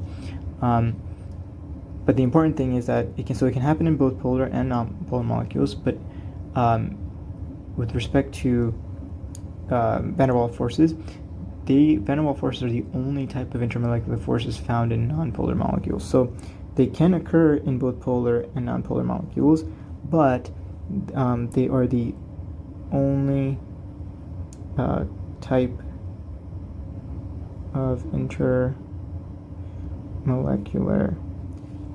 forces found in nonpolar molecules. So in nonpolar molecules, the only intermolecular force that's going to be present is going to be these van der Waals forces. All right? Cool. Okay, so that was van der Waals forces, so what's left? So now let's talk about how different bonding types and different inter and intramolecular forces compare in terms of bond strength and how they interact with each other. All right, so let's get started on that. All right, so now let's talk about bond interactions and bond strength, right? So let's first talk about bond interactions. Okay, so we'll talk about sort of how polar bonds or polar molecules and nonpolar molecules interact with one another. So polar molecules will interact with other polar molecules, including water, because water is a polar molecule, right? So the other polar molecules and ionic molecules and anionic molecules. Okay, so polar molecules will interact with other polar molecules and ionic molecules. So let's look at a few examples to kind of talk about, how that interaction happens.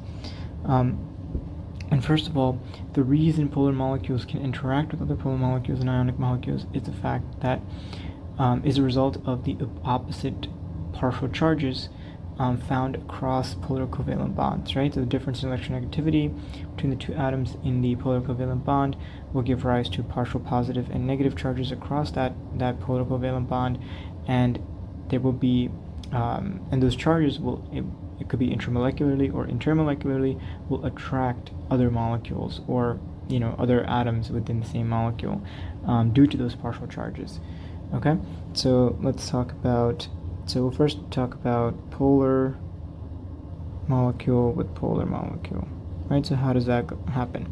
So we'll look at hydrogen chloride, right? So hydrogen chloride is HCl, and chlorine is significantly more electronegative than hydrogen is, right? So chlorine is going to draw draw a majority of the bonding pair of electrons across this bond towards its nucleus and away from the hydrogen nucleus. So chlorine is going to have a partial negative charge, and it's going to also result in hydrogen having a partial positive charge, right? Because the electron density from the bonding electron pair is being drawn towards chlorine and away from the hydrogen atom. So now we have partial charges across that polar covalent bond. And so say we have, another hydrogen chloride molecule, right? So we have another HCl, and the same situation arises here. Across this polar covalent bond, the majority of those bonding electrons are going to be located closer to the chlorine nucleus or chloride nucleus because of its greater electronegativity, and so it's going to have a partial negative charge. Again, those electrons are going to be away from the hydrogen atom, so it's going to be a partial positive charge, and so you have these partial charges that exist across polar covalent bonds.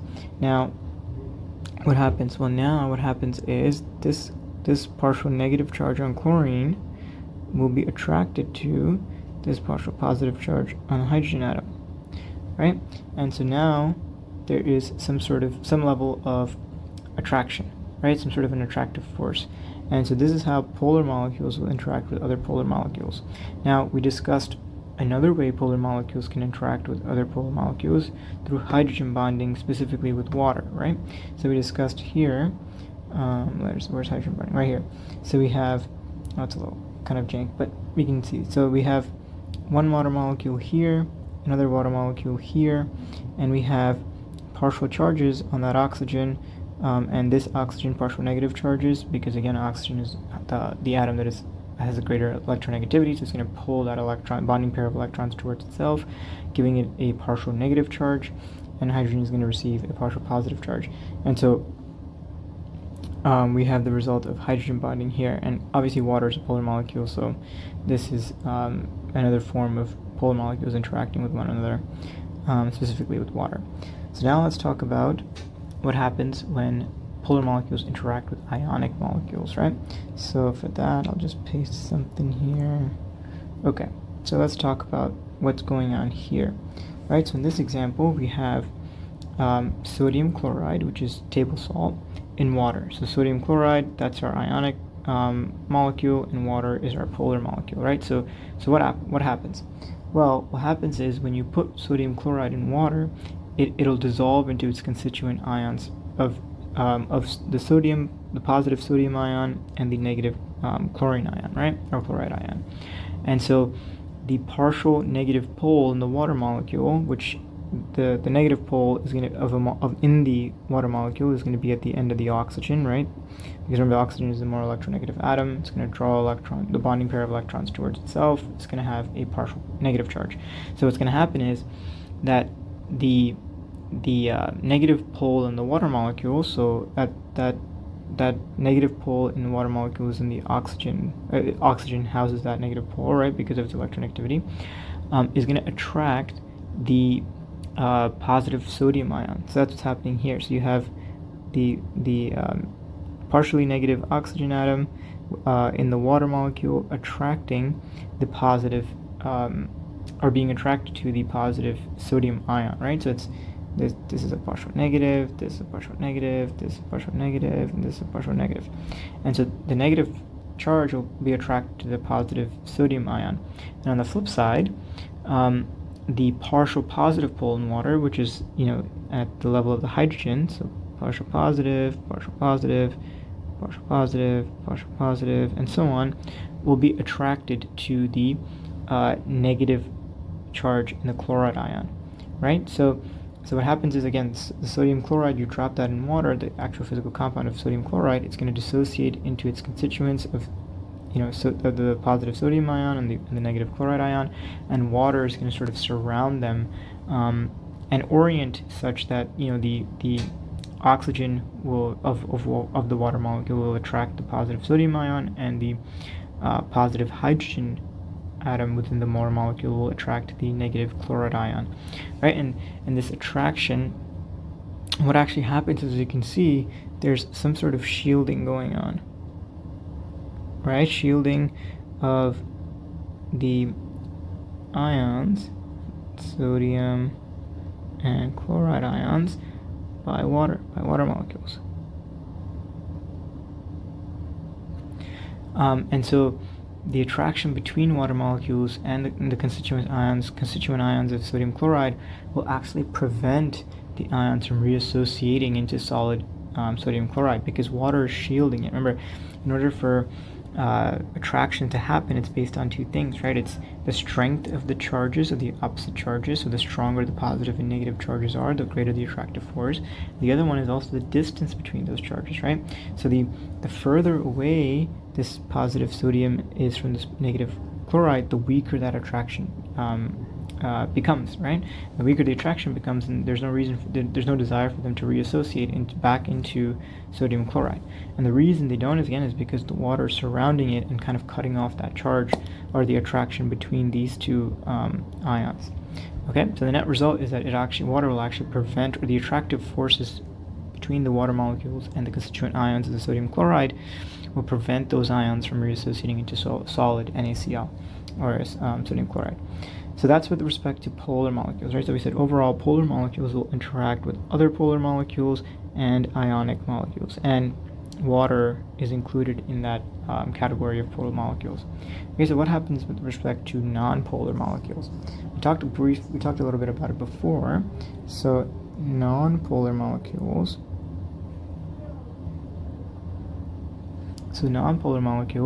They'll tend to stick together with other nonpolar molecules, especially in the presence of water.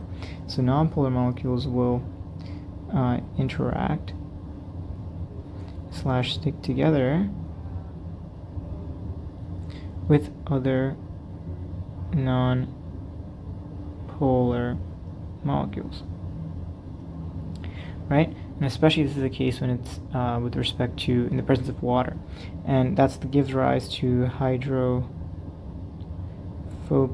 interactions, right? We talked about this earlier, and we discussed that non-polar molecules will aggregate together, and water will surround them, right? Because it's easier for water and more energetically favorable for water to hydrogen bond with itself than to try and interact with these non-polar molecules, and vice versa. It's more energetically favorable for these non-polar molecules to interact with themselves than with water, and so you end up having non-polar molecules sticking together and interacting together with each other than with water or polar molecules. So the general rule here is that polar molecules will interact with polar molecules or ionic molecules, and non-polar molecules will interact with other non-polar molecules, right? And that gives rise to a big common theme throughout biology, and it's a statement, you guys have probably heard it before, is like dissolves like. And this is a huge theme across biology, because polar molecules will dissolve polar molecules, non-polar molecules will dissolve or interact with other non-polar molecules, right? And this is the basis of we'll talk about this later about like the cell membrane and all of that as we continue through this lecture series. So we talked about now bond interactions. So now let's talk about bond strength. Okay, so let's talk about bond strength. So the order of bond strength is covalent bond, followed by ionic bonds, followed by the hydrogen bond, followed by hydrophilic interactions, followed by hydrophobic interactions, followed by van der Waals forces. Okay, so let's discuss covalent and ionic bonds first, right? Because those are actual types of bonding, right? Hydrogen bonding, hydrophobic interactions, and van der Waals, those are just intermolecular forces of attraction, right? It's an important distinction to make. Whereas these are actual types of bonding, where you have either sharing of electrons or complete transfer of electrons. And this is with respect to, remember, it's in biological systems. That's the caveat, right? So this order applies to biological systems. So let's talk about covalent bonds. So covalent bonds are fairly strong, right? So covalent bonds are the strongest form of bonding. They're the strongest form of bonding in biological systems. Okay, so covalent bonds are the strongest bond when it comes to biological systems, and they're quite strong. Now, ionic bonds are quite interesting, and ionic bonds are interesting because with respect to the presence of ionic bonds in biological systems, they're not as strong as covalent bonds, but ionic bonds have higher theoretical bond strength than covalent bonds. So why is that, and what does that mean? Well, so the reason ionic bonds are strong or have the higher theoretical bond strength but are actually weaker than covalent bonds in biological systems is because biological systems are water-based, right? We have 70% of the human body is water, and so biological systems are inherently, majority of that is water-based. And so what that means is that most ionic bonds in biological systems, or ionic compounds in biological systems, will be dissolved and not in their solid state, like we talked about with what happens with sodium chloride, right? Sodium chloride in biological systems is going to be like this. The sodium and the chloride ion are going to be separated because they're going to dissociate when in the presence of water, and water will be shielding them from each other, right? Excuse me. So because these ions are separated from one another and as a result further apart and shielded by the water molecules, the attraction between those ions is much weaker than when in the solid form, right? And so in biological systems, ionic bonds are not as strong as covalent bonds because, again, in biological systems, ionic compounds will have dissociated, and those charges between the two ions in an ionic bond will be weak because water will be shielding them, and due to the shielding and the separation of those two charges, the attractive force between those two and the desire to form an ionic bond again is going to be weak and low, right? But we did say that ionic bonds do have higher theoretical bond strengths, right? So let's write that down first, and we'll explain why. So they're weaker than covalent bonds in biological systems, right? But they do technically have higher theoretical bond strengths. So we said in the biological system, these ionic compounds will be dissociated, charge separation, water will shield them, and so they're going to be weaker than covalent bonds, right? Because the attractive force is not going to be as strong. Now, what happens when they're in the solid form? Well, when they're in the solid form, the ionic bond is much stronger than the covalent bond. And the reason for that is because in its solid form, the ions are much closer together.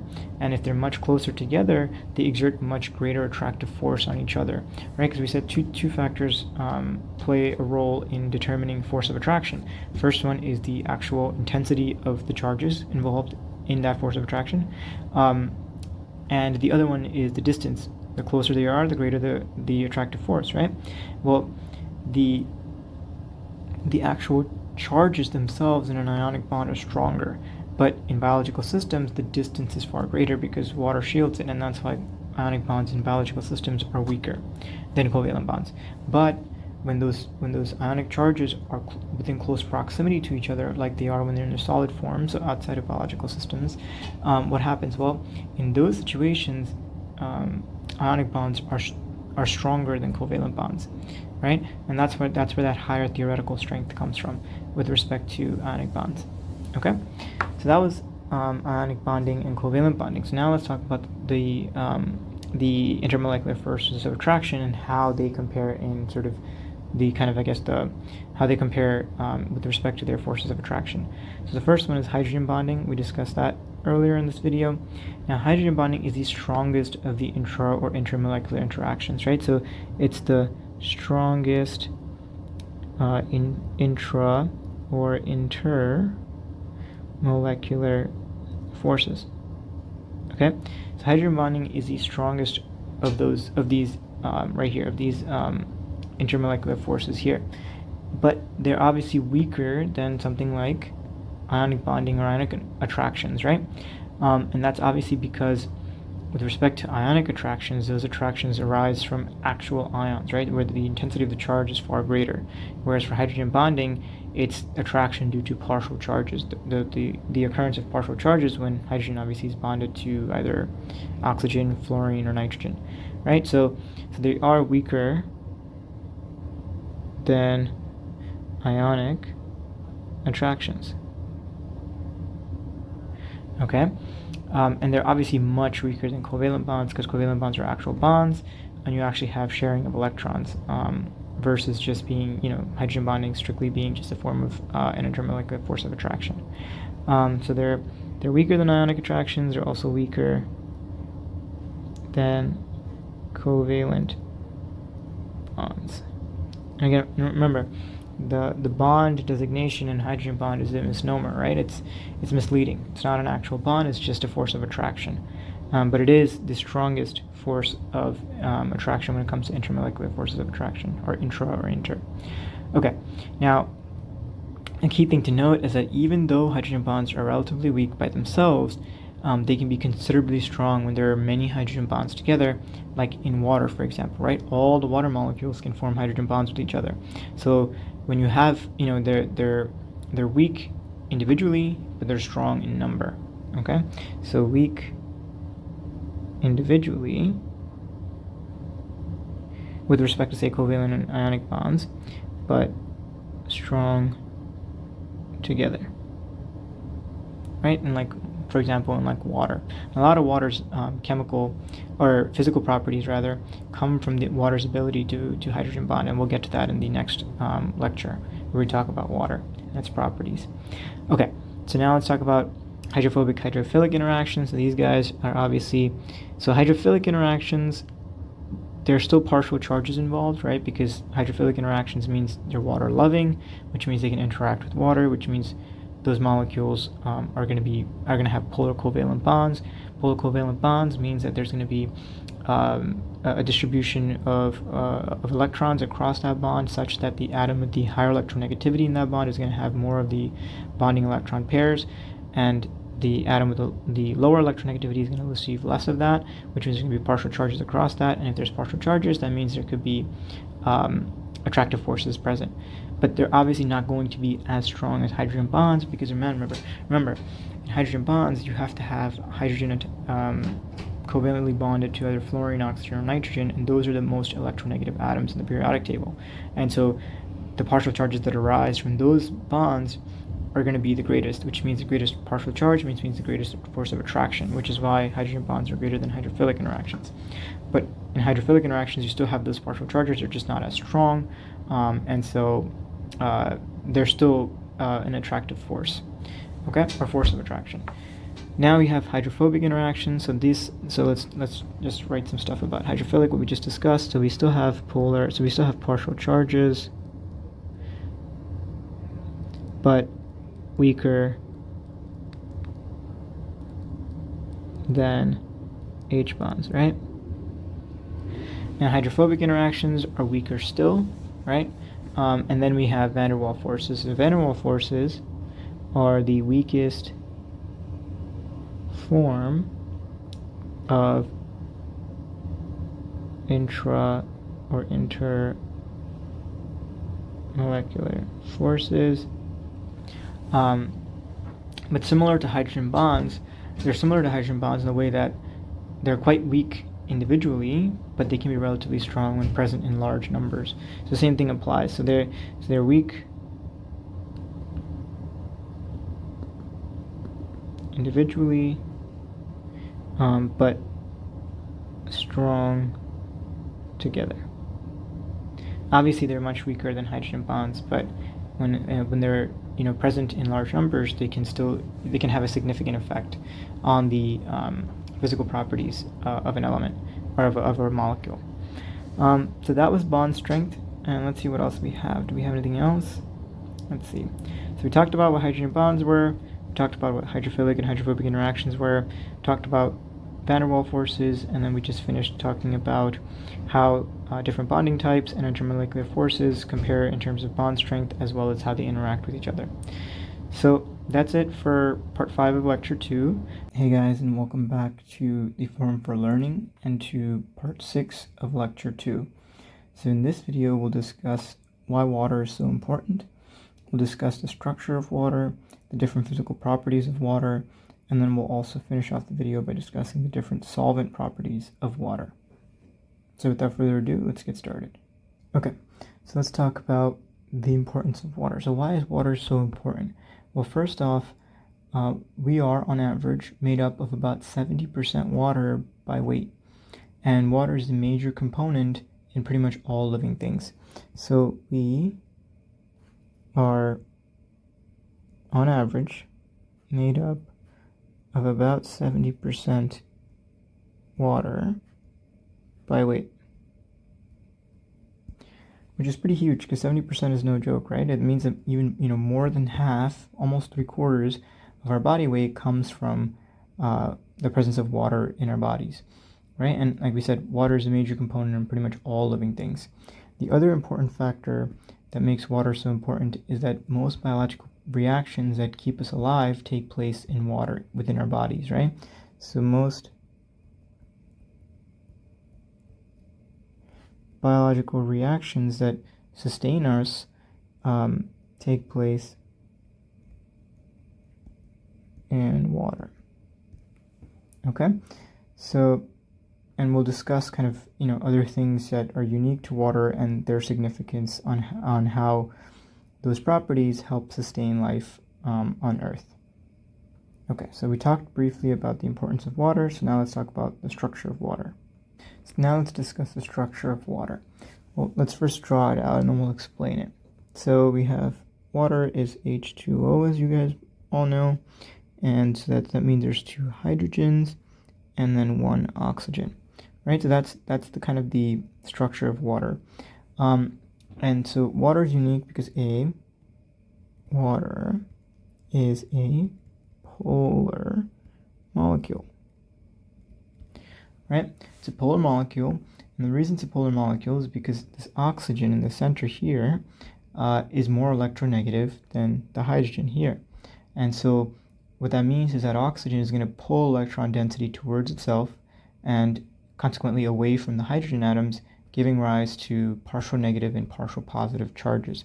So oxygen, because it's a higher electronegative atom, it's going to draw that electron density from this bonding pair of electrons towards itself, and the same for this bonding pair of electrons is going to draw it towards itself. So it's going to have a partial negative charge. Now the 2 hydrogens, they're going to have these bonding pair of electrons drawn away from them. So they're going to have a partial positive charge, right? And so now you have partial charges across, all of these atoms in water. And what that allows water to do, and before we actually discuss that, the other thing to note is that oxygen is a very electronegative atom, right? It's a really highly electronegative atom, which means it's going to really draw quite a lot of that electron density towards itself. And so that means that these partial charges are quite strong, right? The partial charge on oxygen is quite negative, and the partial charge on hydrogen are quite positive. And so what will end up happening is, or what this allows water to do, is that it gives water its ability to form hydrogen bonds. So another unique property, or with respect to the structure of water, this polar structure of water, is that now water also has the ability to hydrogen bond. Now, we went into detail what hydrogen bonding was in the previous part of this lecture series, so I think it was part 5 of lecture 2, so if you guys haven't seen that and would like to know what hydrogen bonding is, I highly suggest you guys check that video out.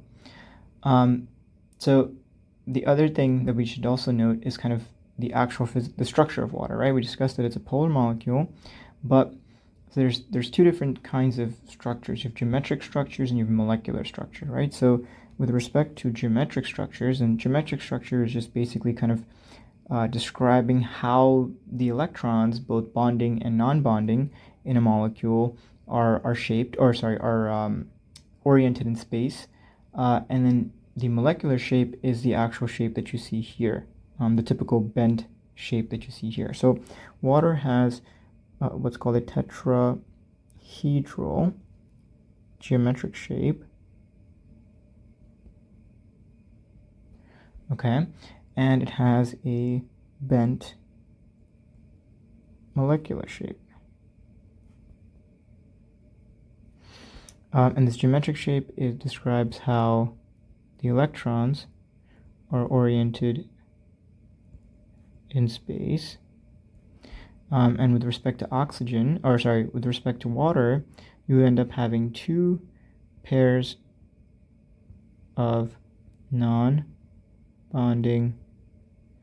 electrons, and this is on oxygen's atom, on the oxygen atom, and you'll also have 2 pairs of bonding electrons, right? And so the non-bonding electrons are like this, and the bonding pairs are, we see in these bonds right here. Okay, so that's water's tetrahedral geometric shape, or that's water's geometric shape, which is tetrahedral. Now the molecular shape describes how the different atoms in the different molecule, or different atoms within a molecule, are oriented in space. So how the atoms in a molecule are oriented in space. Right, and in this case, water has this bent structure where the two hydrogens are kind of bent away from the oxygen atom, the central oxygen atom. So again, water has a tetrahedral geometric shape, and it has a bent molecular shape. And so that's basically kind of the discussion of the structure of water. So now let's talk about the different properties, different physical properties of water. And a lot of the physical properties of water arise from water's ability to form these hydrogen bonds. So I highly recommend you guys check out the previous video, part 5 of lecture 2, if you guys don't know what hydrogen bonding is, so you have a better idea of what that is, and you can kind of start to see like how, the water's ability to hydrogen bond gives rise to its physical properties. All right, so now let's talk about the different properties of water. So firstly, one of the more unique properties of water is the fact that the solid form of water is less dense than the liquid form of water. Okay, so solid form is less dense than the liquid form. Right, so with most other substances, the solid form is usually more dense than the liquid form. But with respect to water, the solid form of water, which is ice, is less dense than the liquid form. Right? And so why is that? Well, first let's look at what density is, right? So density is equal to the mass of a substance divided by the volume that the substance takes up, right? And so in order for density to go down, right, because we said the solid form is less dense than the liquid form, that means that either the mass has to go down or the volume has to go up, right? So for example, so here let's write this out. So if you have density, I'll just put L for liquid water, is equal to the mass of liquid water over the volume of liquid water, right?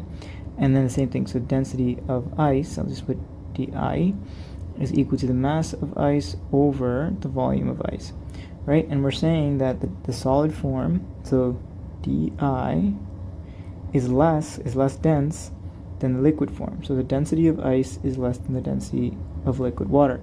Well, how can that happen? Well, like we said, it's either the mass of ice has to be lower than the mass of liquid water, or the volume of ice has to be less than the volume of liquid water, right? And so mass doesn't change, right? So it has to be the volume that is the difference, and that has to lead to why the density of ice is less than the density of liquid water, as you said here. So let's look at the structure and talk about this. So in ice, the water molecules that are held in place by hydrogen bonds, right? We discussed the significance of hydrogen bonds and how hydrogen bonds can actually, or do actually, give water its unique physical properties, such as this. So anyway, so in ice, the water molecules are held in place by hydrogen bonds, and they exist in this rigid crystalline structure, right? So in ice, the structure is this rigid crystalline structure. Okay, but despite the water molecules being held firmly in place, right, in this rigid crystalline structure, they're actually further apart from each other than they would be if they were in the liquid state. So that's the real key right there. So is that water molecules in ice are further apart from each other than they are when in the liquid phase, right? And so why is that? Well, that has to do with the hydrogen bond. So when the molecules in ice, right, because we said in ice it's this rigid crystalline structure, they get sort of closer together as water turns from liquid to ice. Okay, that's just the tendency of most, or if not all, substances, is that as the temperature goes down, their kinetic energy or their motion slows down, and so they get closer together and move less, right? But the caveat here is the hydrogen bonds. So in water, when liquid water transitions to ice through a phase change, right, freezing, what happens is the molecules will orient in such a way in that crystalline structure of ice to maximize hydrogen bonding. And in order to do that, they have to be slightly away from each other because of these repulsive forces, right? If they're really close to each other, you'll have repulsive forces because of these partial charges on oxygen and hydrogen. And so the orientation of the molecules with respect to each other in ice is slightly different than most other molecules because of those hydrogen bonds. And so what will end up happening is that the water molecules in ice are going to be further apart from each other than they are when they're in the liquid form. And so if they're further apart from each other, that means that ice, or the molecules in ice, take up more space, right? The water molecules take up more space than the liquid form because, like I said, they're further apart. And so if they take up more space, then that means what? The density of ice, with respect to the density of ice, the volume of ice is actually higher than the volume of liquid water, right? So the volume of ice is greater than the volume of liquid water because we just explained the water molecules are further apart from each other when in ice than in liquid form. And again, this has to do with the fact that the hydrogen bonding forces these molecules to orient in such a way in the frozen form, right, in the ice form of water, such that they take up more space. Okay, and so that's why solid water or ice is less dense than the liquid form. And so now let's talk about sort of why is that important, right? Because there's a lot of implications of the fact that the solid form of water is less dense than the liquid form of water. Okay, so now let's talk about kind of what this means in terms of the implications of this property of water. So first and foremost, we just established that the solid form of water is less dense than the liquid form, and so that basically means that ice floats, right? So ice is the solid form and it's less dense than the liquid form, and so the with respect to kind of buoyancy and just fluid dynamics, the things that are less dense will float to the top, and the things that are more dense will sink to the bottom. So in this case, ice, because it's less dense than liquid water, will float to the top, and so ice will float on water, on liquid water, right? So why is that important? Well, first off, it's important because that means that lakes and bodies of water during the wintertime will freeze from the top down, right? So this means that lakes, for example, and other bodies of water will freeze from the top down, right? And why is that? Well, because the first layer will start to freeze, and then that'll kind of float on top of the rest of the water, and then it'll freeze from the top down because whatever's frozen will sort of float to the top, right? Because ice floats. And so lakes will freeze from the top down, which means that fish and other aquatic animals below the water surface won't freeze to death, right? And the other thing is that because the water does freeze at the top and it'll float on top, that ice on top of a body of water will act as an insulating layer, and that keeps the liquid water below that ice from freezing by reducing heat transfer between the liquid water and the cold air above, right? So not only does ice float, and not only does bodies of water freeze from the top down, the ice that's on top, the surface layer of the water, will actually insulate the liquid water beneath it and prevent that liquid water from freezing by reducing that heat transfer between it and the cold air above, right? And so overall, because of this property, the organisms below the water, or below the ice rather, don't get subjected to temps below freezing, allowing them to survive. And so ultimately, it allows for fish and other aquatic animals to survive winter. Okay, so that was one of the properties of water. So now let's talk about another one called specific heat. Okay, so now let's talk about specific heat. So what is specific heat? Well, specific heat is the amount of heat energy required to raise the temperature of 1 gram of substance by 1 degree Celsius. Okay, so it's the amount of heat energy required to raise the temperature of 1 gram of a substance by 1 degree Celsius.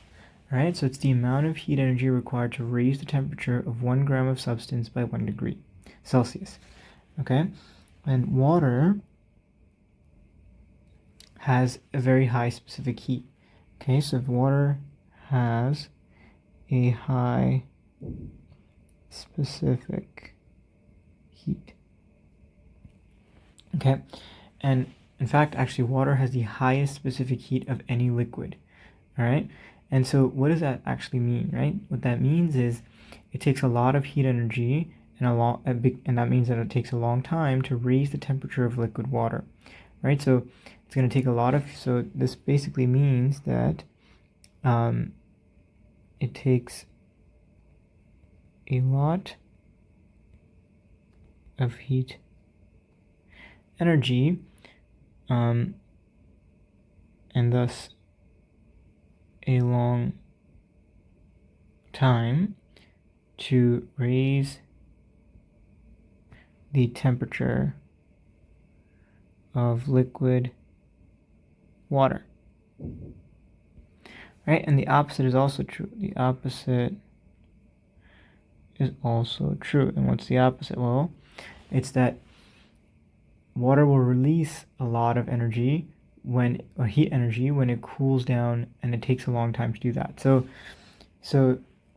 because water has a high specific heat, it takes a lot of heat energy to raise the temperature of liquid water, and in the corollary, water will release a lot of heat energy when it cools. Okay, and so why is that? Well, the reason the water has such a high specific heat is because of those hydrogen bonds, right? Because it takes a lot of energy to break those hydrogen bonds that hold liquid water together. All right, so water has a high specific heat. Well, why does it have a high specific heat? Well, because it takes a lot of energy to break the hydrogen bonds in liquid water. Right, so if you look at phase change, for example, from liquid water to into the gaseous state, you're going to need to break all of those hydrogen bonds in liquid water to then allow for the molecules to escape into the gaseous phase, right? And so in order to do that, you have to break, like I said, we have to break all those hydrogen bonds, and that requires a tremendous amount of energy, heat energy to do that, right?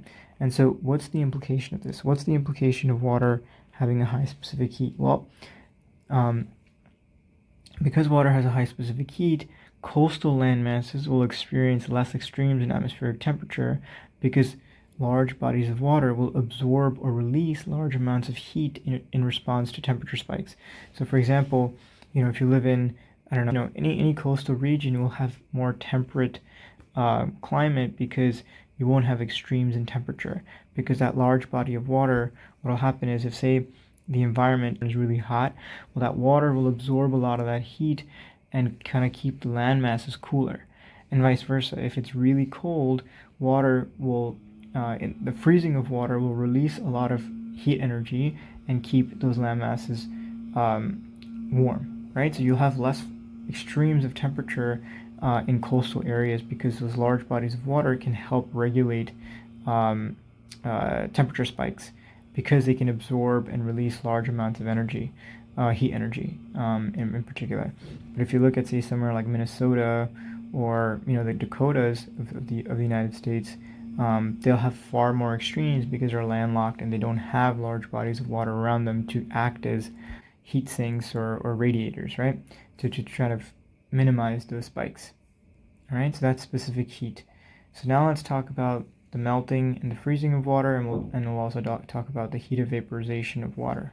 All right, so now let's talk about water's melting and freezing points. So water has a high melting and freezing point. So water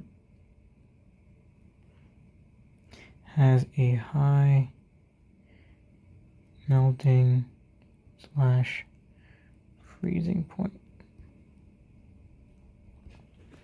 Well, why is that? Again, it has to do with those hydrogen bonds.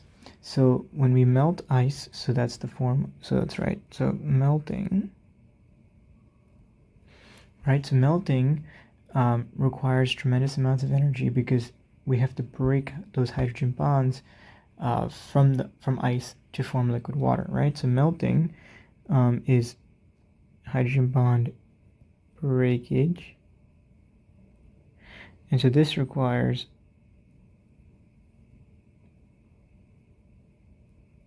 heat energy. Right, so the process of melting, which is going from, so melting is again obviously from solid to liquid, requires large amounts of heat energy because we have to break hydrogen bonds, right? So in order to melt ice, you need to break many of the hydrogen bonds that are present in ice, which requires lots of energy. Okay, so now on the flip side, let's talk about freezing. So freezing deals with the formation of hydrogen bonds. So hydrogen bond formation, right? The process of freezing releases heat energy. Okay, and so in order to freeze water to ice, liquid water has to release large amounts of heat energy. So it releases large amounts of heat energy because, again, most hydrogen bonds form during that transition from liquid to water, right? Or liquid water to ice, sorry. And this hydrogen bond formation releases large amounts of energy and leads to greater stability. All right, so freezing, again, is going from liquid to solid. And this process deals with hydrogen bond formation, and as a result of that, it releases heat energy. Okay, and so we discussed how in a certain region of the world, for example, right, like for example, the coastal regions are more temperate because of large bodies of water. So when you have melting and freezing during winter of larger bodies of water, they'll release or absorb large amounts of heat energy from the environment, and so it'll keep the environment fairly temperate and will kind of prevent extreme temperature spikes. So that's basically melting and freezing of water, right? So let's just quick overview again. Melting is when water goes from ice to liquid water. It deals with hydrogen bond breakage and requires large amounts of heat energy. Freezing, on the other hand, is from when liquid water becomes solid, so basically from liquid water to ice, and that deals with hydrogen bond formation, and as a result, releases large amounts of heat energy. All right, so now let's talk about heat of vaporization. Okay, so what is heat of vaporization? So heat of vaporization is the amount of heat energy required to convert a liquid to its gaseous state. So it is the amount of energy, or specifically heat energy, required to convert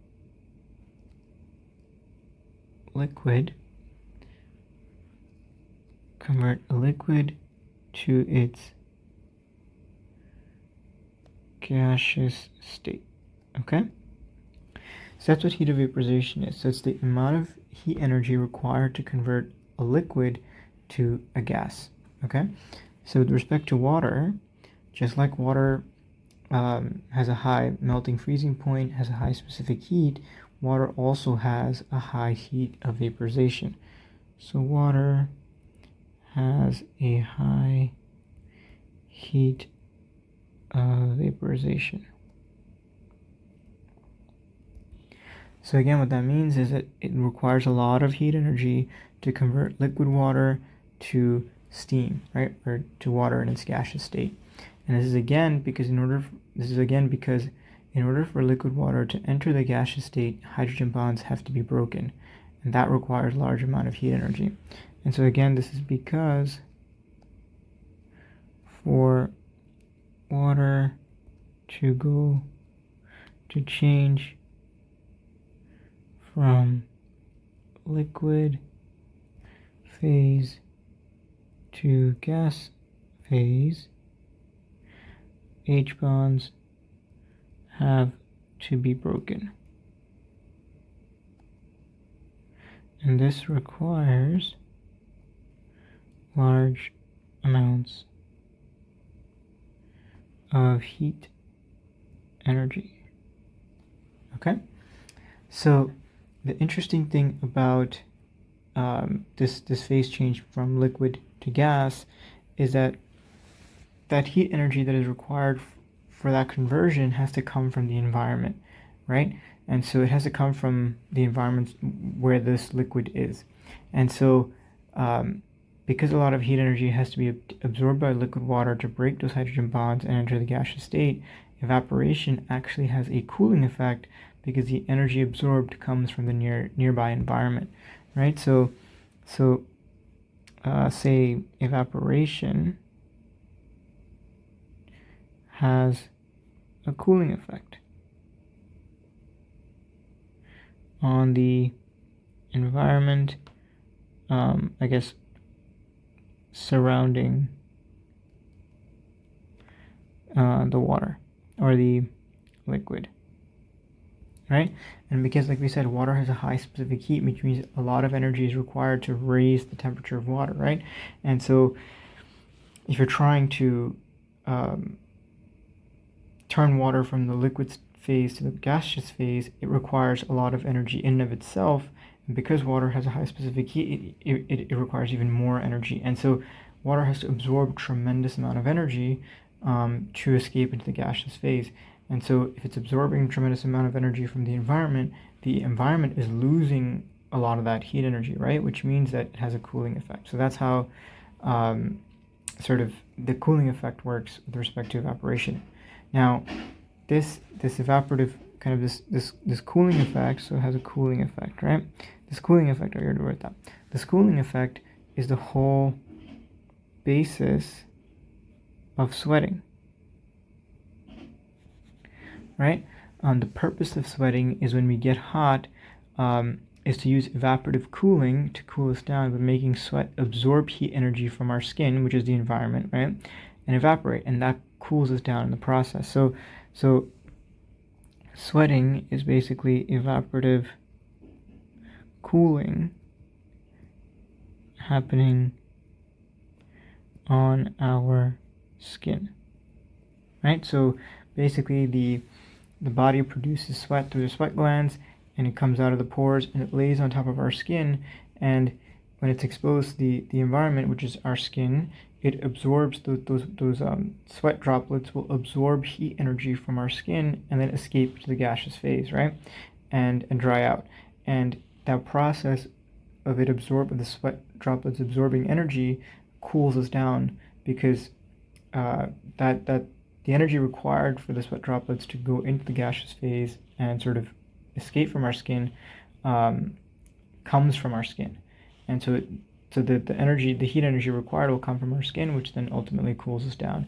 And this is an example of how we maintain homeostasis, right? Sweating is an example of thermoregulation, which is one of the things that all living things have to do in order to be considered living, as we talked about. And I think it was part 1 of lecture 1 or something to that effect. So yeah, so that's kind of evaporation and the heat of vaporization with respect to water. Okay, and so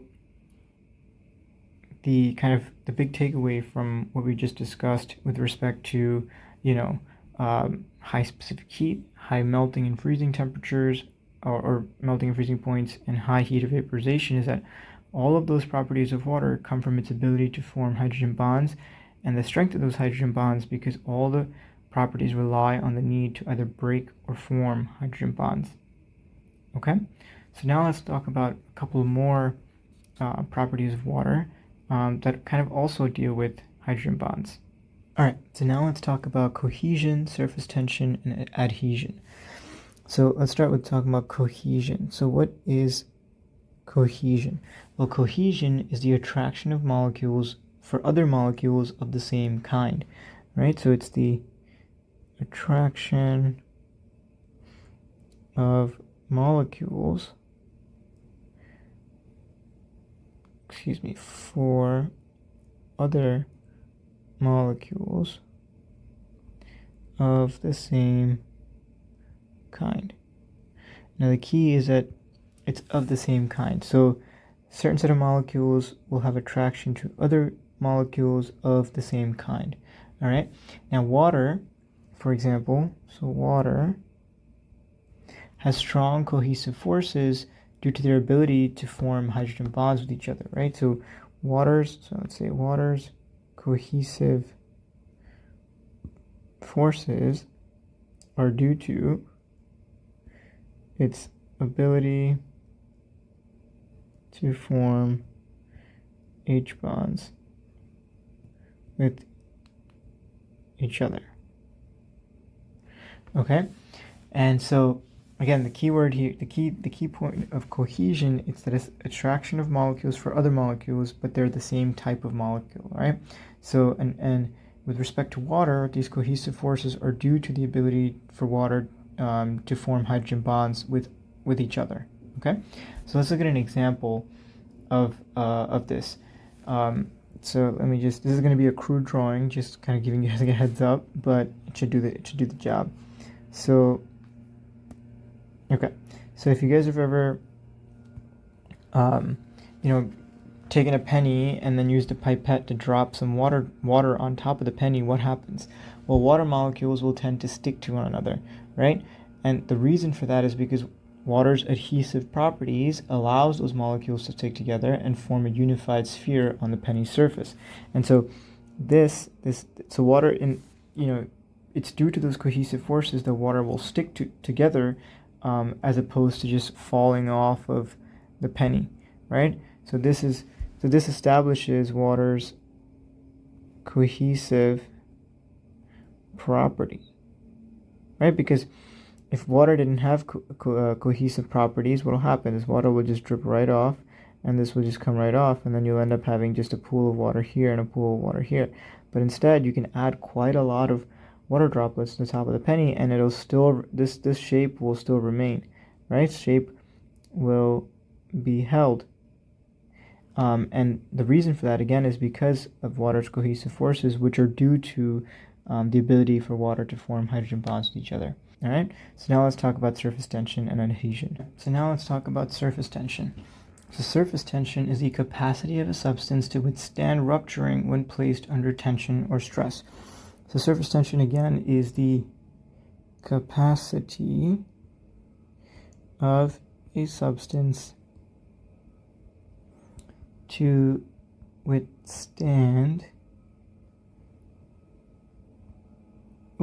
withstand rupturing when placed under stress or tension. Okay, so it's the capacity of a substance to withstand rupturing when placed under stress or tension. Okay, now the property of surface tension arises due to strong cohesive forces that are present at the surface of liquids. So surface tension, again, it occurs due to strong cohesive forces present at the surface of a liquid. Okay, so it's the surface of liquids, and it's due to strong cohesive forces, right? So let's look at an example, the kind of famous example of how an insect can walk on water, right? So again, just wanted to say it's going to be a crude drawing ahead of time so that you guys know what to expect. All right, let's look at an example. My apologies in advance for this crude drawing, but it should do the trick. All right, so insect walking on water. So how does this work? Well, let's first talk about what's happening here, right? So first off, the water molecules at the surface of a liquid have less neighboring molecules to hydrogen bond with than the molecules that are further down in the liquid, right? Because they're exposed to air on one side, unlike the molecules further down. So basically what we're saying is, say, a water molecule here, right? It can hydrogen bond to the water molecule next to it, next to it on this side, next to it below, and next to it above, right? Now if you look at a water molecule on the surface of the water, it can really only hydrogen bond with 3 different water molecules, right? It can hydrogen bond this way, it can hydrogen bond in this direction, it can hydrogen bond with a molecule in this direction. So there's 3 molecules, or in 3 different directions that this water molecule at the surface can hydrogen bond with, whereas there are 4 water molecules in 4 different directions that this water molecule can hydrogen bond with, right? And so what happens is, because of this, the water molecules at the surface, so this guy right here, will form even stronger hydrogen bonds to compensate. So these hydrogen bonds here, here, and here are going to be stronger than this, and this, right? Because this one can't form a hydrogen bond above it, right? Or it can't form a hydrogen bond with a molecule above it because the molecules above it are air, right? So it's going to compensate by forming stronger hydrogen bonds to the side and below it, okay? And so what happens is, because of this, the water surface will contain or will contain a layer of strongly bonded water molecules, right? Or strongly hydrogen bonded water molecules. So let's write this down, right? So first of all, so the water molecules at the surface can only form 3 hydrogen bonds, right? 3 H bonds. Water molecules beneath the surface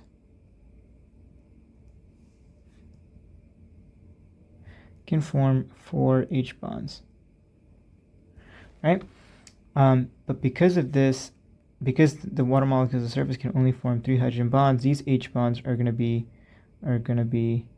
these are stronger than these guys, right? And so you have this really strongly hydrogen bonded layer of water at the surface, of water molecules at the surface of water, right? And so again, what happens is, when the weight of the insect, which is the gravitational force, right, of the weight pulling down on the water, will equal the resistance to rupture from the water molecules at the surface. So the water molecules are basically coming together and kind of really holding and resisting rupture. When that resistance to rupture equals the weight of the insect pushing down, then the insect will float, right? That makes sense, because it's basically saying that the forces, this force will cancel out this force, and so the net force is 0, and the insect can float on water. And the reason, again, is because of these really strong cohesive forces at the surface of the water, resulting in water's surface tension and its resistance to rupture when there's a weight or a tension or a stress placed on it. Okay, and this has to do with the difference in the number of hydrogen bonds that these water molecules can form based on where they are, whether at the surface or beneath the surface. Okay, so that's surface tension in water. So now let's talk about adhesion. So adhesion is the attraction between molecules of one kind and molecules of a different kind. So it's kind of the opposite of cohesion that we talked about a little earlier. So adhesion, like we just said, is the attraction between molecules of one kind and molecules of a different kind.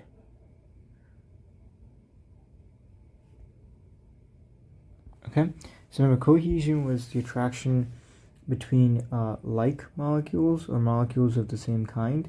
Here we're talking about the attraction of molecules of a different kind.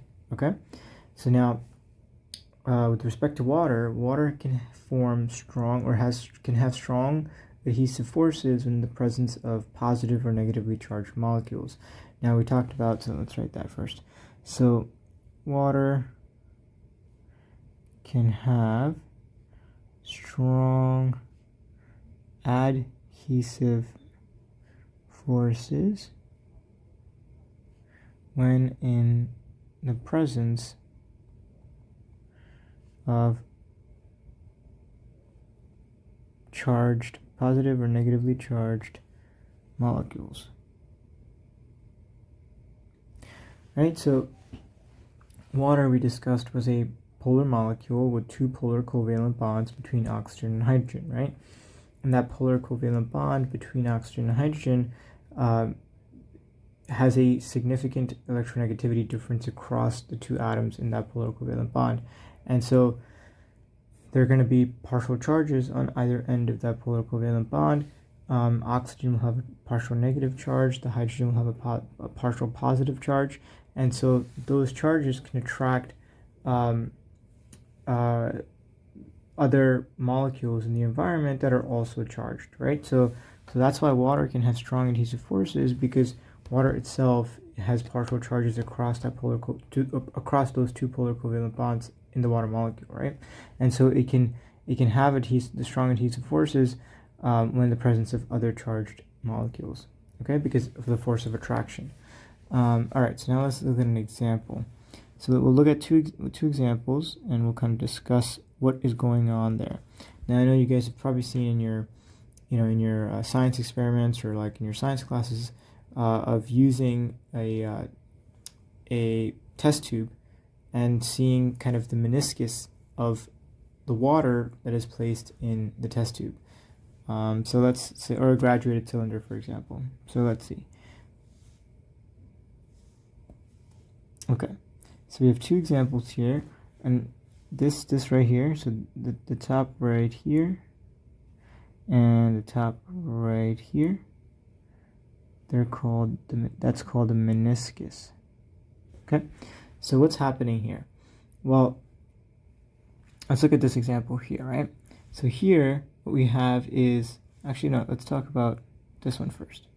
So here we have the center of the meniscus is higher than the outer edges, right? So this center right here is higher than where the edge is, right? And so what that means is, what that means is that in this particular situation, the cohesive forces of water are greater than the adhesive forces of water, right? So in this case, technically, water doesn't do this, so we'll say it's the actual element that does this usually is mercury. So in this case, mercury. So you'll have a meniscus where the center is higher than the edges when the cohesive forces are greater than the adhesive forces. Right? So what does that mean? That means that the forces of attraction, or the attractive force between the same molecules or the same kind of molecules is greater than the attractive forces between the different kinds of molecules. And the different kind in this case is mercury and the glass that makes up this graduated cylinder. Right? So so in this case, when again the center of the meniscus is higher than the edges, that means that the cohesive forces of that liquid are greater than the adhesive forces between that liquid and the walls of the glass container. Okay? So that's what happens when the meniscus is, I guess in this case it would be an upside down meniscus, right? So this we'll say this is in this case we'll have and upside down meniscus. Okay? Alright, so now let's look at this here. So here, if you look, the edges are higher than the center, right? So in this case, the edges are higher than the center. And this is what happens with water, actually. This is an example of what happens with water. So what happens? Well, here, the edges will only be higher than the center when the adhesive forces are greater than the cohesive forces. Right? And so again, why does that happen? Well, because the attraction between water molecules in this column of water is less than the attraction of that the water molecules have to the walls of this glass container, right? And so in this case, we have the I guess attractive force of different kinds of molecules. So in this case, water and glass is greater than the attractive force between the same kind of molecule. Right, in this case we have just water and water. Right, so the force of attraction between the water molecules is less than the force of attraction between the water and the walls of the glass container. Now the reason that the center is down here is because it's away from the glass, right? So there's a strong cohesive force here because it's not in contact with another surface, but the sides of this body of water that is in contact with the sides of the glass graduated cylinder, they have stronger forces of attraction amongst each other, so the glass and the water, than they do between different water molecules, or between other water molecules, right? Okay, so that's adhesive forces. And so let's talk about kind of the situation where we have adhesive forces greater than cohesive forces. So when the attraction that water has for other molecules is stronger than for other water molecules, so again, adhesion greater than cohesion, water will start to climb up the tube, right? And you can kind of see that happening here. You can see that the outer edges are going to slowly cave up, and so it's going to slowly start to climb, whereas here it's caving down, right? So what happens is water will begin to climb up the tube when, again, these adhesive forces are greater than these cohesive forces, right? And again, this is because glass, so the which is this, this surface here and this surface here, is more polar than water molecules, and so water molecules are more attracted to the glass tube than they are to themselves, right? And so we talked about here, so the attractive force for the different kind of molecules, so between water and glass, is greater than that between water and water, right? And this process of kind of the water climbing up this glass beaker, or sorry, not beaker, this glass graduated cylinder, due to those differences in the strength of the adhesive and cohesive forces, is called capillary action. So let's kind of define capillary action and kind of talk about that again. So capillary action, right, is when water molecules move up a column due to greater adhesive forces than cohesive forces, right? And the kind of biological example of this is that in plants, what capillary action allows is for small, narrow columns of water to move up from the roots, so below on the ground, to the leaves up top, right? And so what happens is, as the water molecules, so they go from the root to the leaves, right, due to capillary action, because the adhesive forces are greater than the cohesive forces. And what happens is, as the water molecules reach the leaves at the top, and at the top, the water molecules will eventually evaporate from the leaves, right, due to transpiration. The cohesiveness of the water molecules, so the attractive forces between water molecules, will cause the entire column to move up as a result of the pull from the water molecules above that are starting to evaporate. So it's kind of like a string, right? So you have both cohesive and adhesive forces. So you have the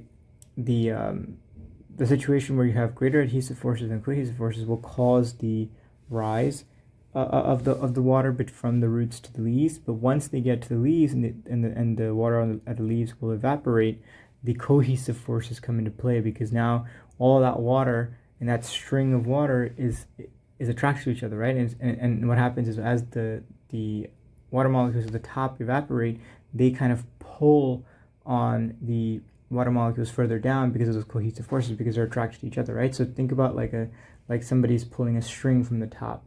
So the string has to get to the top initially, and that's through capillary action, right? That's through greater adhesive forces and cohesive forces. But once at the top, and the first few water molecules will begin to evaporate, then the pull is supplemented by the cohesive forces, because now as one molecule leaves, the others are still bound together through these hydrogen bonds and through these attractive forces of cohesion, that they're going to also get pulled up. And so it's really the adhesive forces between water and the xylem, which is the kind of the canal system, I guess, that the vasculature, I should say, the vasculature of plants also helps water rise against gravity, right? So it's really, capillary action is not necessarily just when you have adhesive forces greater than cohesive forces. It's actually when both forces are at play. So let's actually kind of define it. So it's when water molecules move up a column due to, we should say, just due to both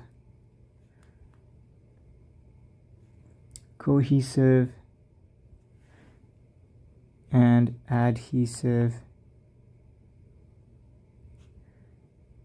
forces at play. Okay, so that was that was cohesion, surface tension, and adhesion, right? So now let's talk about the solvent properties of water. So before we talk about how water acts as a solvent, let's first define a couple things. So first and foremost, let's define what a solution is.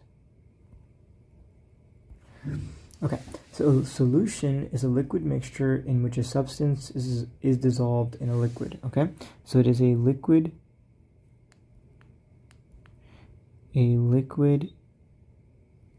mixture where a substance is dissolved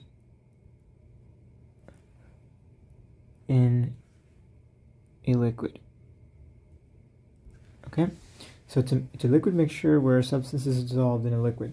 Now, the liquid in which the substance is dissolved to form a solution is called the solvent.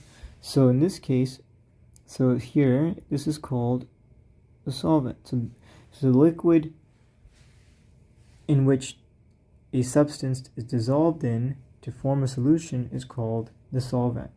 Now the solute is the substance that is dissolved in the liquid to form a solution. So the substance that's dissolved, the substance that is dissolved is called the solute, right? And then the liquid in which the solute is dissolved in is called the solvent. So you have two components, right? The actual substance that's being dissolved and the liquid that is dissolving the substance. So the substance that's being dissolved is called the solute. The liquid that's dissolving it is called the solvent. Okay, now because water is polar, right, and has partial charges, so it has a partial negative charge in the oxygen atom and a partial positive charge in both of the hydrogen atoms, and so because of this polarity and these partial charges that result from this polarity, ions and other polar molecules can dissolve in water. Now we talked about how different types of molecules, polar and nonpolar, interact with each other in part 5 of lecture 2. And we mentioned at the end that like dissolves like, right? The common phrase that like dissolves like. And so because water is polar and has partial charges, it can dissolve ionic molecules as well as other polar molecules, right? So any molecules that has charge, basically, partial charge or ionic substances. So because water can dissolve ions and other polar molecules, water technically will be considered a solvent, right? Because different ions and polar molecules can be dissolved in water. And so water is the liquid that does the dissolving, and so it can be considered the solvent. So water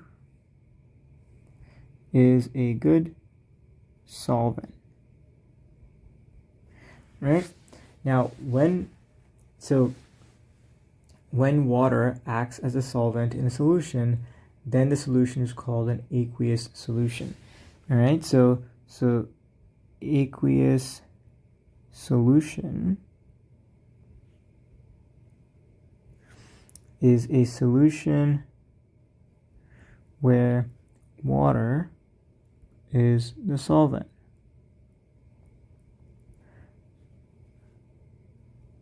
Okay, so if water's the one doing the dissolving in a solution, then it's called an aqueous solution. And many of the important biochemical reactions that take place in our bodies and across all of biology really take place in aqueous solutions within cells. Okay, remember we mentioned that 70% at the beginning of this lecture, that 70% of the human body by weight is made up of water, right? So many of the biochemical reactions that need to take place for our survival happen in aqueous solutions within cells. Okay, so now let's talk about how does water dissolve solutes, right?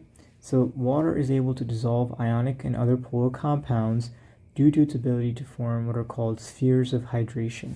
So water is a good solvent, right? We mentioned that.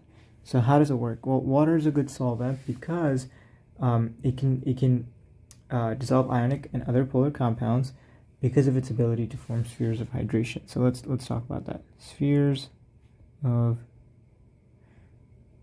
hydration.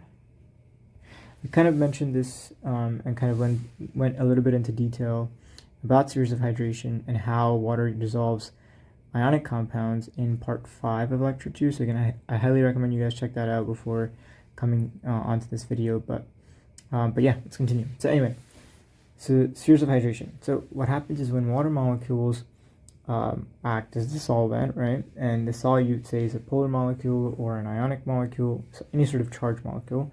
What happens is water molecules will surround this ionic or polar solute, keeping them separated from one another and dispersed in water. All right, so spheres of hydration happen when? So it's when water molecules surround ionic or polar solutes, keeping them separated from each other and dispersed in water. Okay, now the underlying force that leads to the hydration shell, or these spheres of hydration, is the attractive force between the partially negatively charged oxygen in water and the partially positively charged atom in the solute, and the partially positive hydrogen in water and the partially negative atom in the solute, right? So it's the attractive force that leads to this. So the oxygen has that, in water, the oxygen has that partial negative charge. So that negative charge is going to attract the positive atom in the solute, and then vice versa, right? So the partially positive hydrogens in water will attract the partially negative atom in the solute. And so that attraction will then cause water molecules to surround those ions or those partially charged polar solutes, and that's going to keep them separated from each other and dispersed in water. Okay, So now let's talk about what happens when ionic compounds are placed in water. So when ionic compounds are placed in water, the ionic bonds holding the compound together are disrupted by process of what's called dissociation, right? So what's the process of dissociation? So the process of dissociation is the process by which atoms or groups of atoms break off and form ions. Okay, so it's the process by which atoms or groups of atoms break off from molecules and form ions. Okay, and this process of dissociation occurs as a result of the individual ions interacting with the polar regions of water molecules through these spheres of hydration. So let's look at an example. Again, we discussed this in part 5 of lecture 2, but we're going to talk about it again because it applies here as well. Okay, so let's look at an example of what happens when we put sodium chloride or table salt in water. Right? So what happens is when sodium chloride or table salt is placed in water, sodium chloride molecules will dissociate into their constituent positive sodium and negative chloride ions, and spheres of hydration will form around these ions, right? So what happens is when sodium chloride is again placed in water, the NaCl molecules will dissociate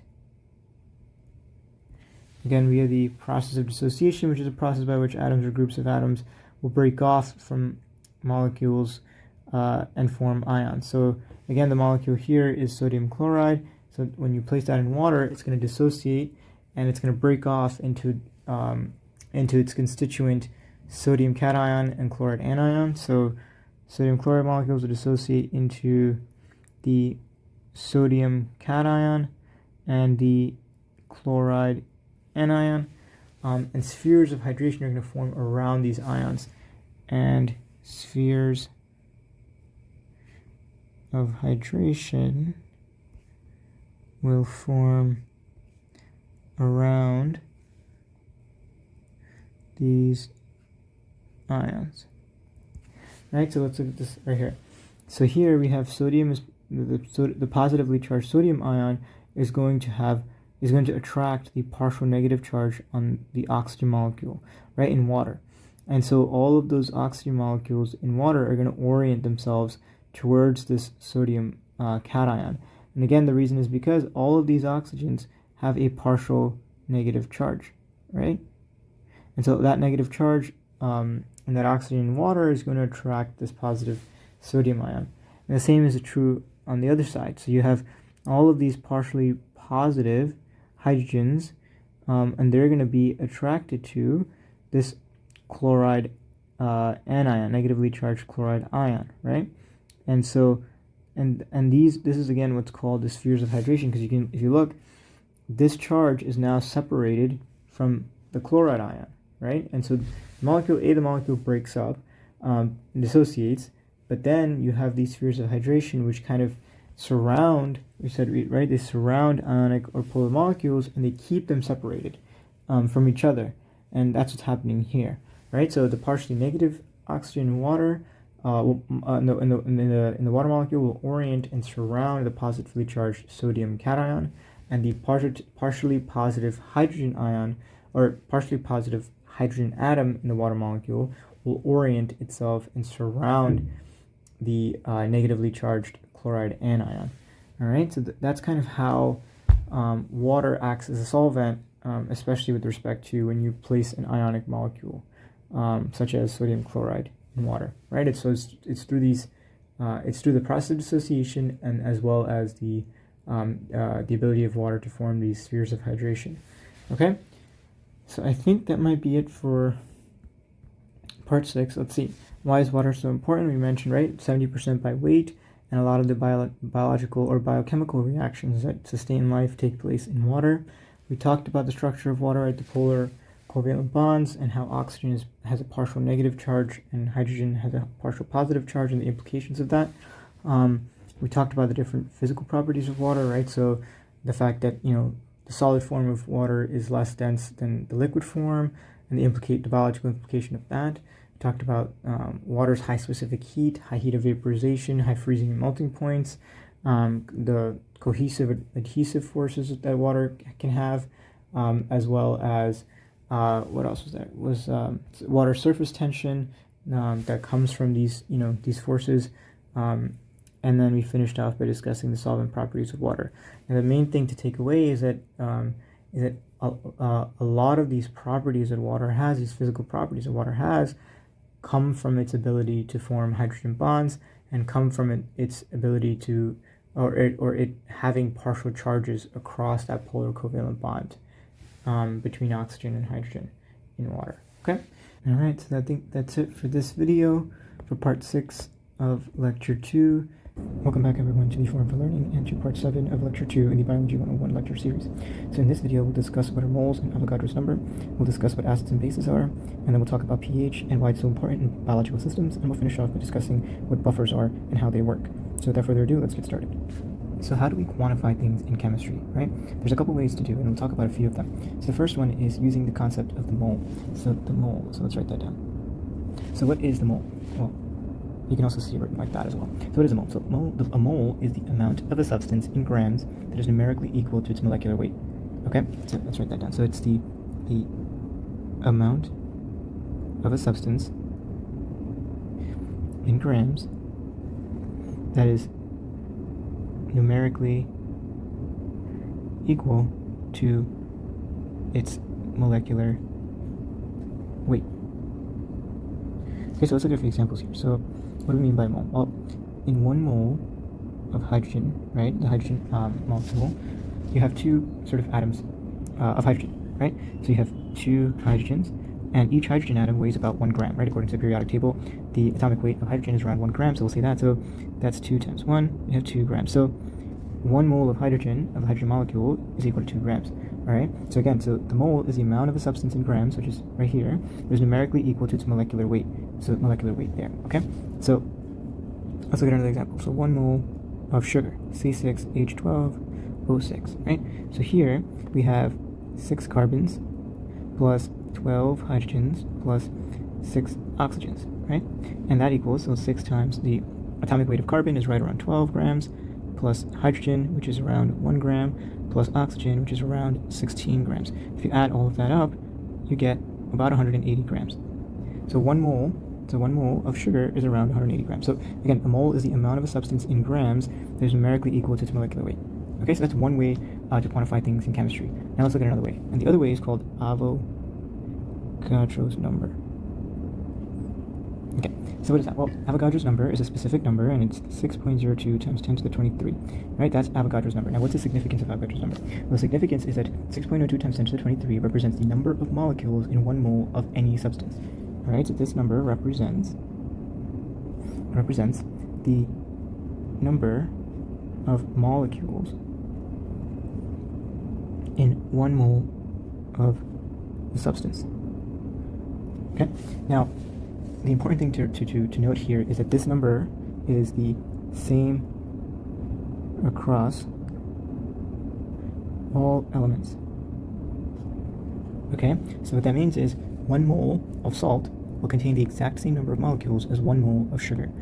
Okay, so this number again is the exact same across all elements because it represents the number of molecules in 1 mole of a substance, right? And all molecules, 1 mole of any substance will have 6.02 times 10 to the 23 molecules per mole, all right? So therefore, the number of molecules, again, in 1 mole of any element is constant for all elements, okay? So the mole count and Avogadro's number apply to kind of all different phases, right? So liquids, gases, and solids. But now let's talk about how we quantify solutions, okay? Now solutions are a little different. So for solutions, we discuss it in terms of molarity. Okay, and molarity again is used to describe the concentration of a solution, and solution again being liquid, right? So let's define this. It's a mathematical formula. So molarity, capital M, is equal to the number of moles of a solute divided by the volume of the solvent in liters. Okay, now in part 6 of lecture 2, we did go over what solutes were, what solvents were, and what solutions were. So if you guys want some definitions and a better idea, you might want to check that video out. But let's continue. So molarity, again, describes the concentration of solutions. Right, and again, it's the number of moles of a solute over the volume of a solvent, and it's particularly in liters. Okay, so what does molarity mean, basically, right? Again, it basically discusses how concentrated a solution is. So the higher the molarity, that means that the more concentrated the solution is, and so the solution is stronger. Okay, and conversely, if a solution has low molarity, that means the solution is weak because the solution isn't as concentrated, right? Because if you have a high molarity, that means you have a large number of solutes in very little solvent, which means it's very concentrated. Now, on the flip side, if you have low molarity, that means that you have less solutes in more solvent, which means it's more diluted and it's less concentrated. Okay, so that's kind of how we quantify things, or one of the ways we quantify things, or I should say a couple of the ways we quantify things in chemistry. And again, with respect to the mole, Avogadro's number, and molarity. So now let's talk about, what's next? Let's talk about what are acids and bases. Now let's talk about acids and bases. So there are a couple different definitions of acids and bases across chemistry, but for the intents and purposes of this video and kind of biology, the biology lecture series as a whole, we'll discuss acids and bases with respect to the Arrhenius definition. Okay, so acids, according to the Arrhenius definition, are substances that, when dissolved in water, will release hydrogen ions, thereby increasing the hydrogen ion concentration in solution. Okay, so acids, so when dissolved in water, will release hydrogen ions, or H+ ions, ultimately increasing the hydrogen ion concentration in solution. Okay, so an Arrhenius acid is the substance that, when dissolved in water, will release hydrogen ions, right? And ultimately increase the hydrogen ion concentration in solution. Now, let's just define what hydrogen ions are, right? So if we look at, let's look at a neutral hydrogen atom, right? No charge. Hydrogen has an atomic number of 1, which means we have 1 proton, a mass number of 1, which means that we have 0 neutrons. And if this hydrogen atom has a net neutral charge, and we said that protons have a positive charge, that means in order to cancel out to a neutral charge, we have to have 1 electron, right? And that's a negative charge. So in a neutral hydrogen atom, we have 1 proton, so 1 positive charge and 1 negative charge, they cancel each other out, and you end up having a neutral hydrogen. Now in this case, we have a hydrogen with a positive sign, right? So it's a cation, which means that here, so if it's positive, that means we still retain the proton, we still have no neutrons, but in order for the hydrogen atom to go from a neutral charge to a positive charge, it needs to lose that negative, right? So that means it has 0 electrons, right? Because if it still had the electron, it would be neutral, 0. But because it's a positive, that means there's more positive charges than negative charges. And if there's only 1 positive charge, that means there has to be 0 negative charges, right? So ultimately, a hydrogen ion, H+ ion, is just a proton, right? Because that's all we have left. So that's just a definition of hydrogen ion. So let's continue with acids and bases. So acids can be, we can split acids into 2 categories. Okay, so one is strong acids, and the other are weak acids. Okay, so what are strong and weak acids? Well, strong acids are acids that dissociate completely, resulting in the release of lots of hydrogen ions, right? So strong acids will dissociate completely.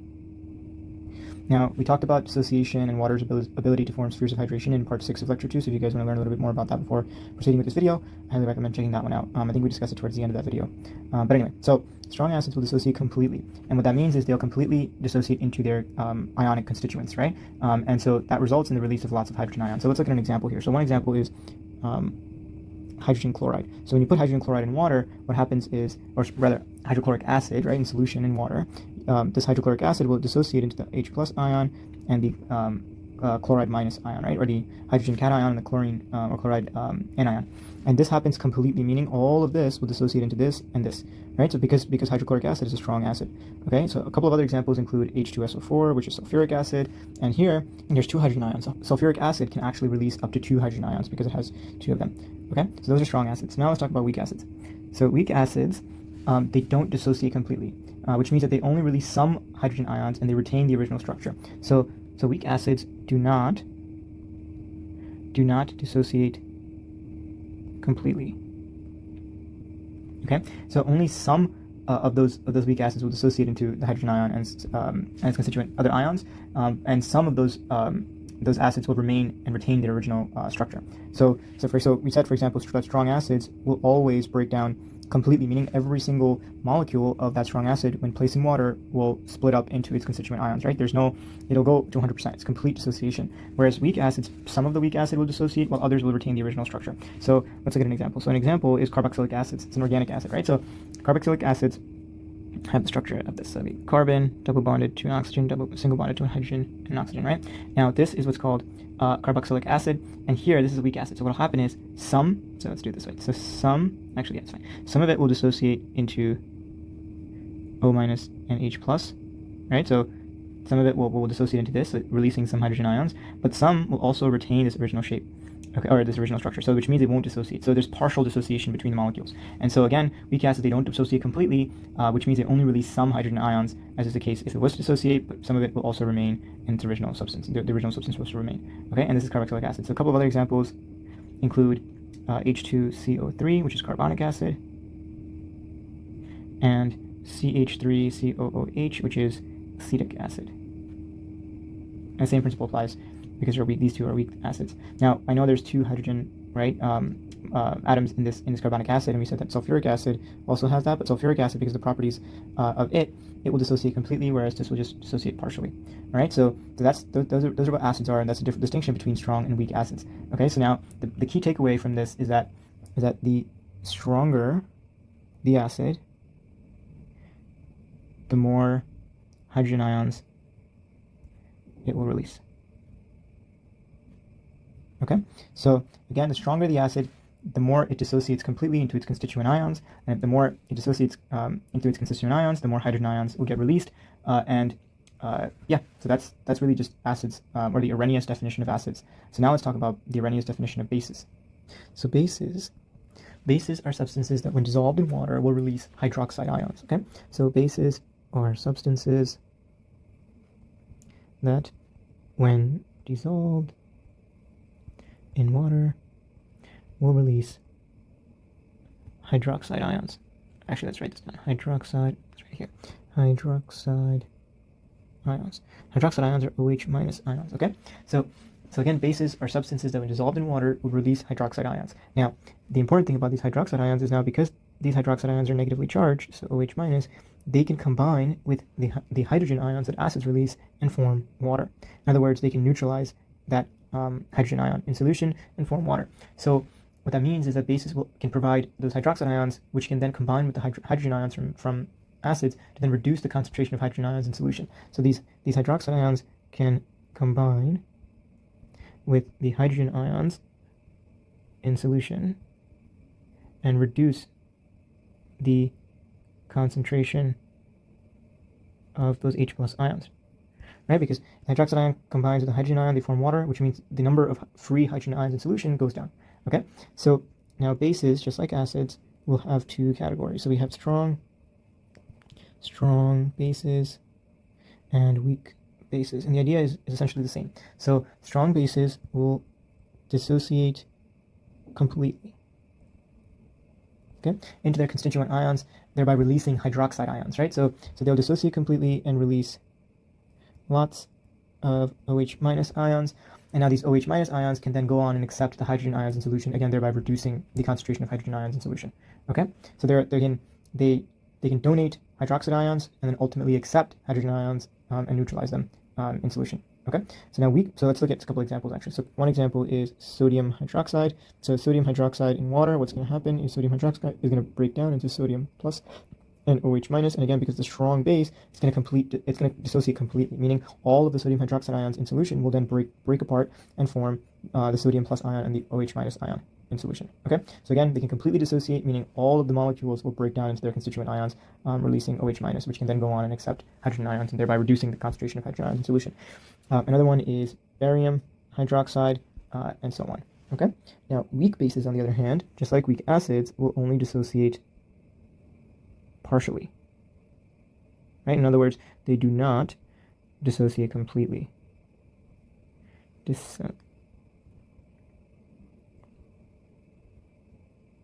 Okay, they do not dissociate completely, and which means that they can only release some hydroxide ions into solution, which means they can only accept some hydrogen ions.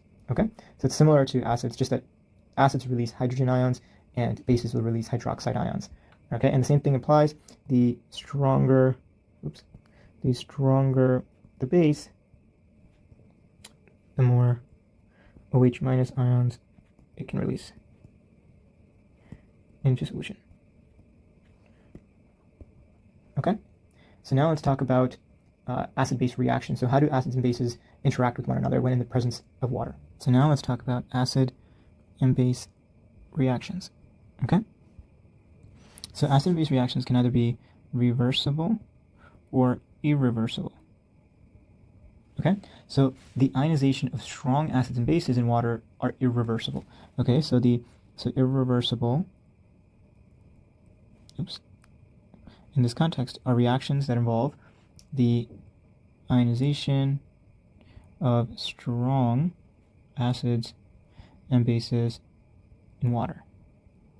Okay, so the ionization of strong acids and bases in water are going to be irreversible reactions. Now what that means is the reactions are going to proceed in one direction and one direction only, and it's going to go to completion. So let's look at an example here, right? So say we have water and we have hydrochloric acid in that water, right? Which is a strong acid. What's going to happen is this hydrochloric acid is going to break up, and you're going to have chloride minus, and this hydrogen is going to also break out, and it's going to go and join the water, and you're going to have what's called the hydronium ion. Now H3O plus is the exact same as H plus. This is just a denotation difference, or just the way you notate it, the difference in that. So, but they're interchangeable. So basically you have a chloride ion and a hydronium ion, or the equivalent of hydrogen ion. And this reaction will only proceed in this direction. It's not going to proceed in the reverse direction, because all of this hydrochloric acid, because it's a strong acid, is going to dissociate and form a chloride ion and the hydronium ion. Okay, and the reason is also not just because of the dissociative properties of strong acids and bases, but it's also because of water's abilities to form spheres of hydration and isolate those ions. Now again, if you guys want to learn more about spheres of hydration and water's ability to do that, I suggest you guys revisit, I think, part 6 of lecture 2 towards the end of that, because we go over that there. And you guys have a better understanding of how water can form these shields are called spheres of hydration, and prevent ions from getting back together into their original starting compound. All right, so that was the ionization of strong acids and bases, and again, it results in irreversible reactions. Now let's talk about reversible reactions. So first of all, reversible reactions are reactions that can proceed in either direction depending on the relative starting concentrations of reactants and products. So again, reversible reactions are reactions that can proceed in either direction depending on the relative starting concentrations of reactants and products. Okay, so now with respect to reversible reactions, the ionization of weak acids and bases in water can be reversible, right? They can be somewhat reversible. So these reactions can be somewhat reversible. Okay, so we have reversible reactions can be reactions where you have the ionization of weak acids and bases. Again, weak acids and bases in water, whereas the ionization of strong acids and bases in water are going to be irreversible. So let's look at an example of a reversible reaction. So we'll look at what happens and kind of how the ionization of acetic acid works. So we have CH3, COH, and I'll draw that. So this breaks down into CH3, C double bond O, O minus, and H plus. Again, same thing as hydronium, doesn't really matter, just for demonstration purposes. Okay, so now this is the forward reaction, right? It's just the ionization of acetic acid. So this is acetic acid, okay? And it'll break down into acetate and the hydrogen ion.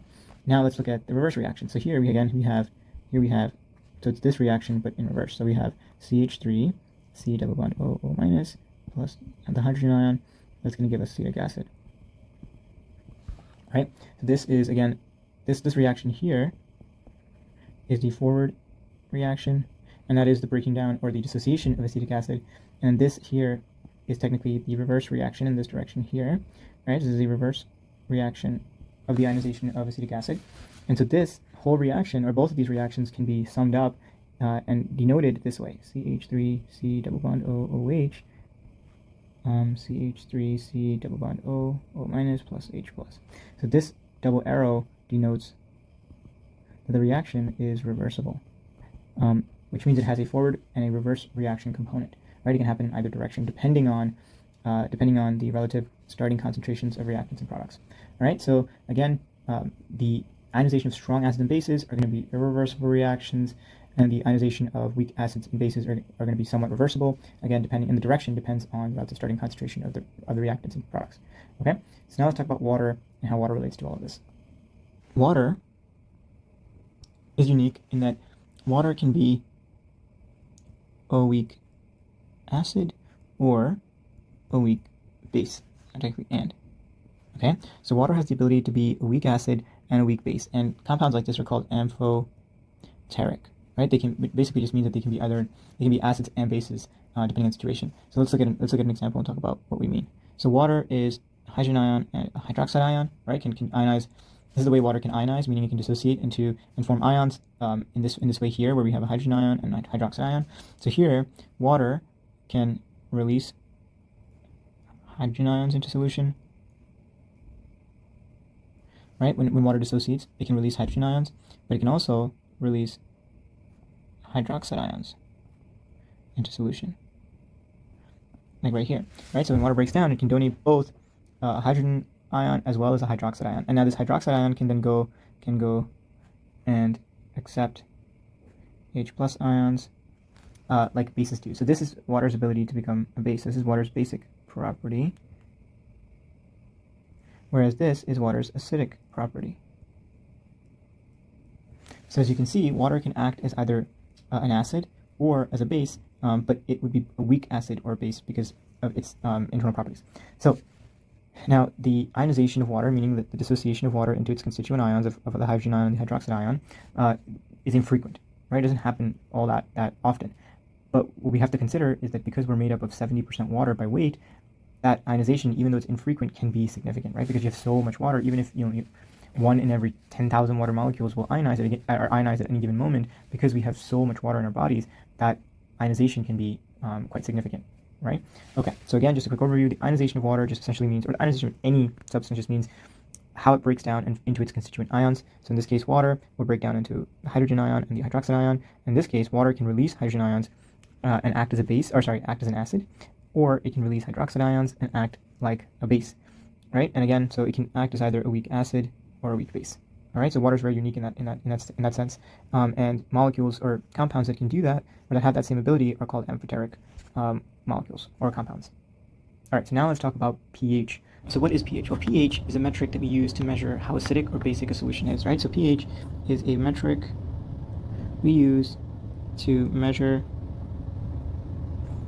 how acidic or basic a solution is. Okay, and pH is based off the concentration of H plus ions in solution.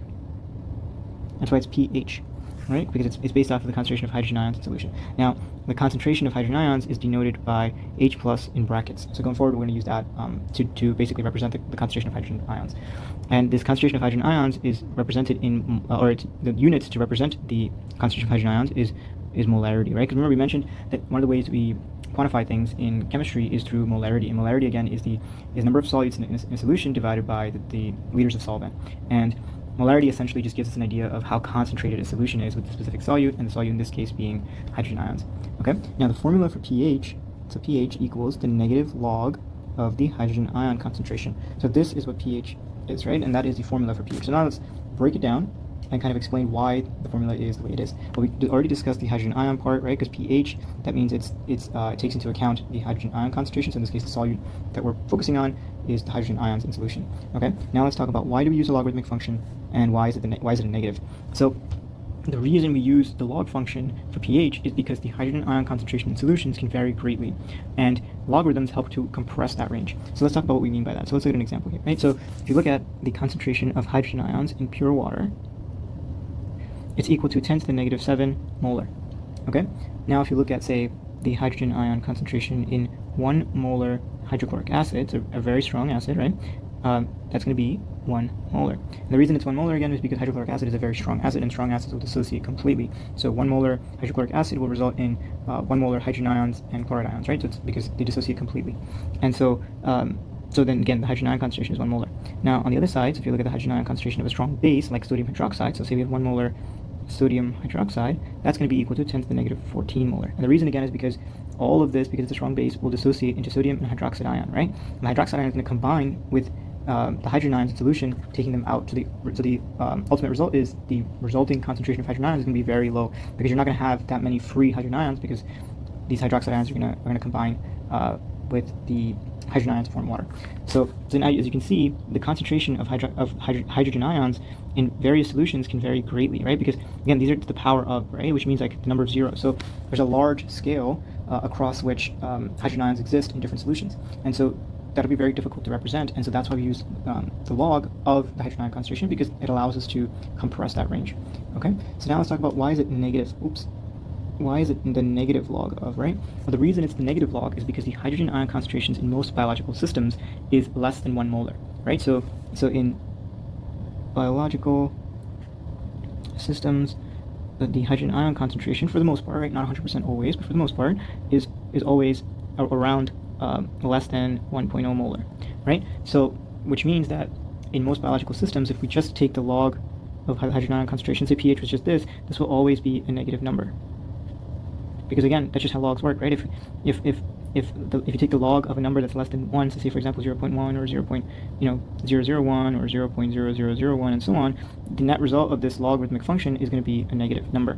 And so we don't want that, right? We don't want to represent pH as a negative, because that just wouldn't make sense. So that's why we negate, or we add a negative sign, because this will not, this right here will be a negative, right? Because in biological systems, again, because most biological systems have hydrogen ion concentration less than 1 molar. It's less than 1 molar, meaning it's a decimal, right?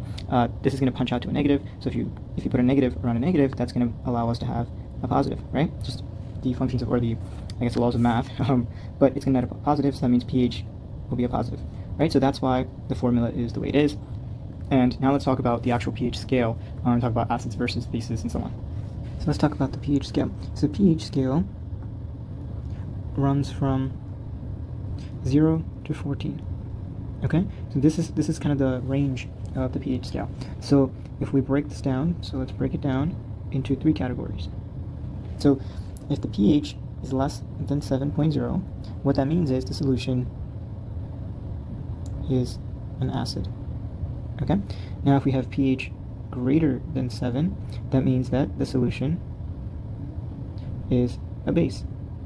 Okay, and then if we have a solution that is pH equals 7, like water, for example, or pure water, the solution is neutral. Okay, now we talked a little bit about it here. So if you look at here, so if we said pure water, right? Pure water has a pH of 7. 1 molar hydrochloric acid will actually have a pH of 0 because of how strong it is. And then 1 molar concentration of sodium hydroxide will have a pH of 14. So we said this is neutral, right? pH of 0 because it's less than 7. pH is less than 7, that means this is an acid. And then pH of 14, pH greater than 7, and that means it's a base, so it's a base. Okay, so if pH is less than 7, it's an acid. If pH is greater than 7, it's a base. And if pH equals 7, then it's neutral. All right, so let's talk about kind of, patterns regarding the pH scale and what they mean. So the lower the pH, right? The lower the pH, the higher the hydrogen ion concentration and the more acidic a solution. Okay, so the lower the pH, the more hydrogen ion concentrations are present in solution, which makes it more acidic. So if you look here, 0 is about as low as you can go on the pH scale, right? And if it's 0, that means there's a lot of hydrogen ion concentration solution, because again, strong acid, everything dissociates, so it's just all hydrogen ions, 1 molar hydrogen ions in solution. So it's very high hydrogen ion concentration, which means that it's going to be very acidic. Now on the flip side, if you have a higher, if you have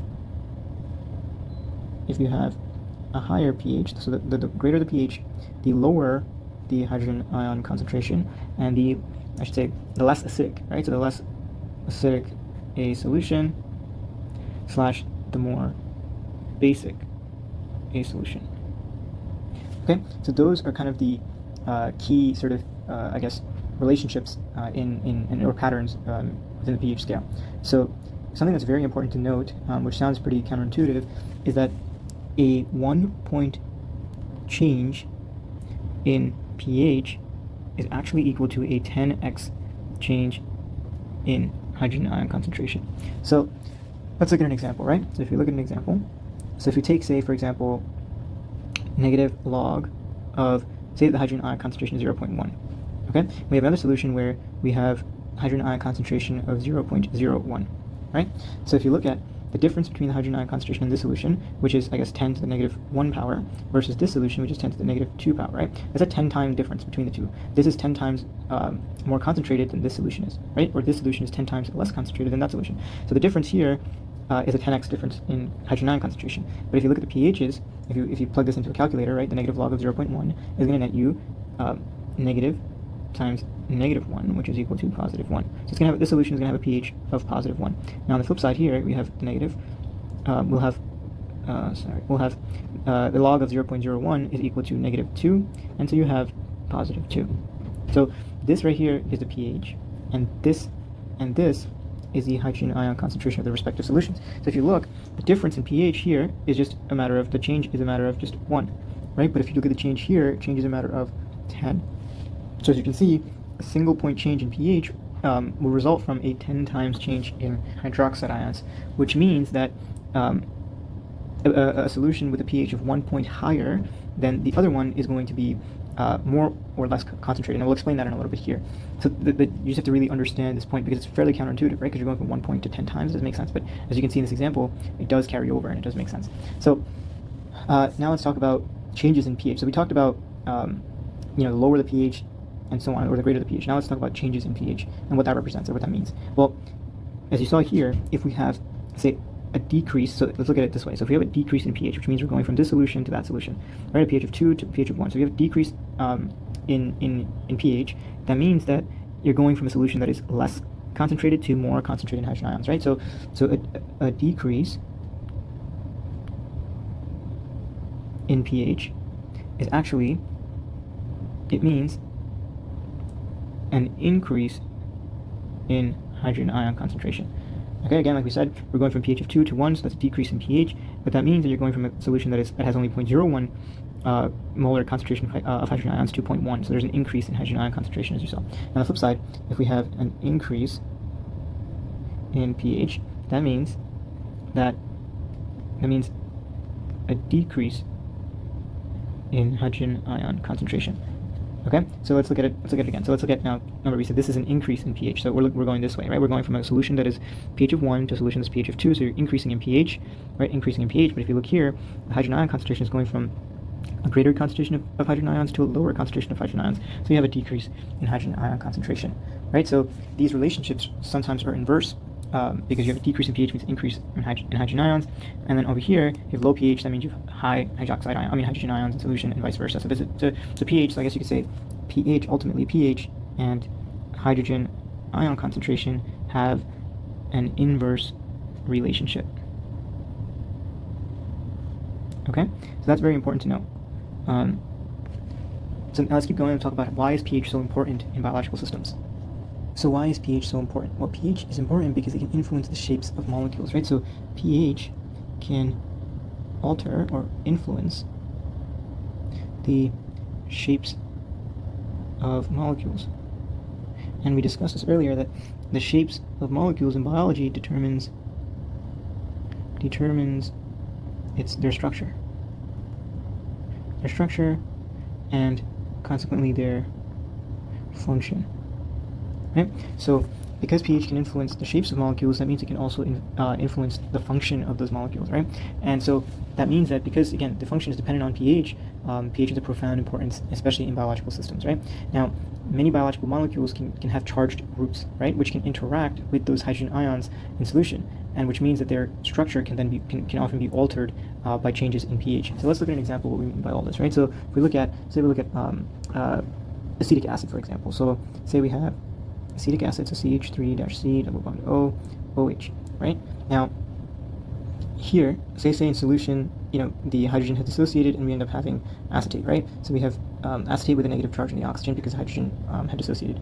Now, this is a charged molecule, right? Now, say that, you increase the pH of the solution that this is in by adding hydrochloric acid or whatever it might be. What can happen is the same molecule can accept a hydrogen ion solution and change to acetic acid, CH3C double bond OH, right? And this is an uncharged molecule now, right? So what that means is that you went from a charged molecule, which can interact with water, right? Because charged molecule polar interact with water, to a molecule that is uncharged and non-polar / hydrophobic, right? So as you can see, and these two solutions might have different pHs, so there might be a delta difference in pH between these two solutions. So just by changing the pH between these two, you go from having acetate in its charged form, in its ionic form, which can interact with water, to then having a hydrogen ion come along and bind to this oxygen anion in acetate, forming acetic acid. And so now you end up having an uncharged molecule which is now hydrophobic and cannot interact with water, right? Or cannot interact in a hydrophilic manner anyway. And so as you can see, pH is very important because it can again alter shapes and structure and consequently their function in terms of the molecules, biological molecules.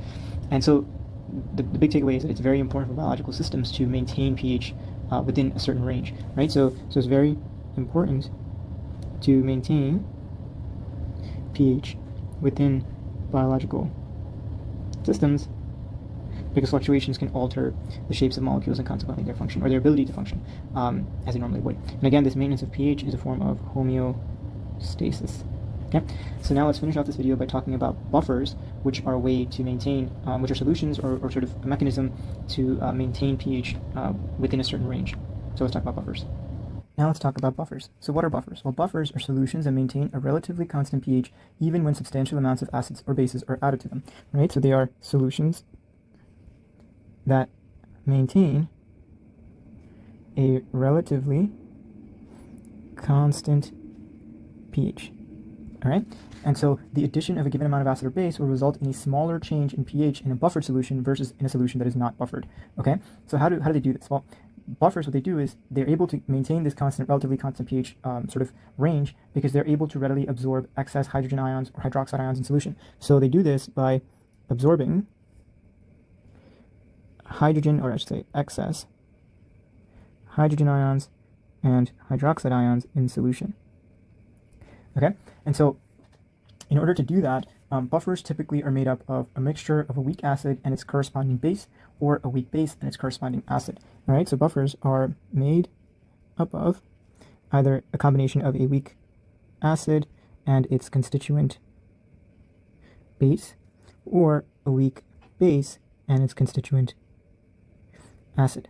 Okay, so and what that allows buffers to do is that they keep the body's pH within a narrow range that's needed for survival, right? Maintaining homeostasis with respect to pH. So let's look at kind of the famous example that we have in our bodies, specifically the one we have in our blood, which is the bicarbonate buffer, or the carbonic acid bicarbonate buffer system. Okay, so let's look at an example. So we have, so let's go through this. So what happens is, we'll have carbonic acid, which is H2CO3, which is a weak acid. Okay, oops.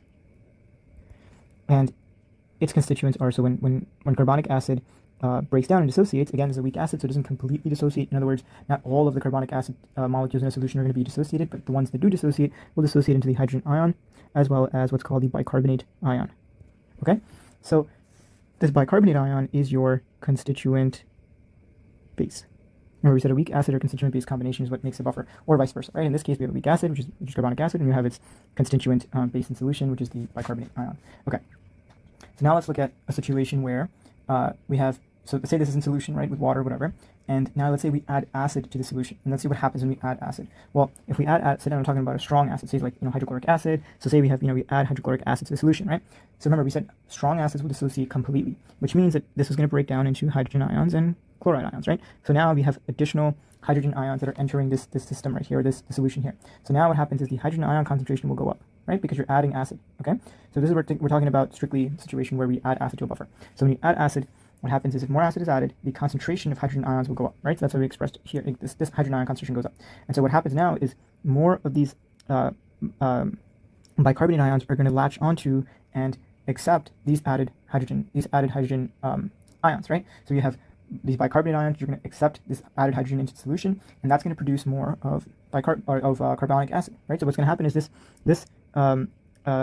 bicarbonate ion is going to accept this added hydrogen ion, and it's going to form carbonic acid.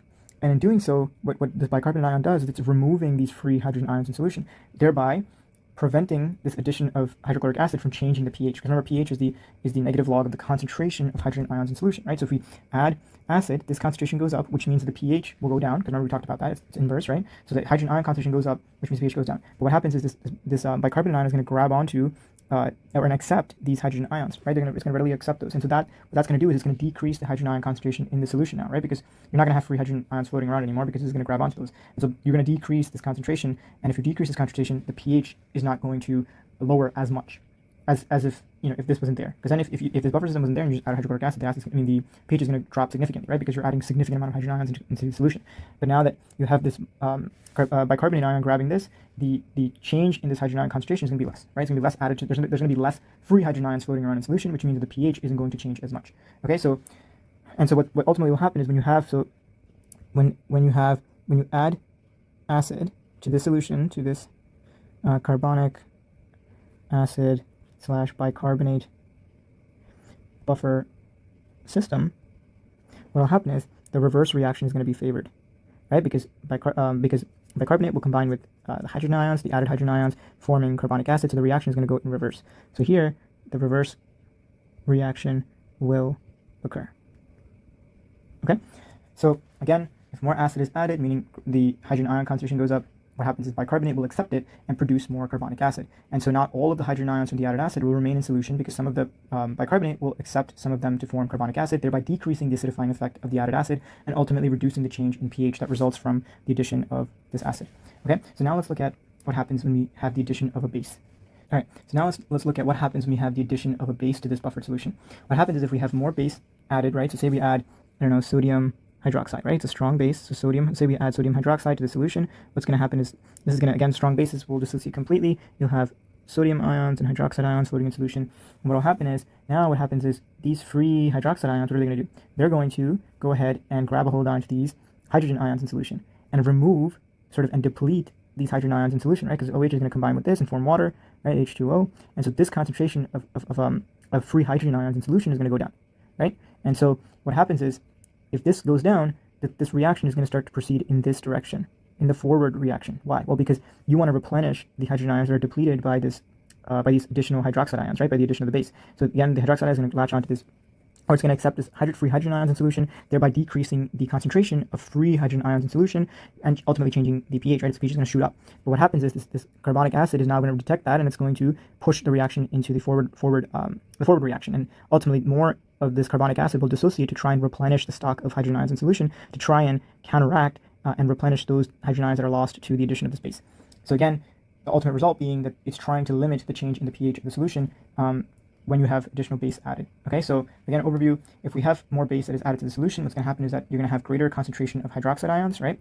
And what will happen is more of this carbonic acid will dissociate to counteract the combination or the combining of hydroxide ion with these free-floating hydrogen ions, thereby replenishing some of the free hydrogen ion concentration that's lost to OH minus accepting it, thereby again ultimately reducing the change in pH. All right, so in this case, when you add a base to this carbonic acid bicarbonate buffer system, what will happen is the forward reaction will occur. Okay, and so that's how this buffer system works in our blood. Now, something that also happens with respect to us in humans specifically, when you have lots of acid added, right? So you have a lot of acid in our blood. What's going to happen is it's going to cause, again, the hydrogen ion concentration shoot up, and what will ultimately happen is these bicarbonate ions are going to combine with those free-floating hydrogen ions, again causing this reaction to go in the reverse direction, right? Because remember we said if acid is added to the system, it'll cause a reverse reaction to occur. So now if we have really strong acids in our blood, and say the pH drops significantly, what will happen is these carbonic acid molecules can actually break down into water and carbon dioxide. And so what actually happens is when we have hyperacidemia in our bloods, what will happen is we'll end up hyperventilating. The reason we hyperventilate is because, again, you have a lot of acid in our blood. A lot of these bicarbonate ions are going to combine with those additional excess hydrogen ions, forming carbonic acid, right, in the reverse reaction. And then what ultimately happens, this will break down into its constituent of carbon dioxide and water, and we keep breathing and we hyperventilate to try and get rid of this excess carbon dioxide. And the more carbon dioxide we get rid of, the more this reaction will get pushed this way, the less and the more free-floating hydrogen ions are going to be taken up by this, and thereby limiting the change in the pH that results as a result of this highly acidic blood. And so That's what happens with buffers, and specifically buffers within our body, right? So again, overall, the main point of buffers is to allow there to be a buffer against changes in pH, right? So its purpose is to maintain a relatively constant pH in our bodies to maintain and sustain life, basically. All right, so I think that's it for this video. Let's just make sure we covered everything. So we did talk about the different ways to quantify things in chemistry, right? We talked about moles and Avogadro's number. We did discuss what acids and bases were, and we talked about pH and why it's so important in biological systems, and then we also just finished off talking about buffers. So I think that's all of it for this video. So as always, I hope you guys learned something, and as always, stay true, be kind, and never stop learning. Okay, bye!